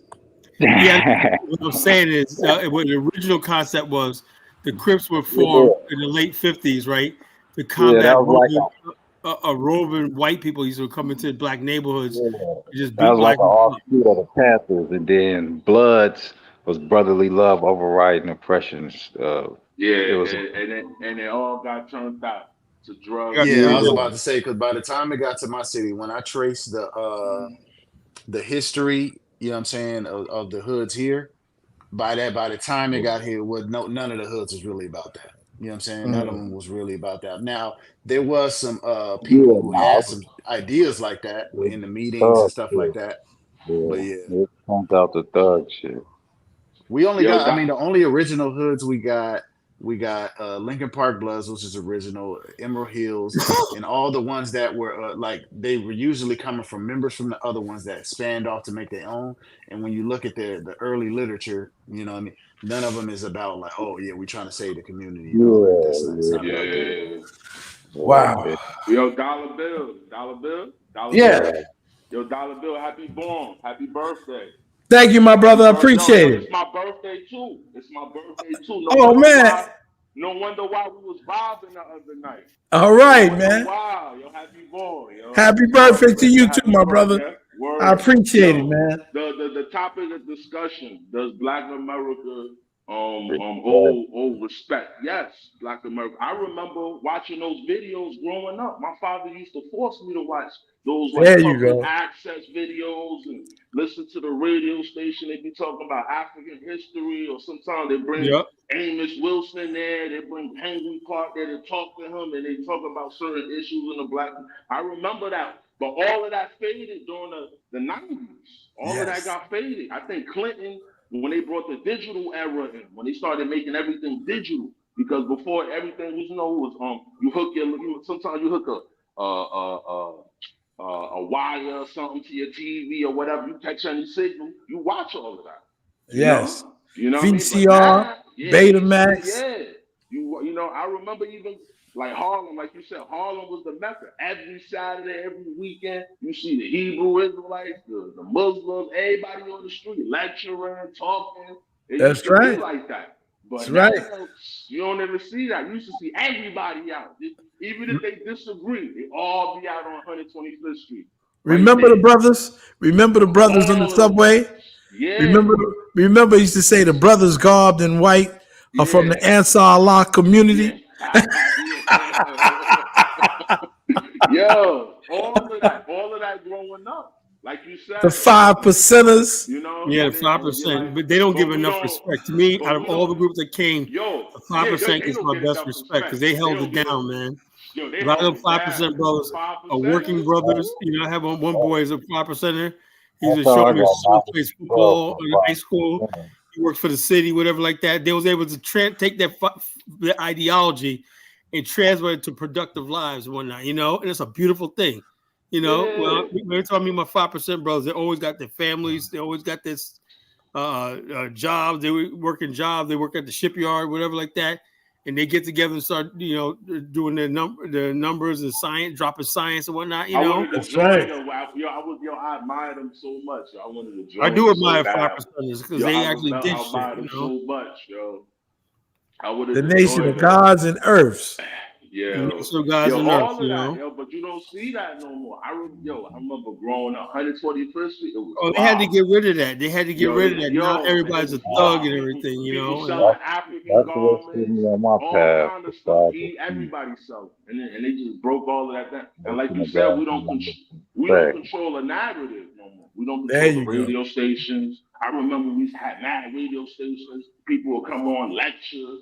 You know, on a radio station. Now look at the podcast. It's all foolishness that goes out there. No lectures. It used to all the ignorant stuff. People think, and a lot of times, but people from Africa, the Caribbean, whoever don't know us, think that's who we are. No, we used to have intelligent people. You see that video you showed, Kyla? The men, everybody, all the black men, they be on TV. They're wearing suits. You be like, oh, you're a big man. Oh, you're a big man. Anytime, you gave them respect, you know. yo, son, like Tyler, growing up, anytime I see a black man on TV with a suit, I be like, yo, he's a big dude in the community. He knows something. He a millionaire or something. You know what I mean? I be thinking he a millionaire, like they got money, you know, or they doing something big, you know, and like. And we all, in other words, people. basically, But what now he's we don't trying to see say is, that. And they we used to something, basically have it, so we felt safe in our place, so we knew we had people watching out for us. Yeah, we don't have that anymore. And then when they come on, they always talking about Africa. They always talking about the community. Always talking about things they could do. Maybe they coming from different sectors. No, they be talking about water or food or you know what I mean, something communications or science or we got to get into this. Or, you know what I mean? They always talking. They was all big people, but now you don't even see no big people no more. Like with the shooting top, oh, I'm in this industry. I'm in communication. I'm tech. You don't see none of that. You just see a bunch of bullshit, dog. I feel sorry for the kids nowadays. Like they not even really seeing much, you know. It's crazy. So yeah, we do deserve respect. It's just that we don't control the narrative. Okay, but why don't we control the narrative? I mean, like, you gotta think about it. Growing up, we used to see the Amos Wilsons and I used to see them. I used to see them on Tony TV. Brown. You know, but when we get a platform, are we trying to sound like Amos Wilson? I think for me, from my perspective, I think when like people like Amos and Johnny, it wasn't nobody really to pass the torch to. Like, yo, there's more people coming up. You know, that's what I think. It wasn't more people behind them, like coming behind them and passing, picking up the torch and like, yo, I'm gonna continue what they doing. You know. Why didn't you grab it? No, I'm younger, bro. I just grew up. My father just had me around all that stuff. My father, you know what it was? Young, bro. I'm not an old dude, bro. Let me tell you what I used to. I was a young buck, man, and maybe one day I get my boy Joe to come online. You know, when I first met Amos, man, and I was maybe like 19, 18 years old, and man, I was so fascinated. One day he used to have these groups because he also had a shout out to Sababu, who still publishes his work. And they used to have a printing shop on 3rd Avenue. And so some Saturdays I used to roll down there. My brother Joe, who's still my good buddy, man, who did all the artwork on all of his books. I used to roll down there, man, and we they would be breaking down books, man. And the way these guys were reading the books and breaking stuff down, and I was trying to keep up, you know. Yeah. But I was a young buck, man, and I would, listen in and try to learn as much as I can. And sometimes we take them back and forth to different lectures while, he would get out there and break. He was a brilliant brother, man, and a really compassionate brother for his people. But I don't think that people talk about him now. But when he was alive, I don't think people really appreciated the genius of the person that he was. Nobody appreciates They never do. Yo, Dollar. You know what I mean? I'm a young dude, but my father. I grew up in the pan-African community. Yes. Uncles. My pops. I remember when I was 5. I remember when Malcolm X came out. Me and my father, he made me walk. The movie theater right there on 161st Street by Yankee Stadium? Yeah, like that complex? My father made me walk to go see Malcolm X. I'm 5. I don't know about that. So, you know what I mean? I was always I'm gonna play this video. Huh? This is me in Liberia at our business conference back in April. All right.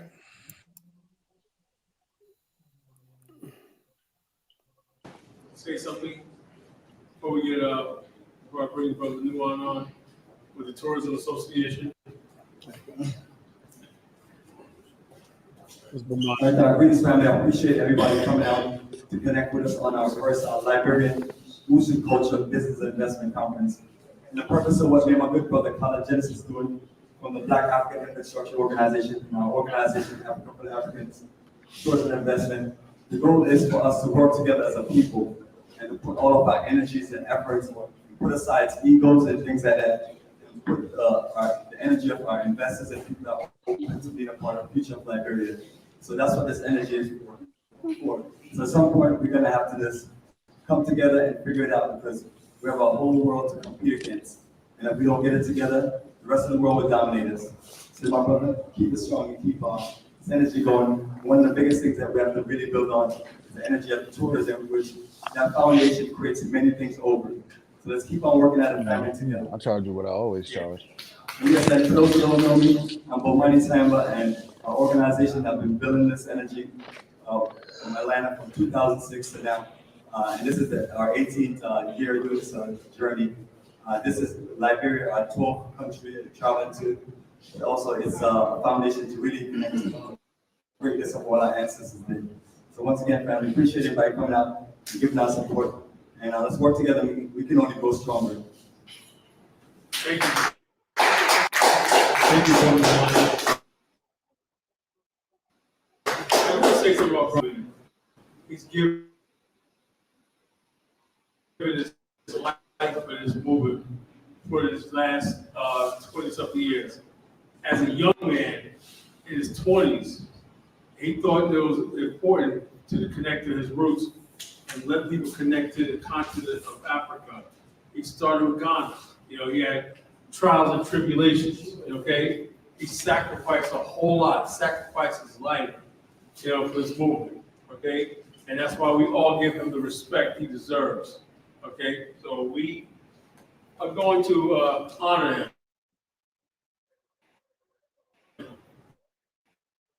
He's the one who organized back and forth for almost 2 years. We fought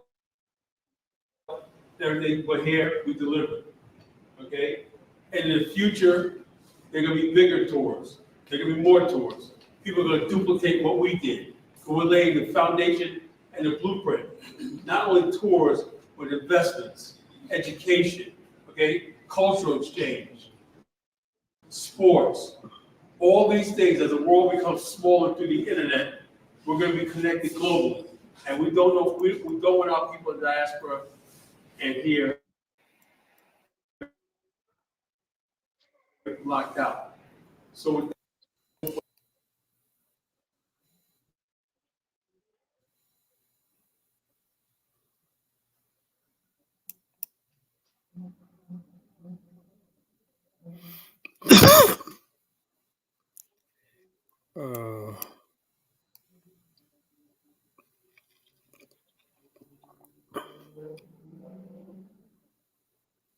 no. Can you guys hear me? Yeah, I hear you. Yeah, we Why can they hear you. saying where's collar suit? Okay, I Harlem was used to wear a suit. You used to it wear a crashed. suit That on the was show me. all That the was time. my. Yeah, that's what it's. It's late at night, you know. Collar So. handling his business.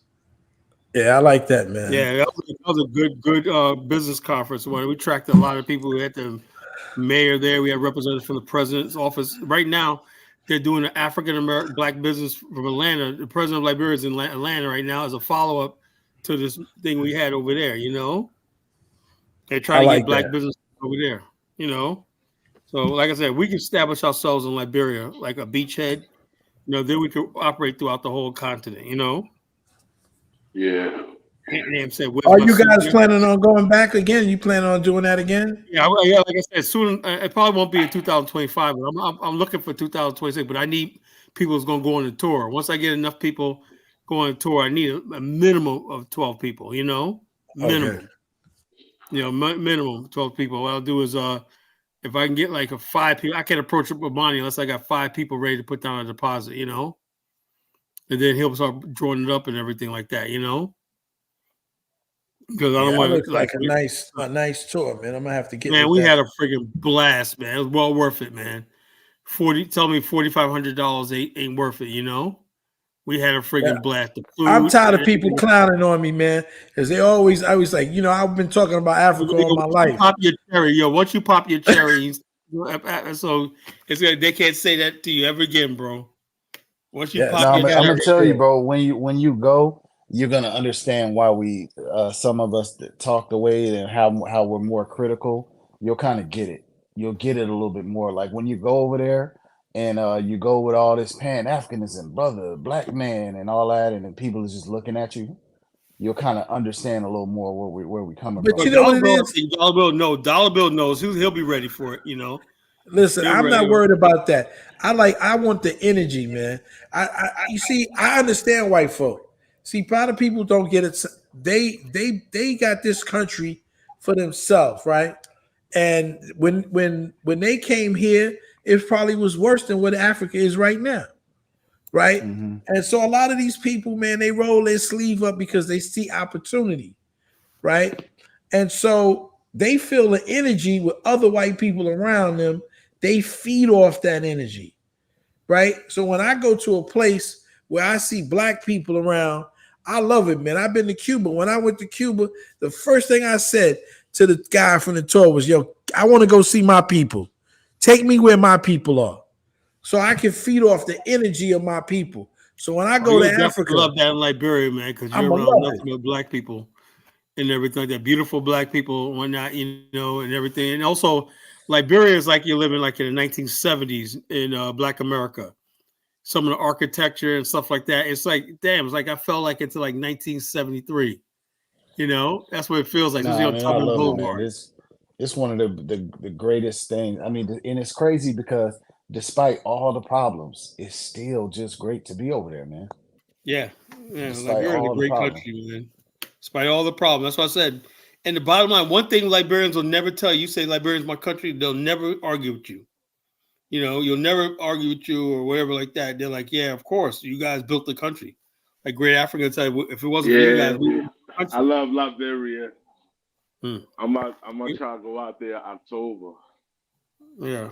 I was Can out I there get with Great African and my boy Ross, all right, bro. we go there, Like Can said, I ask why you haven't always made be it? out there. Huh? I always be out in Liberia, bro. Yeah, I know, but I'm saying you gotta get with the BAO people out there. I gotta get out with the VIO people out there. You're right. Yeah, BAO people. I'm always in Liberia. Like I'm always get with there. Ross and the BAO people out there. Somebody asked me why I never made it to Africa. Is that what? Yeah. You gotta go to white. Africa. Oh man, I've been too busy raising my kids, man, paying my mortgage. Take the kids out of it. Take No, everybody I'm out just there. telling you, man. I'm telling I've you. been busy taking care of my kids, man. They're grown now, and I have an elderly pops that's 89 years old. I had a mom that passed away maybe 10 years ago. So I've been busy, bro. I've been busy paying my taxes and working and working and dealing You with go my out there people for here. like 10 days. You can go out there for Yeah, 10 days. I want to Yeah, that could definitely be do tough that. though with everything. I feel what you're saying. Like I've been so busy trying to hold this thing down, man. Try to be there for the family and make sure, they get the right thing, man, and get the stuff that they need.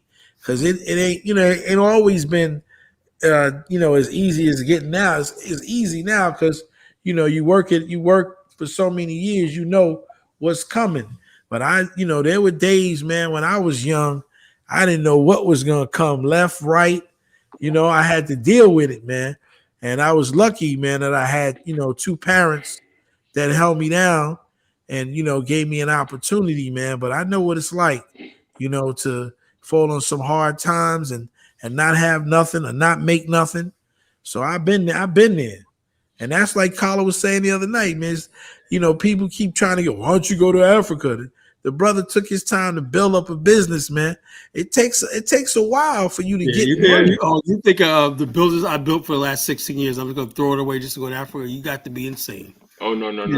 I ain't say go live there now. But I do want to help people build something. We can build a pipeline to Africa.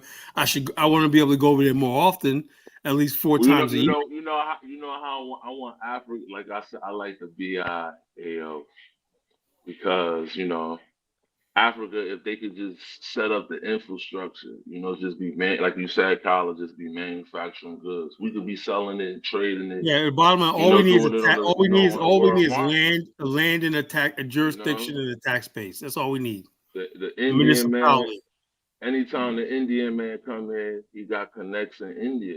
India making products, they manufacture. Yeah. So we should come up too. Africa could be a manufacturing center like you won't believe because labor is cheap. Labor is cheap. Listen, That's right. I used to be with Dr. Hornet, you know, the Dr. Hornet's Yeah. Africa Jump Start thing. Light skin And check. yes, from Eritrean. Yeah, Yeah. she actually came to Queens out there a couple of years ago, and I took my son, and there's a picture of me when she has all those people together, and I was with her program for a while. And what happened was, man, it was difficult to get products. Like, you know, like I was telling the gentleman before that I do business with Africa. Actually, I do business with Africa because I was going on Clubhouse one day, and there was a brother from Nigeria, and that brother from Nigeria has a business where he imports a lot of the stuff that I was interested in selling, like hibiscus and other stuff, and shea butter and things like that. And so I started buying it from him, you know, because he brings it in from California, and he's got a place out there in Atlanta, and so I was able to get my stuff easier from trying to get it from Africa, because there's a whole lot of things I would love to be able to get from Africa, but it's hard. Like, you got to have all the FDA stuff. You know, Yeah. most of the people in her thing, they deal with people from the EU, you know, and they're able to get their stuff because Europe is only like 4 hours away from Africa. Yeah, the paperwork and the logistics are different. You know, everything's approved. Like this, Africa still got to go through a lot of things, like the packaging, the weight, stuff like that. You know, safety and everything. There's a lot to it. You know, but if we could ever establish that, right, when we get certain products into the U.S. market, you know, it's not impossible. It could be a win for everything. You know. A big win. And this guy, he got himself two nice warehouses, one in California and one down there in Atlanta. And so there's the opportunity. You know, I always talk to my son about that. These FBA guys and these ADOS people, they don't understand the distribution, okay, and the value chain in the business allows you to do business. That's why I'm always trying to make connections with people in Africa. That one connection I was able to get was able to give me 2 or 3 nice products, and I didn't have to worry about paying, you know, getting an agent. So you got to go through all of that stuff. Now, I don't get things from like a metric ton. You know, if I was able to import that and I had my own warehouse, that'd be different. But there's a lot of, especially the superfoods, man, the baobab and, you know, fruit and all of that stuff that we can use in our diets, man, because they're slowly killing us here in America. That's another thing that people don't talk about. Maybe you can do a show on that about our health. You know, you showed that wonderful food in Liberia. That's why the people are healthy, man, when they eat that good, clean, non-GMO food. Yeah. Let me ask you back on the topic though. When we get a platform, like I was kind of saying earlier, you was talking about Amos Wilson, all these people, whatever. But when we get a platform, we're not. A lot of our platforms are still putting out negativity. So how do we Okay, shift that? I You know what I'm said that saying? the other day. Remember the show I did about misery merchants, right? The misery merchants is always going to put out negativity because that gets you clicks and views. Like O'Shea. But I'm not even talking about that. I'm talking about like you know, most of them is going to be some type of whack 100 nonsense, gossip, Yeah, that's what I'm celebrity. saying. I said that. Yeah, it's like Yeah. I asked a question like O'Shea. He's basically going back and forth with Myron. What's his name? Myron Gaines. Who the heck cares about Myron Gaines? A fresh and fit when I, you know. And O'Shea Yeah, puts out. some immigrant putting out some KKK talking points. Yeah, I know, yeah, I know. But about bottom line is O'Shea, like, oh, that's front and center. Like O'Shea, it's not important. This guy's not important.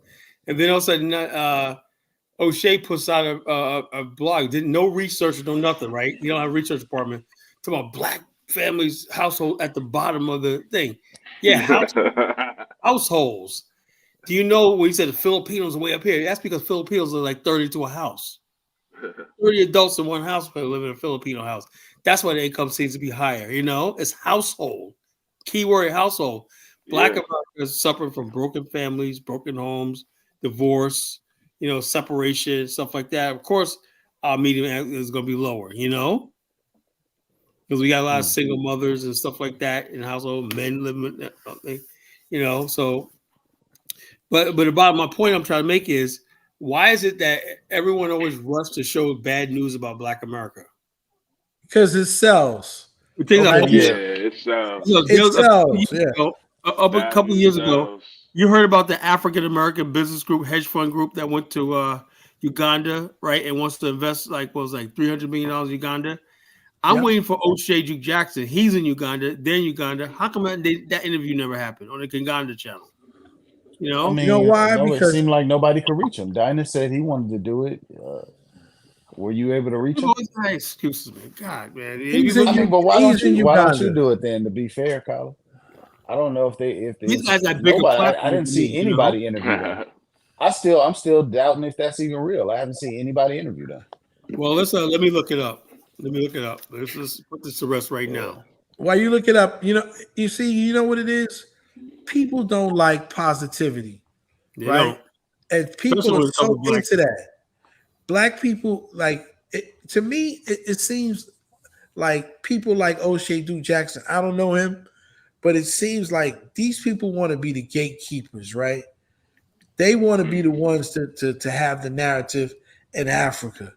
They want to be the ones to say that we're the only ones. Years ago, O'Shea wasn't even into Africa until basically he saw Dynas, and then he said, "Oh, this is cool." There you go. So he right before that, he was in the pimp stuff, right? He had all the Everything shit. And that manosphere. Then he had the pimps on there, and they were talking smack and calling everybody the N-word. Yeah, people like negativity. I don't That's know. I mean, why but people, it's some positive channels that's doing pretty good. You got Phil got some followers. He got like 1 million subs. I Never Knew TV. Got like Phil's all right, but 600,000. is a negativity shit, man. I like Oh, Phil. you're right. Yeah, Okay, but Phil. I never knew TV. He got like 600,000 subs. He Yeah, doing that's what pretty everybody good. goes by, how many subs you got and everything. It's Home all team history. But I'm just saying that here they're it is right seeing here. Check success this and out. they're really positive. Check this out. Here it is right here. In the early 2020, a team of African investors arrived in Uganda led by Mark Anthony Hernandez. They held a meeting with Uganda partners and expressed their wish to invest in $300 million and $1.1 trillion in the health and real estate sectors. What Americans bring to the table. Okay, I think it's further about this article. These people, he says increased interest in Uganda by American investors. The Chamber and Uganda Private Sector Foundation, PSUFU, Power Africa Program, and the government are more American investors are picking interest in Uganda. In early 2020, a team of African American investors, blah blah blah. Furthermore, the chamber involved in hosting 21 American agribusinesses sought partnership with 24 Uganda firms to exploit opportunity under AGOA. AGOA is the African Growth and Opportunities Act. So this is big news, right? I thought the whole idea of having alternative media or the new black media is to get stories like this that the mainstream media won't cover. You see what I'm talking about? But this is not negativity and bashing Black America. It doesn't sell. I mean, I don't know. I mean, you'd have to excuse them. What else really could it be, Mufasa? Well, you could. I don't know. I mean, we got these guys coming out of nowhere talking about they got $1 trillion. I don't know. Well, this is a real Sounds legitimate hedge fund. No, it's not trillion. Now 300 million. That's 1.1. You said at one point. You said what? It's shilling. Oh, I misheard you. Okay, Yeah, so they had 300 million. What? A trillion, 1.1 trillion shilling. That's $300 million. It's a hedge fund. Hedge fund. When people are hedge fund managers, that's how much money they got to invest. They only look for safe investors. That money has to go someplace. Yeah, I mean, $300 million to Africa. No, one country, right. Uganda. Yeah, one country, Uganda. Anywhere and also these sectors are going. The healthcare sector, telecommunications, agriculture, all the stuff like this. Also exports, where basically they can make money on the AGOA grid. What AGOA means? They can ship the products to the United States duty free. So that definitely is selling. I mean, my mentality when I seen it before, I went It wasn't in. It was on like some small websites. Like what Yeah, they're website not are going to you on? pump and promote positive stuff for black people. Everybody has a vested interest in the denigration of African Americans in this Exactly. country. No, I mean we got some positive stuff going on. I don't know if No, we Yeah, but but it throwing around seems where like is $300 the that? Where is million. that? negative I don't know sells. if we throwing around $300 million like that. Though I I don't don't know about It's, think all no, that. that it's was like the it's truth no, though, it's you African know. American investors. That don't mean all the money came from African Americans, but it was African American led fund. You know what it takes if you're an executive at a investment firm, say, let's go over to Africa one night. It's always African Americans who make the case for Africa. You know, because Mm-hmm. Fidelity Investments, Payne, Weber, Fisher, unless they got black people on the board, it's nothing, none of that billions and trillions of dollars in a pension It's fund too that is much. in It's Africa. high risk. Africa is high risk. The only people It's that a in high Africa is risk zone. very high risk, and the only It's a people that high basically risk zone. argues for Africa is African Americans.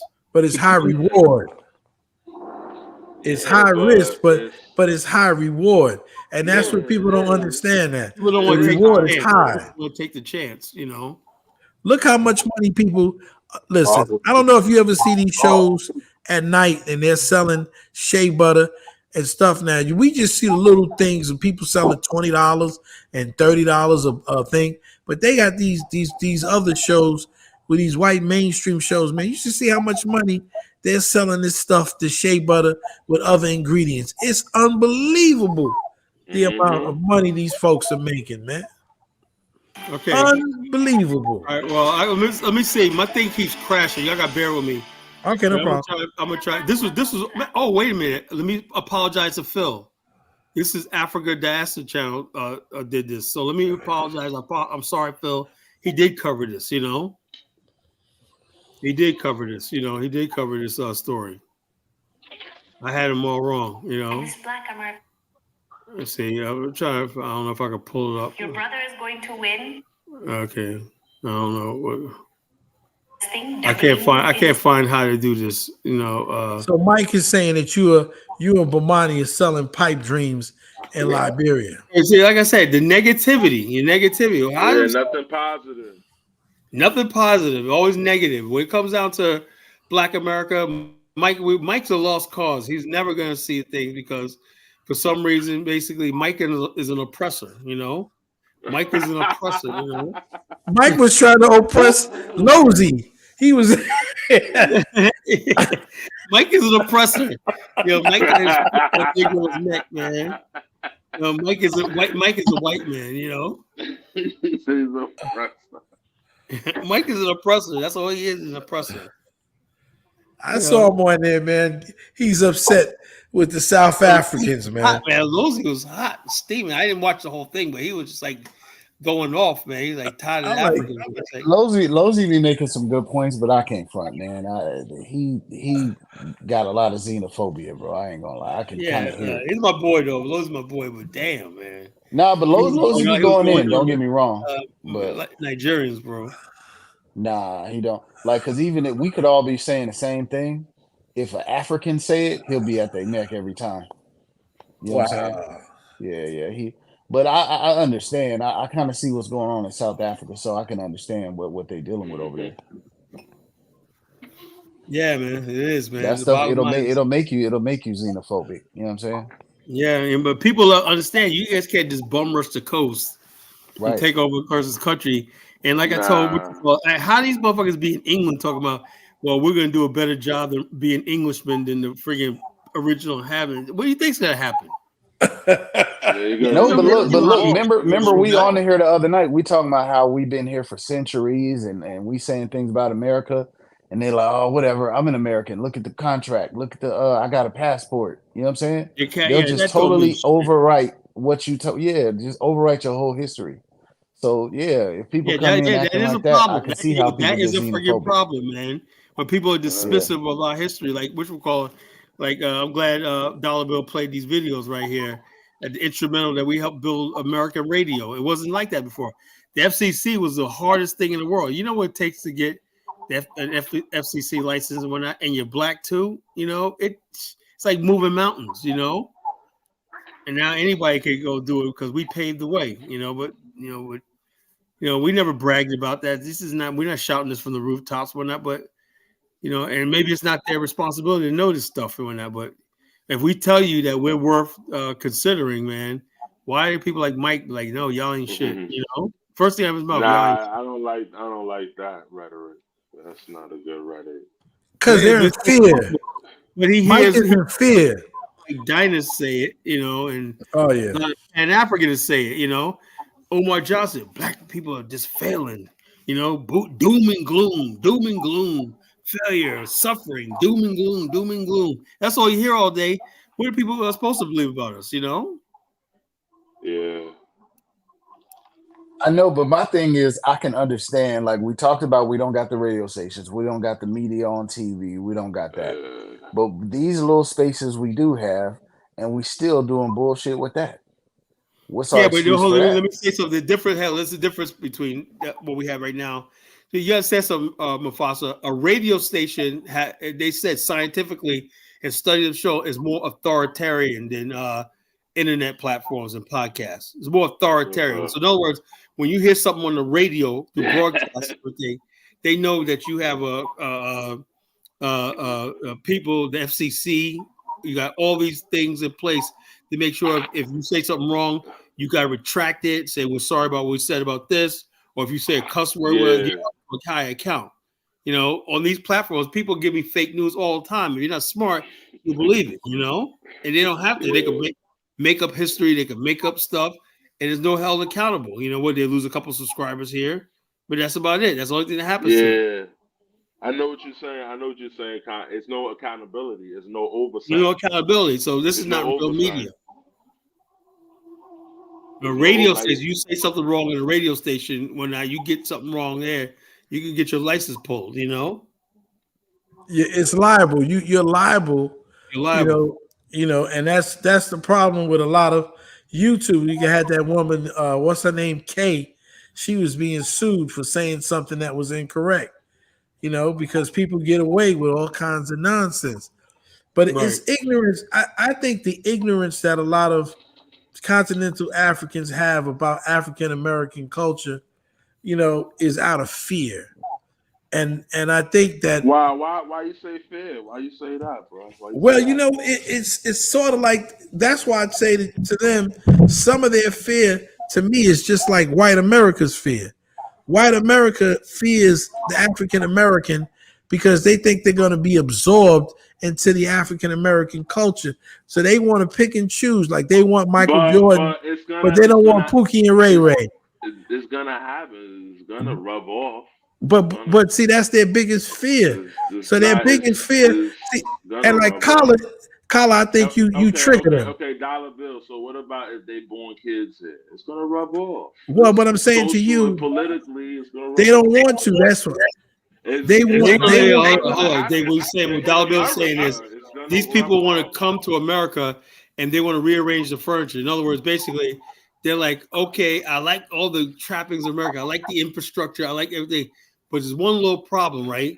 I think if you guys did this, then white people would treat us better because we get mistaken for you.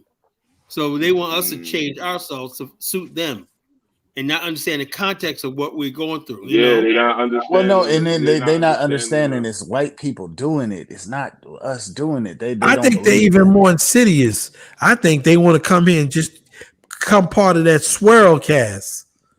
Yeah, whatever it takes. Listen, man. They don't talk about swirling. Zongo gets upset. You know, don't talk about my woman. You know? No, the thing is, man, they don't get that you can't escape blackness. These people won't let you, man. They don't see themselves as being black. You gotta understand. I know, but they see us as being black. That's why in all those shows they refer to us the blacks. They do not. They can be black as midnight. They don't see themselves as being black. No, I get it. You understand? Just like you on a slave ship talking about, I'm not really black one, but guess what? You're gonna reach your final destination to an auction block. You know, whether you believe you're black or not. They're like O.J. Simpson. I'm not black. I'm O.J. You know, okay. No, they'll do that. Like I said, they'll play the little game or whatever. They're using them against us for now. You see what I'm saying? Yeah, want to use them. But I think they're using themselves. I think they're volunteering. Listen, it was obvious. I'm looking at this show. They know they're being used. They know they want to be used. They love it. They want to be the one to say. Even Zongo said one day, I got stopped by the police, and I made sure he put his accent on thing. I'm not one of them. I'm African. Right? That's the shucking and jiving, right? No. I mean, this could, like I said, it'll go for now. All the white people with all this. Oh, you Africans, you work so hard, just so they could try to dismiss all the racism they've been doing to us for so many years by pretending like Africans is doing something. Well, as they want to feel it doesn't touch them. Even Mike has said, well, maybe the relationship that you have with them is not the same relationship they have with me. They really want to believe that. This is what's that dude? What's the name of the Emmanuel Acho that did some show talking about having hard discussions? He said that. He said, I can relate better to white people than black people can. Something like that. Now, did you see Van Lathan put a foot in his ass over that? No, did you see that? No. You should play that because he got all it. I'm doing one the other night, man. You guys. I don't know. I don't know. In New York City, that helped Amadou Diallo when the police thought he was going for his phone for his gun and it was a phone and they lit him up. Yeah. Did that work for him? The thing, no, it won't work. And they killed a Congolese in my city. We marched when they killed Alfred Alongo out here from Uganda. Yeah, so they'll do all that same stuff. So they get that Negro wake up call. Right? Well, they'll blame us for being mistaken for one of us. That's what they'll say. What did Zongo say? What did Zongo say? When I showed him, first I told him it was a Ghanaian that was throwing poo-poo on people. Right. He said, no, he looks like an African American. And he learned that from African America. And then Kala put on the video to show that that's what they do in Labadi Beach. Why you make me do this, man?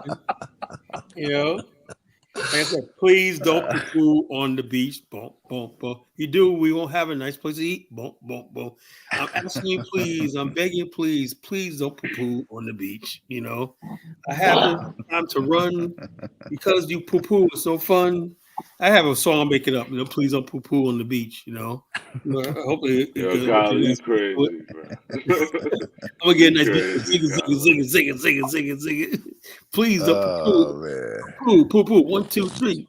Please don't poo. 1, 2, 3. Please don't poo on the beach. Yeah,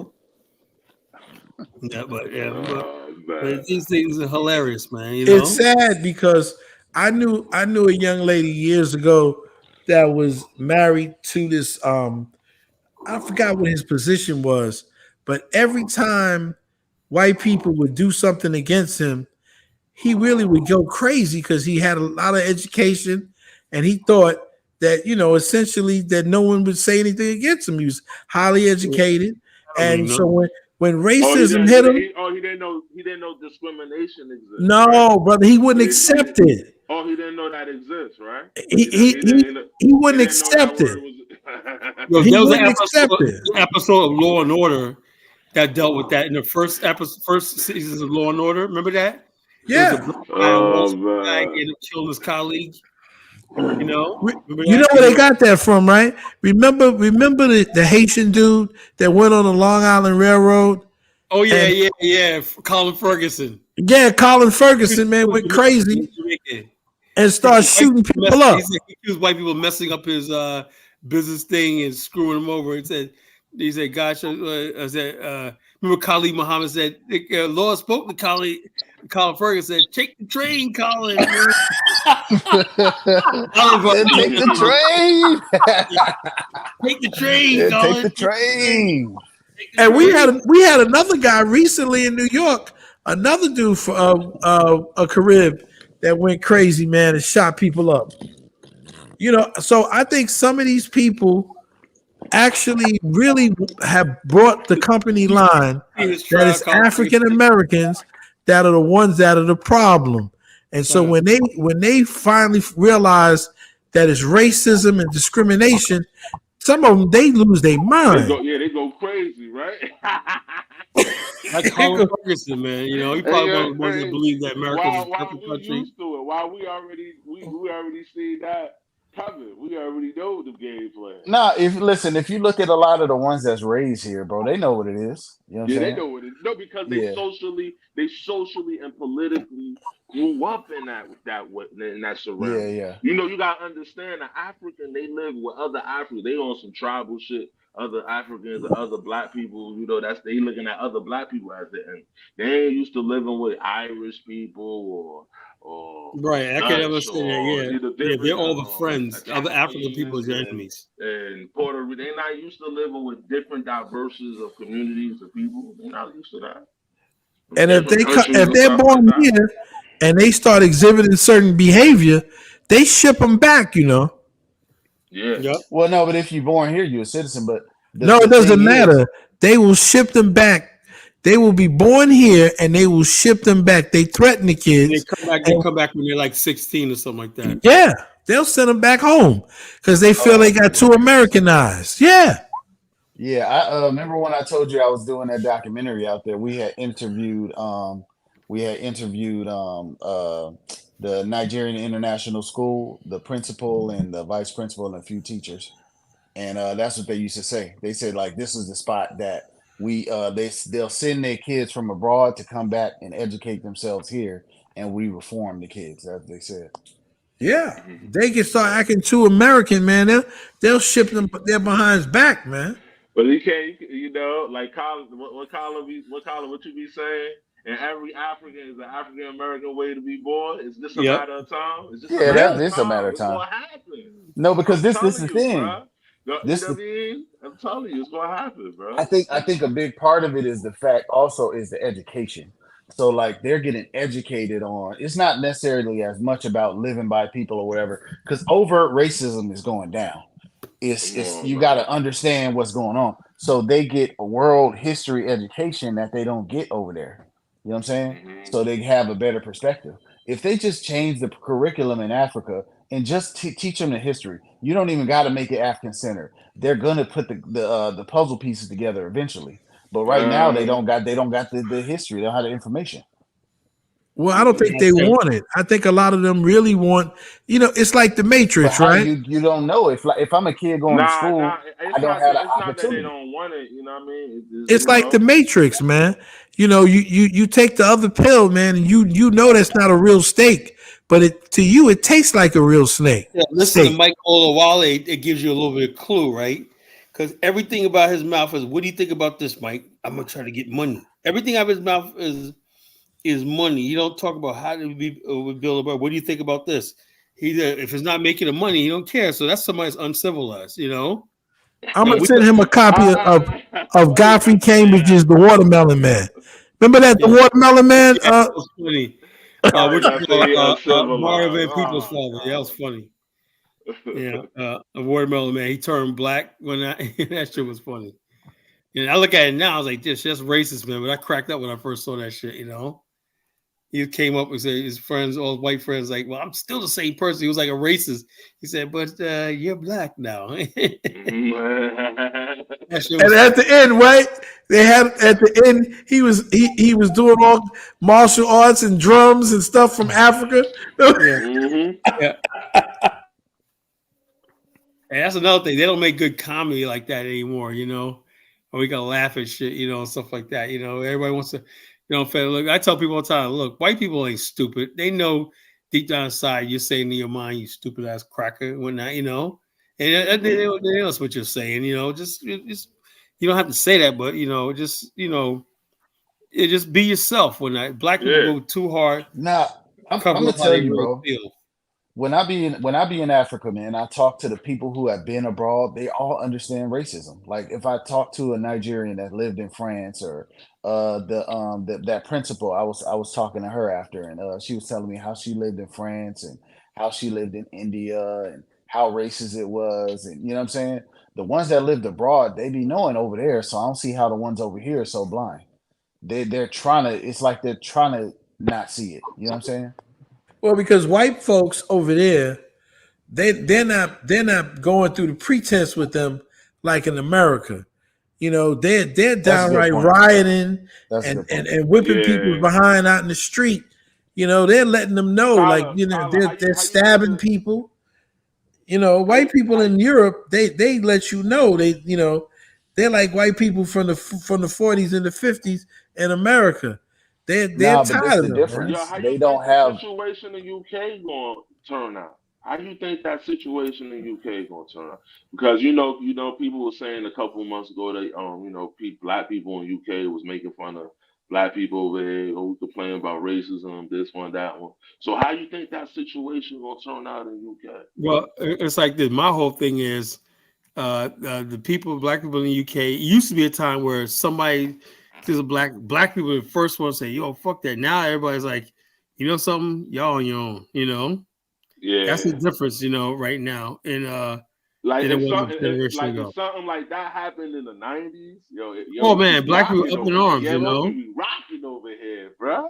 you know. It be rocking over here. It would be public outcry. But Yeah, Bottom line is they now just black dividing people. us, man. Oh, this is why Tariq and all them. This is what they want. They didn't like the fact that Black America has a lot of influence around the diaspora. They don't like that. They don't want people from the Caribbean influencing us. They don't want us influencing white people, what they have and what they're controlling the Negroes in the UK. They don't want black people in America controlling what black people think and do in South America, Caribbean, and Africa, and everything like that. So keep us all fragmented and segregated from each other with this so-called Anti-FBA crap. Nah, I mean, my thing is, if they're not understanding, because the best thing we could do is get them to implement Pan-Africanist or at least African-centered, you know what I'm saying? At least African-centered curriculum. Because if they don't understand what it is we're saying, we can't keep sticking up for people who don't even see our angle at all. You know what I'm saying? Exactly. Yeah, yeah. we can't keep doing that. That's the only issue. So Now, I how don't Zongo agree says with. I'm a prime example of misery loves company. No, I'm just telling it like it is, Zongo. Misery loves company. We the new misery merchants. That's what he trying to I'm a say. misery merchant now. Come on, We the Zongo. misery merchants. God damn, That's what man. he trying to say. Calls a misery merchant, man. Come on, It was these are things we have to talk about. Hopefully we can move Yeah. forward from this. Why does it? I asked a question: do Black America deserve respect? I think we do when we know who we are. But what we put out there to the world, right, is embarrassing. And we, like I Yeah. said, we had a lot in this country. We used to have our radio station, and all that was taken away. But I was talking about that back in 06. I said we're losing everything. Clear Channel on Radio 1, and this is not basically us. I Yeah. said that, and then the biggest nail in the coffin when Barack Obama ran, and on one hand, Barack Obama say, well, I never really asked for the black vote. I never saw black, but you hanging out with Jay-Z and rappers Ludacris that's a message right there. You were playing us. It's You were playing playing us. us. Nah, it is what it is. On one hand, he wants the black vote, right? He knows black people want to see a black face in the White House, right? Yeah, he know At the that. same time, He playing on our emotions. playing on emotions, Playing on Them days are emotions. over. Giving us good speeches, good rhetoric, Man, I remember the Obama days, man. We was in the streets. Man, bro, man, we're ready to throw down if you say something about Man. Obama, man. That first term. Man. That's why I came on Obama. social media. I came on social media around time period, man. And man, we was have knockdown dragouts when I had this one guy, African American political pundit, right? He was from the Barbados, but he called him African. He said, "What do you Negroes like about Obama?" And I was in the chat room, and he was like, basically, he would just play to black people's ignorance, right? Oh yes, my sister. Yeah, Obama's up there, gotten all these millions out here and giving us a dime yet. It's only 3 months in his presidency. And they really thought that he was telling them, yeah, he owes you a lot. You should be angry. Yeah. Like yo, Colin. And all of a sudden, I was in the chat room. Hello? Good. No, I said, you know how I analyzed that whole Obama presidency? The whole Obama presidency, it was just a dream deferred. Everything that you expected out of your first black president, he just reneged on everything, bruh. Yeah, and then when you go look at it, he didn't really promise us anything. You know, He didn't even check probably this He out. said, was just he said happy. a rising. Nah, he said a No, rising tide lifts all boats. That's what he said. Yeah, right.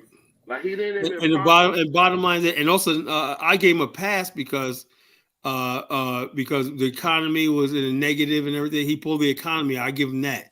You know, he passes 2 stimulus things and whatnot, and got the banking system. He did a lot. You know, bring the country Yeah. back from depression. But at the same time, you know, I always thought that people would tell us, just wait till he gets a second term. Wait till he gets a second term. His second term at His his second term inaugural, was a right? nightmare. Oh my Yeah, he God. basically his second term began on night. You We know, didn't even know what was coming around the corner. we had no idea we got hit that We hard had with no Trayvon idea what was Martin, coming Michael around the Brown. corner. You It was like, know, yo, give him a second term. I remember 2012. Give him a second term. give him a second term. Won I was out. like, yeah, man. He's like, wait till he gets in there second. He and his inauguration, he says the number one thing he's gonna work for at his time is working on gay rights. That's the last great human rights thing of Oh our time. man. That was at his second inauguration. I said that was what we were waiting for. I was like, damn, man. Completely threw us on. Obama fooled us, though. He fooled He got us. me good. We got He God. They got a new all one. of us drinking the Kool-Aid. The Obama Kamala. Obama. You talking about Kamala? You talking about Kamala Imhoff? Yo, Kyler. Yeah. Yo, Kyler. Yeah. Yo, if Kamala wins, how you think the country gonna look, man? I think I'm getting the hell out of here. I'm thinking I'm gonna go to Canada. You know the I'm getting the border fuck out of here. open, bro. Yo, check us out. There are already the people border. now in the Midwest and whatnot talk about the gangs have taken over, right?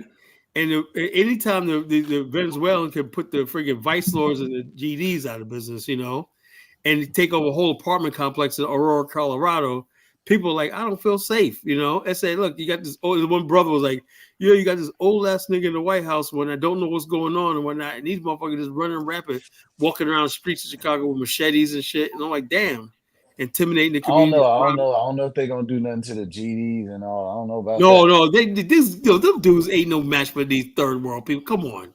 Nah, Yeah, they only yes, the hell they are. Let me tell you something about the gangs, Mufasa. They're only tough to other black people, you know. When it comes to Mexicans, the biker gangs, they ain't shit. You know, trust me. I know. I've been around them. When it comes down to the police, them gangs from other countries, shit, they kill. They kill for these real. people cut Some your of these guys, yo, whole you're right, we're not that vicious, yo, man. Tyler, you're right. Some of these guys too involved in all type of dark magic and witchcraft, all type of bullshit. Yeah, they ain't playing. Man, them people ain't nobody, man. I mean, All right, like yo, you that. keep saying that. Keep saying that. Well, what I'm saying, Kyler, you acting like the GDs ain't killing. They're taking over a whole apartment complex, charging people rent and taxing people. Well, that's in Colorado. Ain't no. This guys happening in Chicago too. They took over a couple of schools, buildings, everything. You know. Well, that's the government doing that, though. They ain't doing that on their own. Well, the fact that they could get away with that, right? They like the one guy said, they could kill, do all stuff like that, rape a girl and get right out one night, don't get deported, no nothing like that. They're running free, like what the fuck, like they run this country, you know. So, and they know, and everybody knows if you don't have no fear of law, at least in America, people have a fear of law enforcement or getting caught and everything. These people have no fear of the police. They're a prison gang. They're not a street. They have no fear of the police. That's the difference. Because they're they shoot out with the police. They'll shoot out with the police in a minute, you know. And when in New York, what they are doing is like there was like an unspoken like law. You never shoot the police. Not just that, you couldn't go in certain neighborhoods. Like you go to neighborhoods in the Bronx and Queens and those areas, you can get away with. These guys going to Midtown Manhattan and committing crimes. Where the rich white people are, they're bold. Yes. They got business, man. Yeah, you're right. In broad daylight sometimes. Early. They don't care, man. Night. Shit, they don't care. Yeah. I ain't never seen nothing like this in my life, man. But that's how their country is. Their whole country's thugged out. Yeah, they really uncivilized. Yeah. What happened to Zongo tonight? He didn't want to come on tonight. No, he didn't want Zongo didn't want to smoke tonight. You know, you showed him that video. He was scared. Yeah, wow. Black people have radio stations and shit like that. Wow. You know, I I gotta scratch my head. I can't do this. I can't get my black people ain't did shit, or I I can't get my really, black people really America get it never off create shit. tonight. And what happened to Chantel? She's still in the chat? Yeah, she's running someplace, you know. She upset because we said, you know, the reason she ain't got a man or something. I gotta Yeah, that's tell you, funny. I can't. I don't want to go there, man. She'll kill me, man. man. She'll kill me. You I ain't said gotta it. You say said that, it, Dollar bro. Bill. She already has it out for me, man. I'm looking over both, when I go out of my house, I'm looking over both shoulders when I see if she might jump out the bushes. jump out there and knock me upside the head and whatnot, you know. Yeah. Stealing all our men. Man. Yeah, I told her if she changed her attitude, maybe she'll get a man. You She can not a bad-looking woman. get long stroke Kwame. Yeah, change your attitude, baby, and then you can get somebody. Yeah. I can't say, like I said, man, you know, I say this like that sounds mean. But when I ate those FBA people, why do I think I smell dirty diapers and roach spray? You know? You know that smell of dirty diapers, like say, take the trash out when they're sitting in the house too long, it's hot and dirty diapers and fucking roach spray, you know. Yeah, that's what I've been in those ghetto situations. I don't want to be in them. That's what the ADOS FBA people remind me of. That's the Hidden History Museum. Yeah, it smells like roach spray. Oh, so I couldn't believe my brother Jonathan Miller talking about I support Tariq. Like, nigga, you crazy? Oh, man. You know? Exhibit A. Man, I'm not less like Tariq. He be disappointing me, man. But I don't know. He has a sense of he's talented, definitely talented. I give him that. He's funny. He's a good comedian, man. He's a funny. Comedian. So is Umar. Umar is who's funnier? I think Umar's hilarious, man. It's not even a competition, bro. Umar is funny, you know. I can't even watch Umar no more, man. All his little man, but he's hilarious, bro. I think when he does Brandon, when he goes to Bucci Bear thing, man, I think I played that the other night, man. And the woke wars. Oh, good. Yeah, I can't. And Brandon even calls himself Bucci Bear. Yeah, even sometimes. I mean, Brandon was clout chasing off of that whole situation, bro. Brandon was harassing. I think Brandon was serious, man. Brandon really hated Tariq. No, he was clout chasing. Nah, Brandon hates Tariq, bro. Why? Why does he hate him? Why? Because what it is Brandon looks at Tariq, and basically, what it is like this is what I'm saying. My personal opinion, right? Brandon really feels that Tariq's getting over on ignorant black people, you know, and Brandon thinks black people are ignorant. But that's a million people. Why is he focusing on Tariq? Yeah, but he said Tariq is actually making money out of it, you know. Okay, he could have went to DJ Vlad. Why he ain't focus on him? Why he focusing on DJ Tariq? Vlad, is above Brandon's pay grade, you know. But when he does that, Tariq, that's Tariq. No, bro, I'm telling you, before Tariq responded, could it be that Tariq's handsome and you look like a fat, disgusting? Oh, Doc, you went for the jugular. I'll be watching. That was funny, man. Yeah, I seen the first episode. When you played that Tariq video, the Bucci bands and the that shit was funny as hell. Yeah, the funniest one was the Munchie X, Munchie X is Munchie X. Ooh, some Jollof rice, you know. They got Taraki Bay up there. Rick's a fucking fool, man. And I get mad because why am I laughing at this shit, man? I hate Tariq, man. And that's it's funny now. I hate it. It's funny now. It's funny. Cracking up, man. And all the voices be Tariq's, you know. Yeah,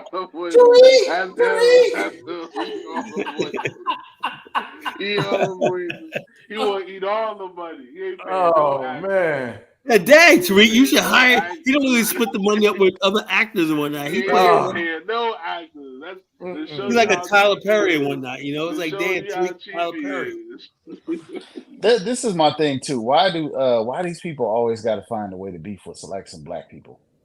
Like we can't talk about white people no more. Like why don't find no white people to do this with? Because black people are closest to us, I guess. You know. It's easier for them. It's easy. But I'm saying, if we talk about immigrants, why don't they get on the Mexicans or the other Hispanics? Or I don't know. I think deep inside we just hate ourselves, man. You know, the black people hate it's black. self-hatred. Self-hatred. You know, we all suffer it. Lord, you know, we all suffering. You know, nobody wants to be on the bottom. That's what it is. Africans have this thing where, well, at least I'm not African American, but I'm better than them.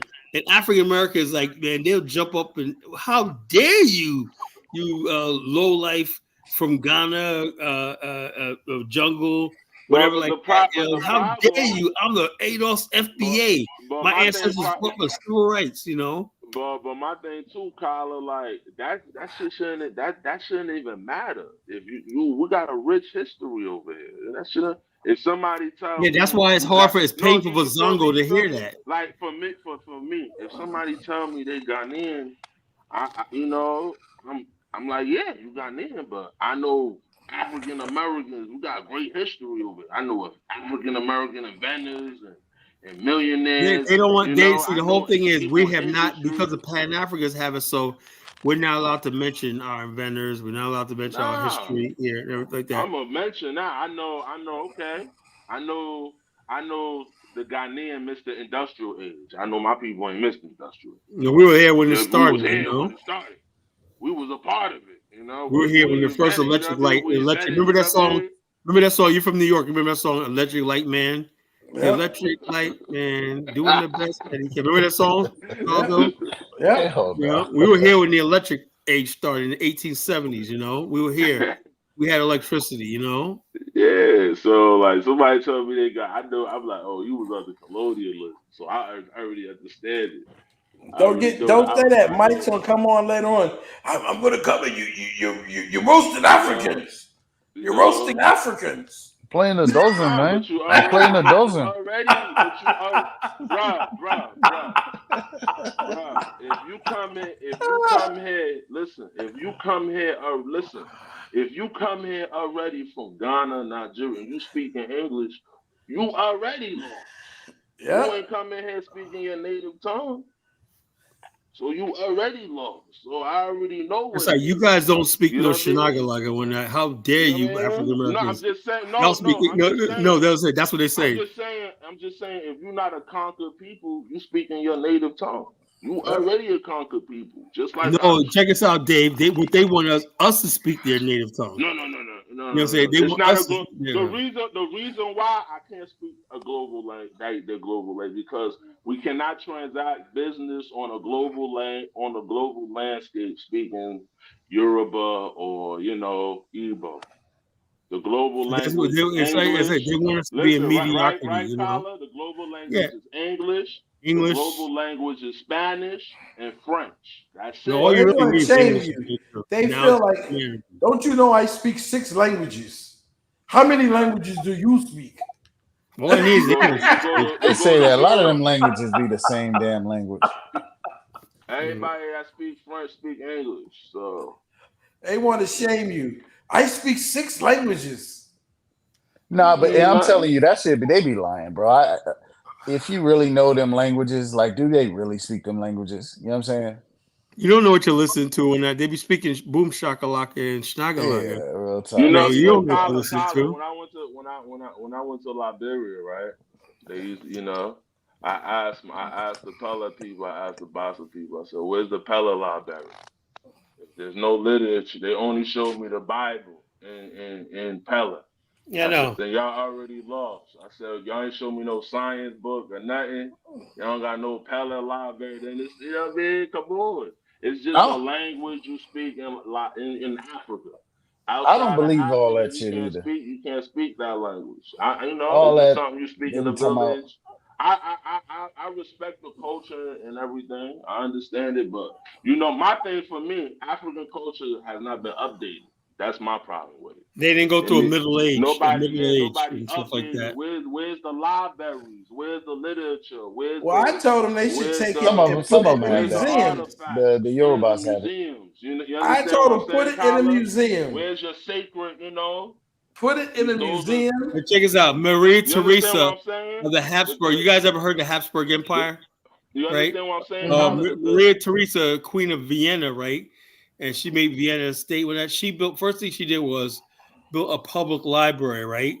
The library was so tall, books, right? And she required everybody to learn something, everything from physics to everything. Mm-hmm.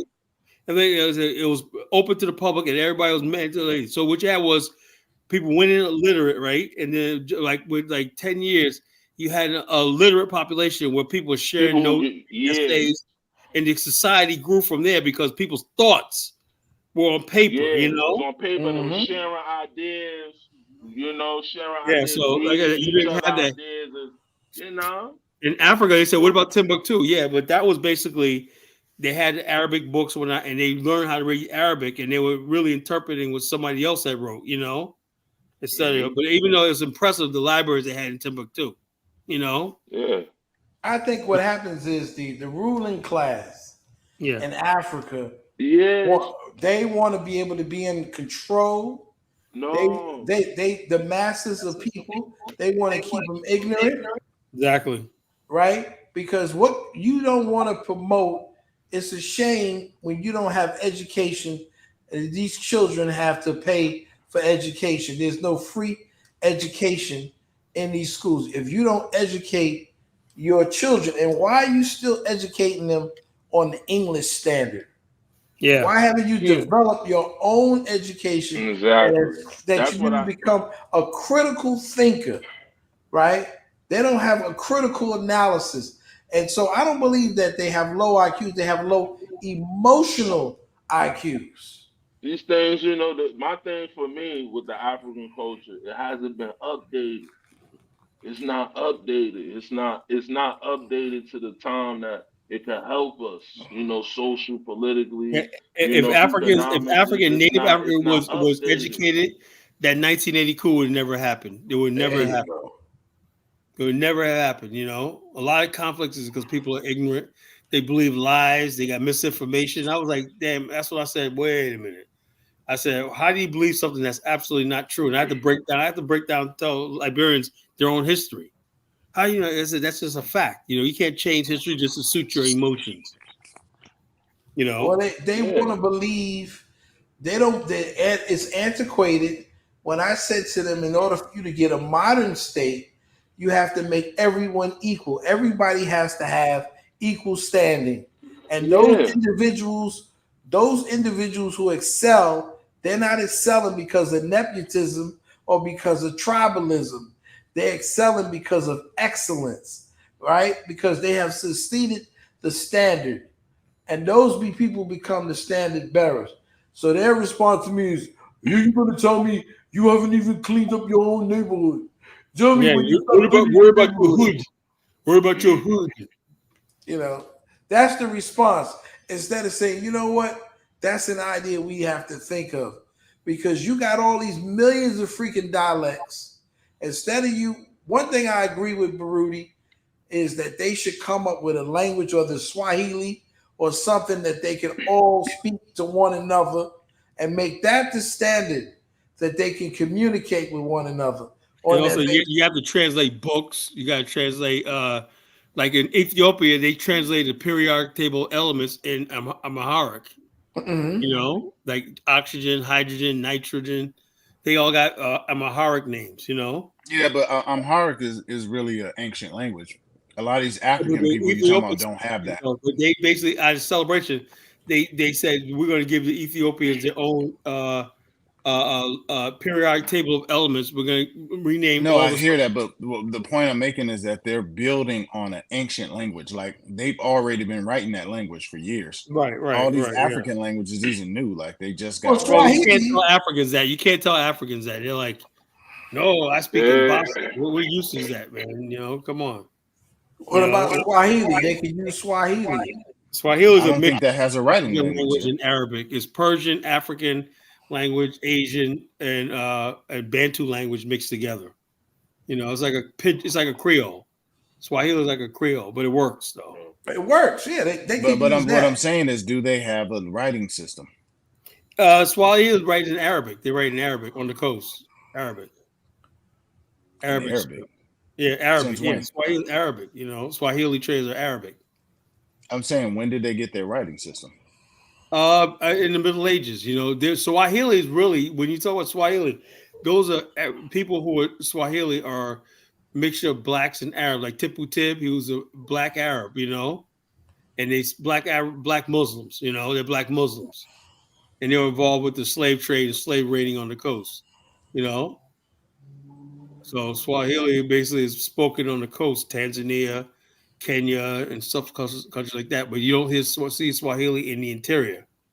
Right. Well, I never seen, like, whenever I see Swahili, it's like mambo jumbo. It's like they're like English almost, like, or yeah. So it's a Creole language. So you might have Latin, some English words in no, there. but what I'm saying is, you sure I've never seen that represented in an Arabic type of language. No, well, I'm saying their writing script, Swahili is Arabic. Oh, okay, no, I just never seen that. Yeah, it's Arabic. Yes. Swahili, like, they were basically they had mosques, they had Muslims, they were Muslims. Okay. Places like Kilwa and places like that, Mombasa, used to be Islamic territory, part of the Islamic territory. Oh, okay. So they adapted another, so they have both now. Okay. I know in Southern Africa they kind of like using that too. They're using Swahili. They're trying to, you know. Yeah. No, okay. So you know that there's a connection actually, because if you look at Swana, a lot of their stuff is the same. If you look at Swana, there's some type of connection there. Because I remember I used to be talking to this girl, and she would tell me, like, first of all, I had found that they had Hakuna Matata in their language, and it meant the same thing, but it was spelled differently. And then there was some other words that were the same too. I just never investigated it more, but I was like, okay, I didn't know there was some type of connection there, linguistically. Right. But I gotta ask Baruti if he come up with. Baruti gets on Colin's nerve, but he just come out with some weird shit. Colin, everybody can learn this language. How are they gonna solve the fucking problem of hand tonight? Well, you know what he believes? He believes, and I don't want to misrepresent him, in Ubuntu. That's his thing, Ubuntu. And he feels that with Ubuntu, that people could kind of like come together on that type of basis. Yeah, but it never worked in Africa. You know, how are we gonna? We can't talk about Ubuntu if you haven't shown an example of it. Right now, Ubuntu is the rich people in Africa carving up everything and leave everybody else to starve on that. That's really Ubuntu. So I've been trying to get him to come up and discuss it. It's a big parasite class on the continent too. The Ubuntus. So people, if you could tell people, the people you're oppressing, to do Ubuntu and just get along and all stuff like this, yeah, you got them. You know, they're like, okay, we're gonna do Ubuntu, but that don't mean you're gonna be sharing in the power and the wealth. You know, in decision making. You know, you just basically do your task. Easy to control people. You know how easy to control people when you get people believing in something they don't understand. Yeah, we're doing Ubuntu. Okay, but why are we doing this? Who came to this conclusion? Why are this person on top? Why the same people who have power always ends up in power, and everybody else is talking about doing Ubuntu? You know. Well, I can tell him. I'm gonna try to get him to come on. He keeps saying he's gonna come on, but he never comes on, man. I don't know what his problem is. He's been on the Mind Show one night. Just basically, I said, look, you really want to. You got to come on, man. I ain't asking you for your personal information. Just come on and let's have a conversation. Maybe I could answer you some of your questions, you know? Yeah, because I know I didn't get a chance to finish his book, Your Wednesday, but I know he's got, but I'm going to get on him. Try to get him to come up. I tell him, I said, Colin's not confrontational. I guess people think you're confrontational. I'm not at all. I want to learn. And like I said, I'm not big. I'm big enough to admit when I made a mistake or I miscalculated. What you said about Jay Morris. I thought about it. Yeah, something, he's right. It was right. Even though I don't think Yvette Carnell was right about the way she attacked him. I said, yeah, he shouldn't have been the one doing it. When you take people's money, you got to have a spotless record. You got to come. That's a privilege. You got to come from. They always try to make it seem like they were making some good points on him. They were like super lukewarm on him, and they were just saying something because they didn't have any real facts. You know what I'm saying? Then they try to come back after the fact, like, "Oh, see, we told y'all." It's like, bro, you ain't say nothing. Now my thing is, he failed on his own, but that had nothing to do with what Vettingham was saying. Right? No, exactly. I think the problem my biggest problem with the Jay Morrison deal was the other guy, the business school guy. What's his name? Boyce Watkins. I don't like him at all. Boyce. Yeah. Now, Boyce, before you endorse somebody, and that it's covering a lot of weight because people really follow you, you supposed to really do your due diligence before you. Boyce was out of line. Because I at that time I had money and I was gonna invest. Boyce was just going with the momentum. Yeah, but you can't be doing that when you're a PhD and you know what I'm saying. You come from a place of authority. Boyce not street smart though. No, Boyce was just doing that shit for his own good. But what I'm saying is, you can't just be a PhD and you just telling people to do that. Because I was about to invest and I read the program. He put it out there or whatever. I read it and it was a dumbass investment, so I didn't do it. You put your money up; it was going to be locked up for years, and all you were going to get was a preferred return. It was like a 10% preferred return, meaning that the fund has to make its bread first, and then you get something from the profit after it makes its money, and your money is locked up. So I'm like, why would I take some shit with a preferred return, and my money's locked up, and it's a super high risky investment, and I'm not getting a return to match that? It didn't make sense to me. That's why I didn't invest. Yeah. So Boyce should know that. Nam is saying Yoruba is Boyce definitely should have knew that. How he didn't know it and I knew it. Yeah. He didn't, but he said it himself. He said I didn't look. That's what he said. He said, why you endorsing? That's okay if you didn't look and you're not managing other people's money. But I mean, did you say you didn't look? I'm going to you tell people I didn't look. I just gave it to him anyway. But you were supposed to say, oh, I endorsed this and all this stuff. That's not right. You don't do that. Yeah, you basically just said you're full of shit. Basically, you just exposed yourself. When real people want to do something to help the community, they're going to look like everything is a scam. They go, I gave my money to him, and look what he did with my 300. And that's a problem I had. That's a problem I really have with Tariq.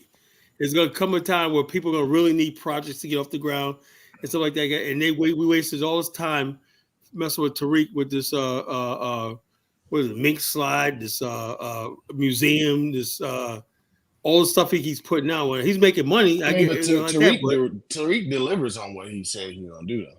Yeah, but he delivers. But like I said, but look how the bar is so low. That's what we call success. A half-ass school on that. You think he spent $2 million on that raggedy ass building he got? No. He probably spent like $500,000, if that. And kept the rest of the money. And probably borrowed on that.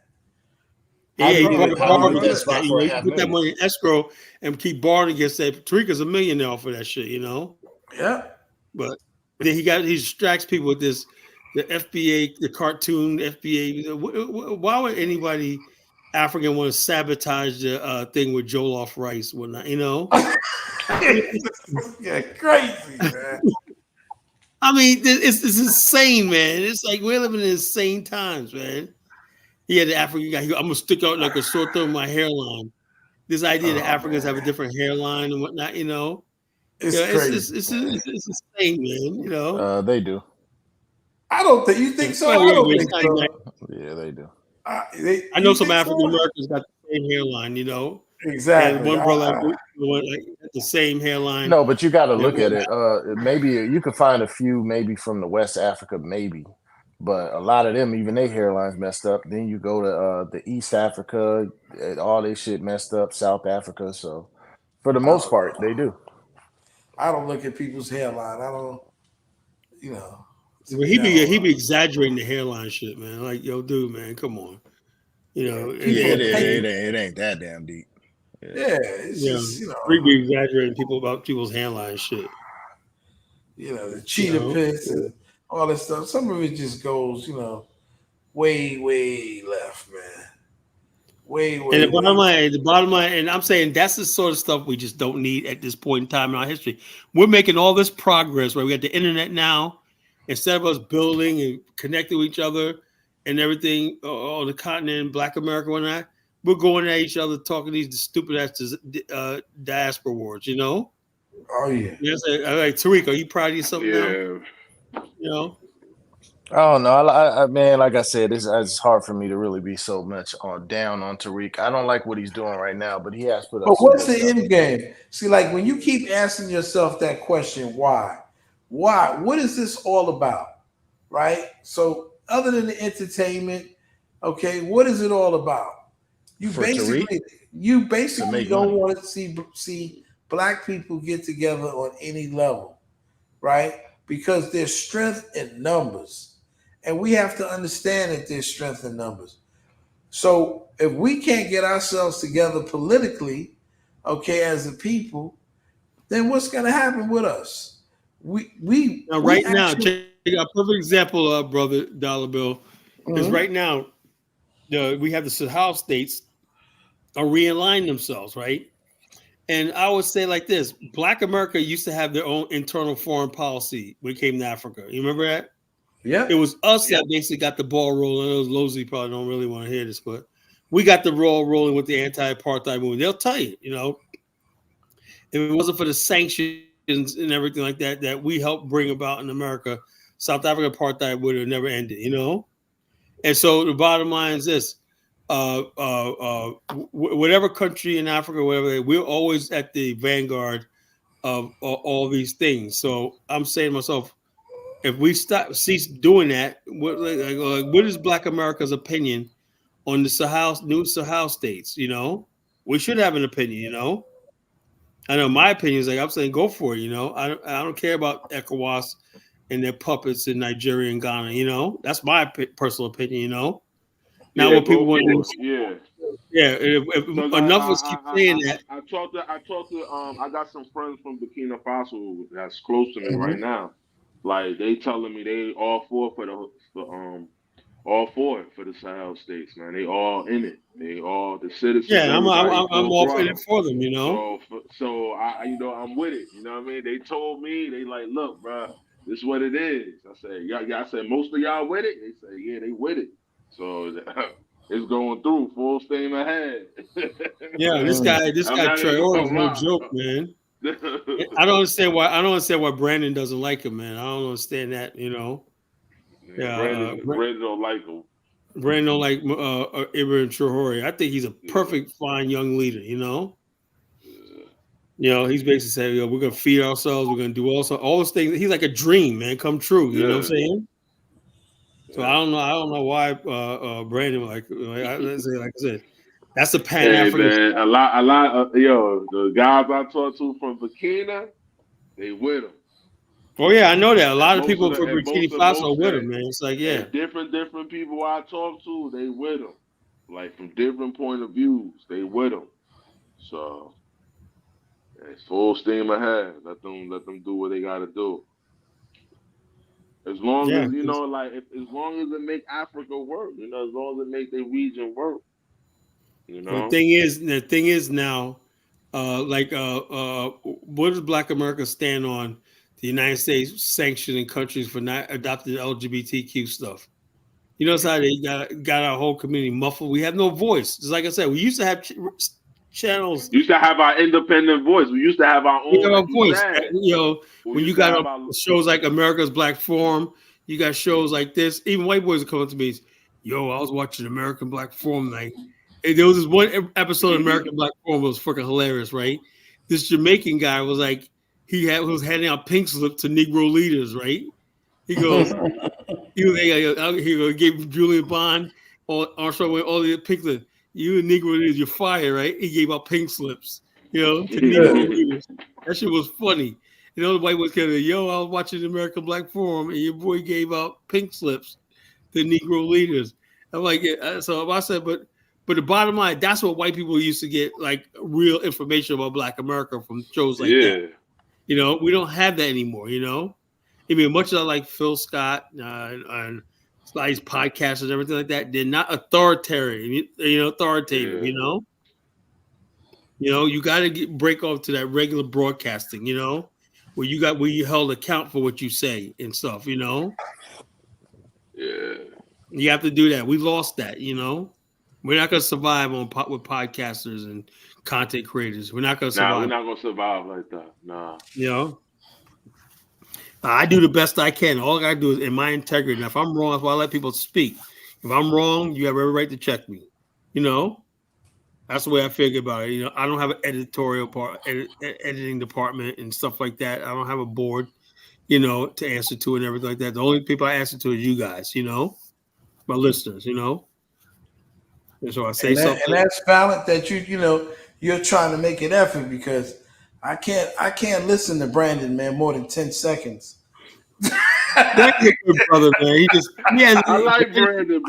Brandon has his idea about what he wants to do, and no one's getting in his way. Though. He just got his different view on how he to go about it. But Brandon mean well. He mean well though. He mean well though.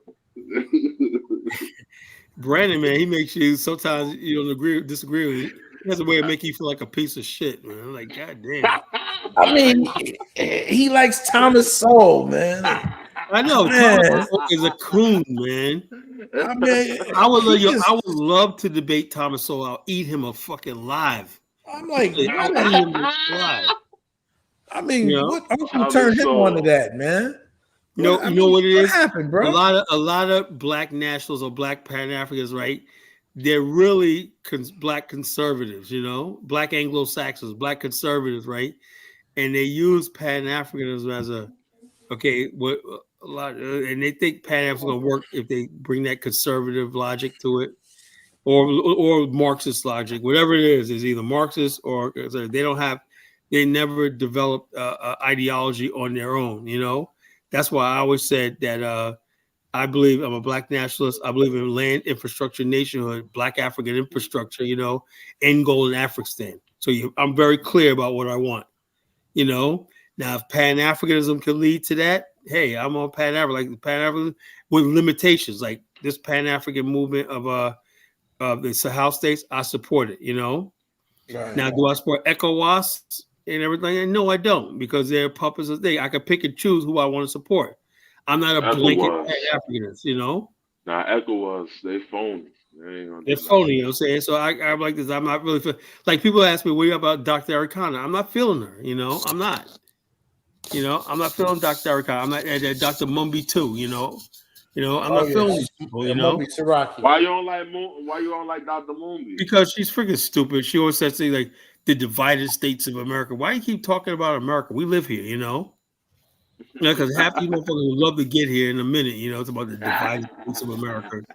You know, you give her a pat. Dr. Mumby has a visa. She'd be jumped right in there, jump across the counter and get that shit. Come to New York. I got the visa for you. She'll be right here. I ain't leaving. You know. Is she an Israelite or something? No, she's just a Kenyan lady that got into this Pan-African spirituality. So I remember her back in the 90s, you know. Okay. She was out since the 90s? Yeah. I met she was in she had the interview with some magazine talk about her African American friends kind of envy her because she's from Kenya and that's when I first started hearing about this diaspora war shit, you know.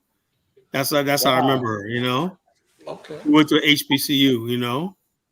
Oh, so she was here. Yeah, she was here. Yeah, she was in the States. Okay. So, so I don't rock with everybody just because they're so-called Pan. The world's big enough. We live in a Pan-African Black world, right? We can pick and choose what we want to support. We don't have to support everything, you know. You can keep some things and throw some things out. You know, same thing with people. We can keep this, throw it out. You know, you're not obligated to support everything. That's why I talk about the African culture and tradition. I don't see any updates in it. Yeah, you Well, guys didn't say, well, this is good. This is some parts of African culture that's good. I'll keep it. Stuff that's degenerate and retrograde, we don't need it. Same thing with African American culture. I don't need everything out of Black American culture. Yeah. That's how a new culture and civilization will be built. We take the best, what's necessary and logical, achievable, reasonable, practical, and build with that. You know, what's unnecessary, that's a burden, whatever like that. We say, hey, look, sayonara. That's going to go the way of a lot of expressions. You watch old movies from the 20s and 30s. There's one channel, I forgot the name of the history, the old movie channel one night. And you see, I always watch because I like seeing some of the expressions they used to say back then. Like they were like, "Yo, I'm gonna give him a nice punch in the puss," you know. And he said, "What? You know that means a puss me in your face," you know. I'm gonna get don't let him soft soap you, you know. That means con you, you know. Soft soap you know. So I watch these old movies and stuff like that, and I pick up on old language English. The reason why I did that because when I did my novel, right, I wanted to pick up a lot of expressions from like the from the 8th to 19th century, right? So I had to read a bunch of stuff and everything like that, what people said, how people express themselves. Like people say, instead of I need a meeting with you, they'll say, I need audience with you, you know? So I had to put that in my book to make it seem authentic, you know? The character. Yes. I think, Baruti likes Dr. Arakana, and I was telling him that I had listened to her, and she had said something about Latinos, and she was reaching out to Latinos, and I said, to me, I felt that she was a little out of touch, because Latinos. Yeah, with the conflict we have with Latinos here. Yeah. Yeah, and I was like, you don't understand. They, a lot of Latinos, not all of them, but they don't see Africa as their motherland. They see Spain as their motherland. Exactly. And I don't think he really understood that. But they should be They made it. A lot of them have made a decision which side they want to go on. We don't need them to bring that type of situation to Africa. Exactly. Yeah, exactly. Exactly. So there's a lot to this thing. It's not like just because somebody calls himself a pan-Africanist, don't mean we have to blindly follow them, you know? Yeah. So again, in this platform, we're gonna vet these people, Somebody, nobody's gonna escape us, Yeah, You got a lot of people running around like Afro's think tank when this guy's insane. But his numbers is growing. Yeah, but he's not black people though. It's white people listen to Europe. Right? Look at the comments. These are white people. Well, did he get up there the other day and he was talking about that he was working for Homeland Security, and all this kind of stuff like this, CIA and all that stuff. I'm like, you don't know who you listen to nowadays, man. Yeah. Where they coming from? Mm-hmm. So you don't know where these people are coming from. They're like Homeland Security, and we're talking about if you don't support Kamala, you're not a real black man, and all this kind of stuff like that. Well, wait a minute. whoa. Black and then basically chastising a black woman, not accepting her as a black woman. Dude, are you insane? This is what Nakmizi calls a true pan-Africanist, right? Wow. Someone basically. He said that's who we should pass the torch to. Oh yeah. Well, Afro's like I said, it's insane. That's why I never call myself a pan-African. I said, look, I believe in the Afghanistan endgame, right? If you're a pan-African, you agree with that, then we could talk, right? If you don't agree with that, right? And you call me a colonizer, stuff like that, then we're not friends, we're not brothers, we're enemies. That's the way I see it. There you go. If you don't think after 500 years of suffering, right, we don't even have a right to even have a discussion with our own homeland. The Jews were able to get the discussion about the Zionist state, These motherfuckers don't even want to have a discussion. And that's our ancestral homeland too. Mm-hmm. They're in fear. People like Zongo, I think part of it is they're also embarrassed. They're embarrassed that we can actually do something like that, And they can't. Remember the other night I showed that brother from Cross Cultural, the brother was an engineer and he was so upset, Zongo. Oh, there are other people doing other things over there. I'm saying this one brother, man, all of the land he's got out there and the things Yeah, that he's doing. he built a first time I ever seen somebody build a sewage treatment plant. I said that'll go along. I might move out there. Shit, you know. Yeah, man, a great shit, price. great place to live, man. Sewage treatment plant, and everything like that. You know, no, but Zongo that goes out the door because he was African. There's a white guy. Zongo make sure you know about it, you know, because but he's African American. He wants to hide it and whatnot. You know, just sad situation because there's no respect for being Black American. You know, and I blame a lot of this on the so-called Pan-African. People call themselves Pan-African. They never demanded Why you respect. say that? Oh, they never demanded more respect? They never respect it, and they get around people talking about Black America to people that don't like us. You know, like for the longest time, you'll have Mike O and Aunt Nam in the chat room, and Diane said, "Yeah, Diane." They love Luke Major when Luke Major was on. Oh, they loved him. Man. I don't know why Dinah's like that. Came up with that $1,000 that day, man. We came up with that $1,000 and got Dinah started off in his land thing, man. That was it. Luke Major could do no wrong. Dinah's kicked me to the curb. I'll do a show with Luke. Kick me to the curb, man.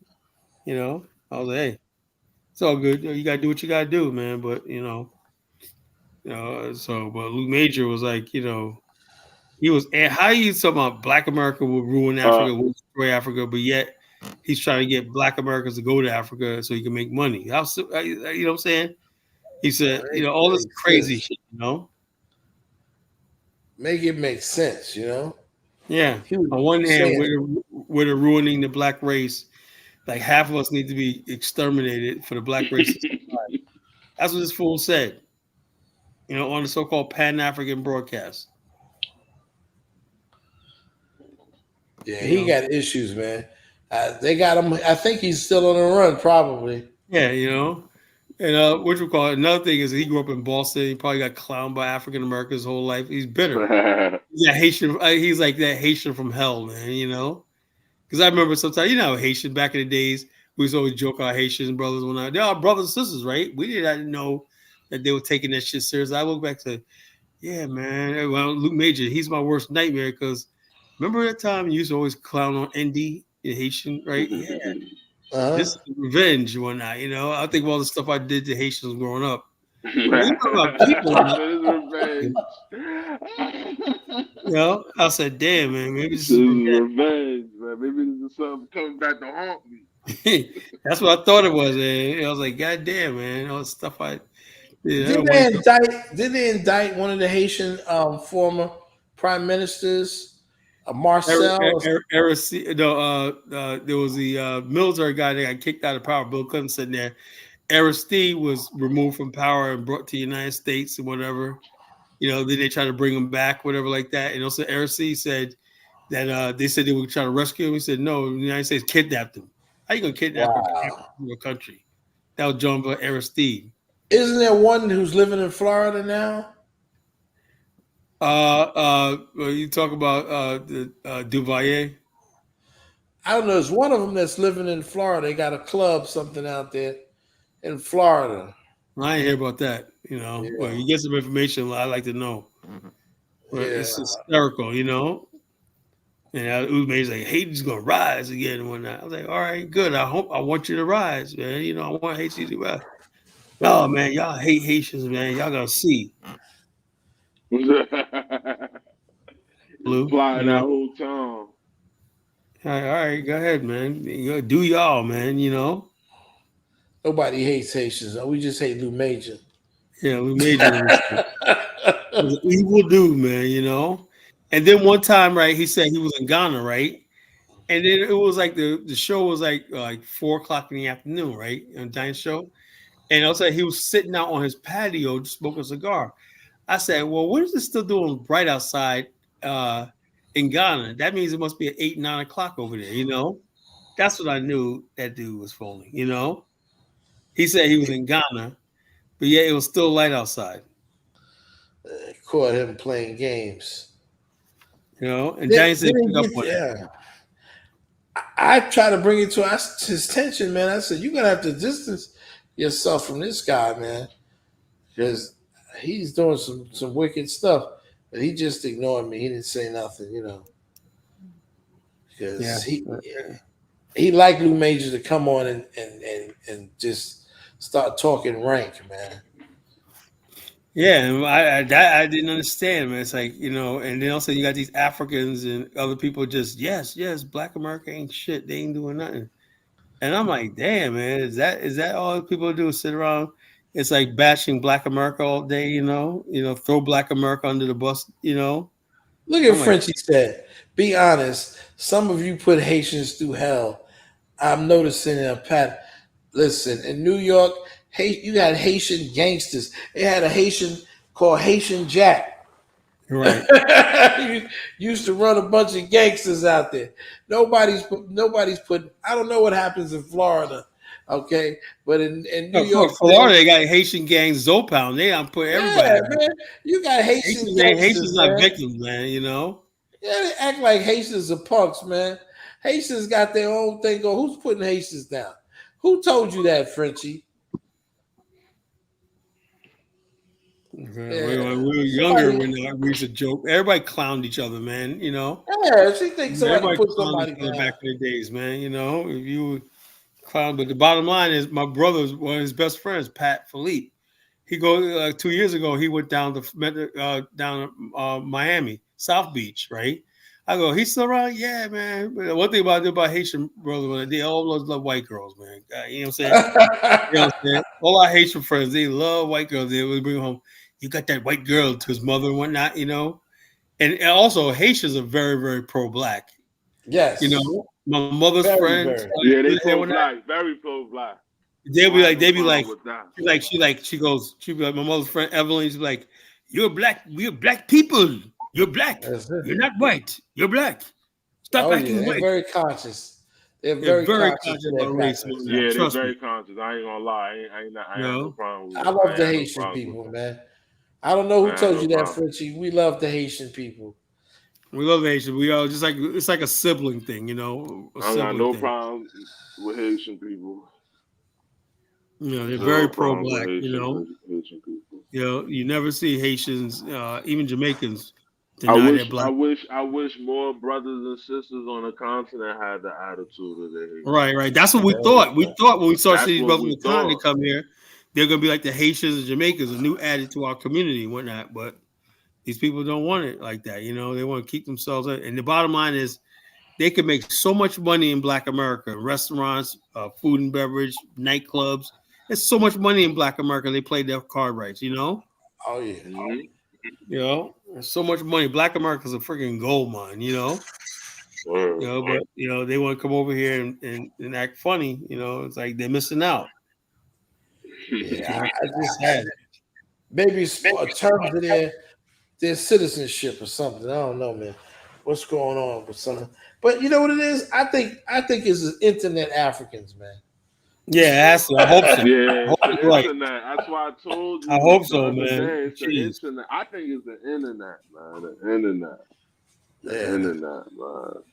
Yeah, like you got Zongo here catching feeling too. It's the internet. That's all it is.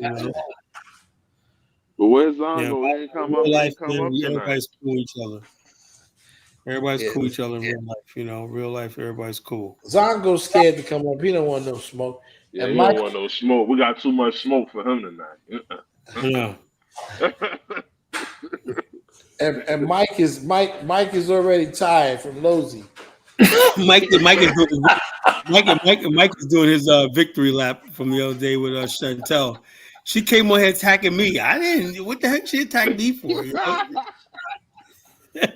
She said, you stood there and let him talk to you. It all happened so fast. What was I supposed to do? Next thing you know, she just went left, man. I think Chantel mad you not repping ADOS FBA. Oh, that ain't happening. I think that's why she's mad. To me, I think that's you why she's mad. She wants you to hold down FBA Adolf. Oh man. Yeah, so what you call with her, I'm like this. Hey, look, you and Mike got into it. Y'all cooler heads should have prevailed. Cooler heads should have prevailed. You and Mike got into it, and Mike just said, "Look, man. He said, look, I refuse. Mike is like, I'm never gonna respect y'all. I don't care what your ancestors did. I respect them. He said, I said, Mike, you don't give us no kind of respect. No. So Mike is not gonna give African American no respect. That's just the way he is, man. And that's why I did the show tonight. Do we deserve any respect? I said, wait a minute, do we deserve respect? And the bottom line is this, and I told Mike, he said, I hope you guys don't talk like this young black. I said, Mike, we're not sitting there telling young black people in America you can't do. We tell them you can do something, but you need to know about some of the stuff that's going on. You need to hold the whole story, informed opinion. We're not sitting there telling them, oh, white man's going to get you and stuff like that. Nobody, that's what they believe. We're sitting around all day like white people holding us down. That's not how we roll. We go to work with white people right there. We do I work with them. I'm in business with them, Of course. Everything. Like this, we all have they have this idea that we're just off in the corner. We're Black America is too large of a group of people to be isolated from the rest of society, Mm-hmm. They think they're the only ones that got connections to white people and everything, We just understand white people on a different level. A different level. We do business with them and everything like that, but and hey, some of them you can cool, but these guys basically want to take all the guards down. I can't do that, Like I said, if I'm sitting there with a bunch of African American bros, right, and there's a white guy sitting there having beer with us, at a certain point in time, man, I'll be like, yo, bro, you gotta give us a minute, man. You gotta go. We let you fellowship with us, but then after a while, you gotta be like, the brothers gotta talk. We got, I've learned that in dealing with white people, even when I was in school, when some of them get around each other and start talking, I said, oh, they like take each other to the side. They're doing the white thing. They're doing their white thing. Yeah, they do that. And I go, oh, okay. Job and everything. I had a guy tell me once, I used to work out martial arts, and he introduced me, this Hispanic dude introduced me to his friend. It was like the 80s and stuff. They was like, oh, I want to go hang out with so-and-so. And I appreciate the white dude told me, he says, I just got to tell you straight up, my white friends, they don't hang out with black dudes. And I was like, okay, my brother, that's cool. I appreciate you. He just told me like it was because instead of a lot of times you find it embarrassing and get hurt or you get embarrassed over there or get hurt. Yeah, hurt or embarrassed or some awkward situation. Africans don't know that. The Africans don't know that. Yeah, that's why they get shot, man. They think it's all. They think it's all cool. They get shocked. You ever see them when they getting attacked by Asian people, man? They just can't believe it. I can't believe you don't. I thought we were cool. Don't work like that. You know who does it the worst? Like you speak Jews. Jews will tell other white people, hey, look, and then oh yeah, he got his bar mitzvah and they got this Jewish thing, and blah, blah, blah, and you respect their space. Every other people have their space. Everybody respect, their space, but Black America is not supposed to have any space to ourselves. We have to say, hey, look, you're cool. We always got to invite everybody to the cookout. Everybody got to be all in our business. You know what I'm saying? So that's what I said. I created a BAL social network. I would like for it to grow. If you guys don't know, join the social network. I'll put the banner up.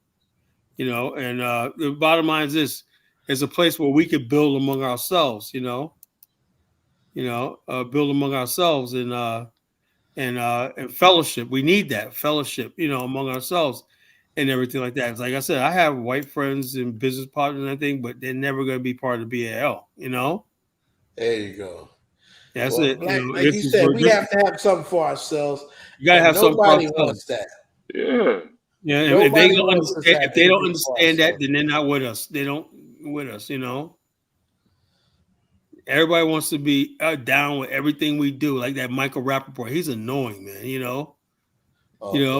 Is he married to a black woman? That's probably why he's a black girl. I don't know if he's married, but he has a black girlfriend, whatever.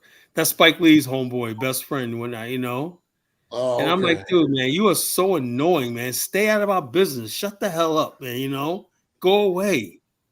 This guy. You're gonna show me another parasite.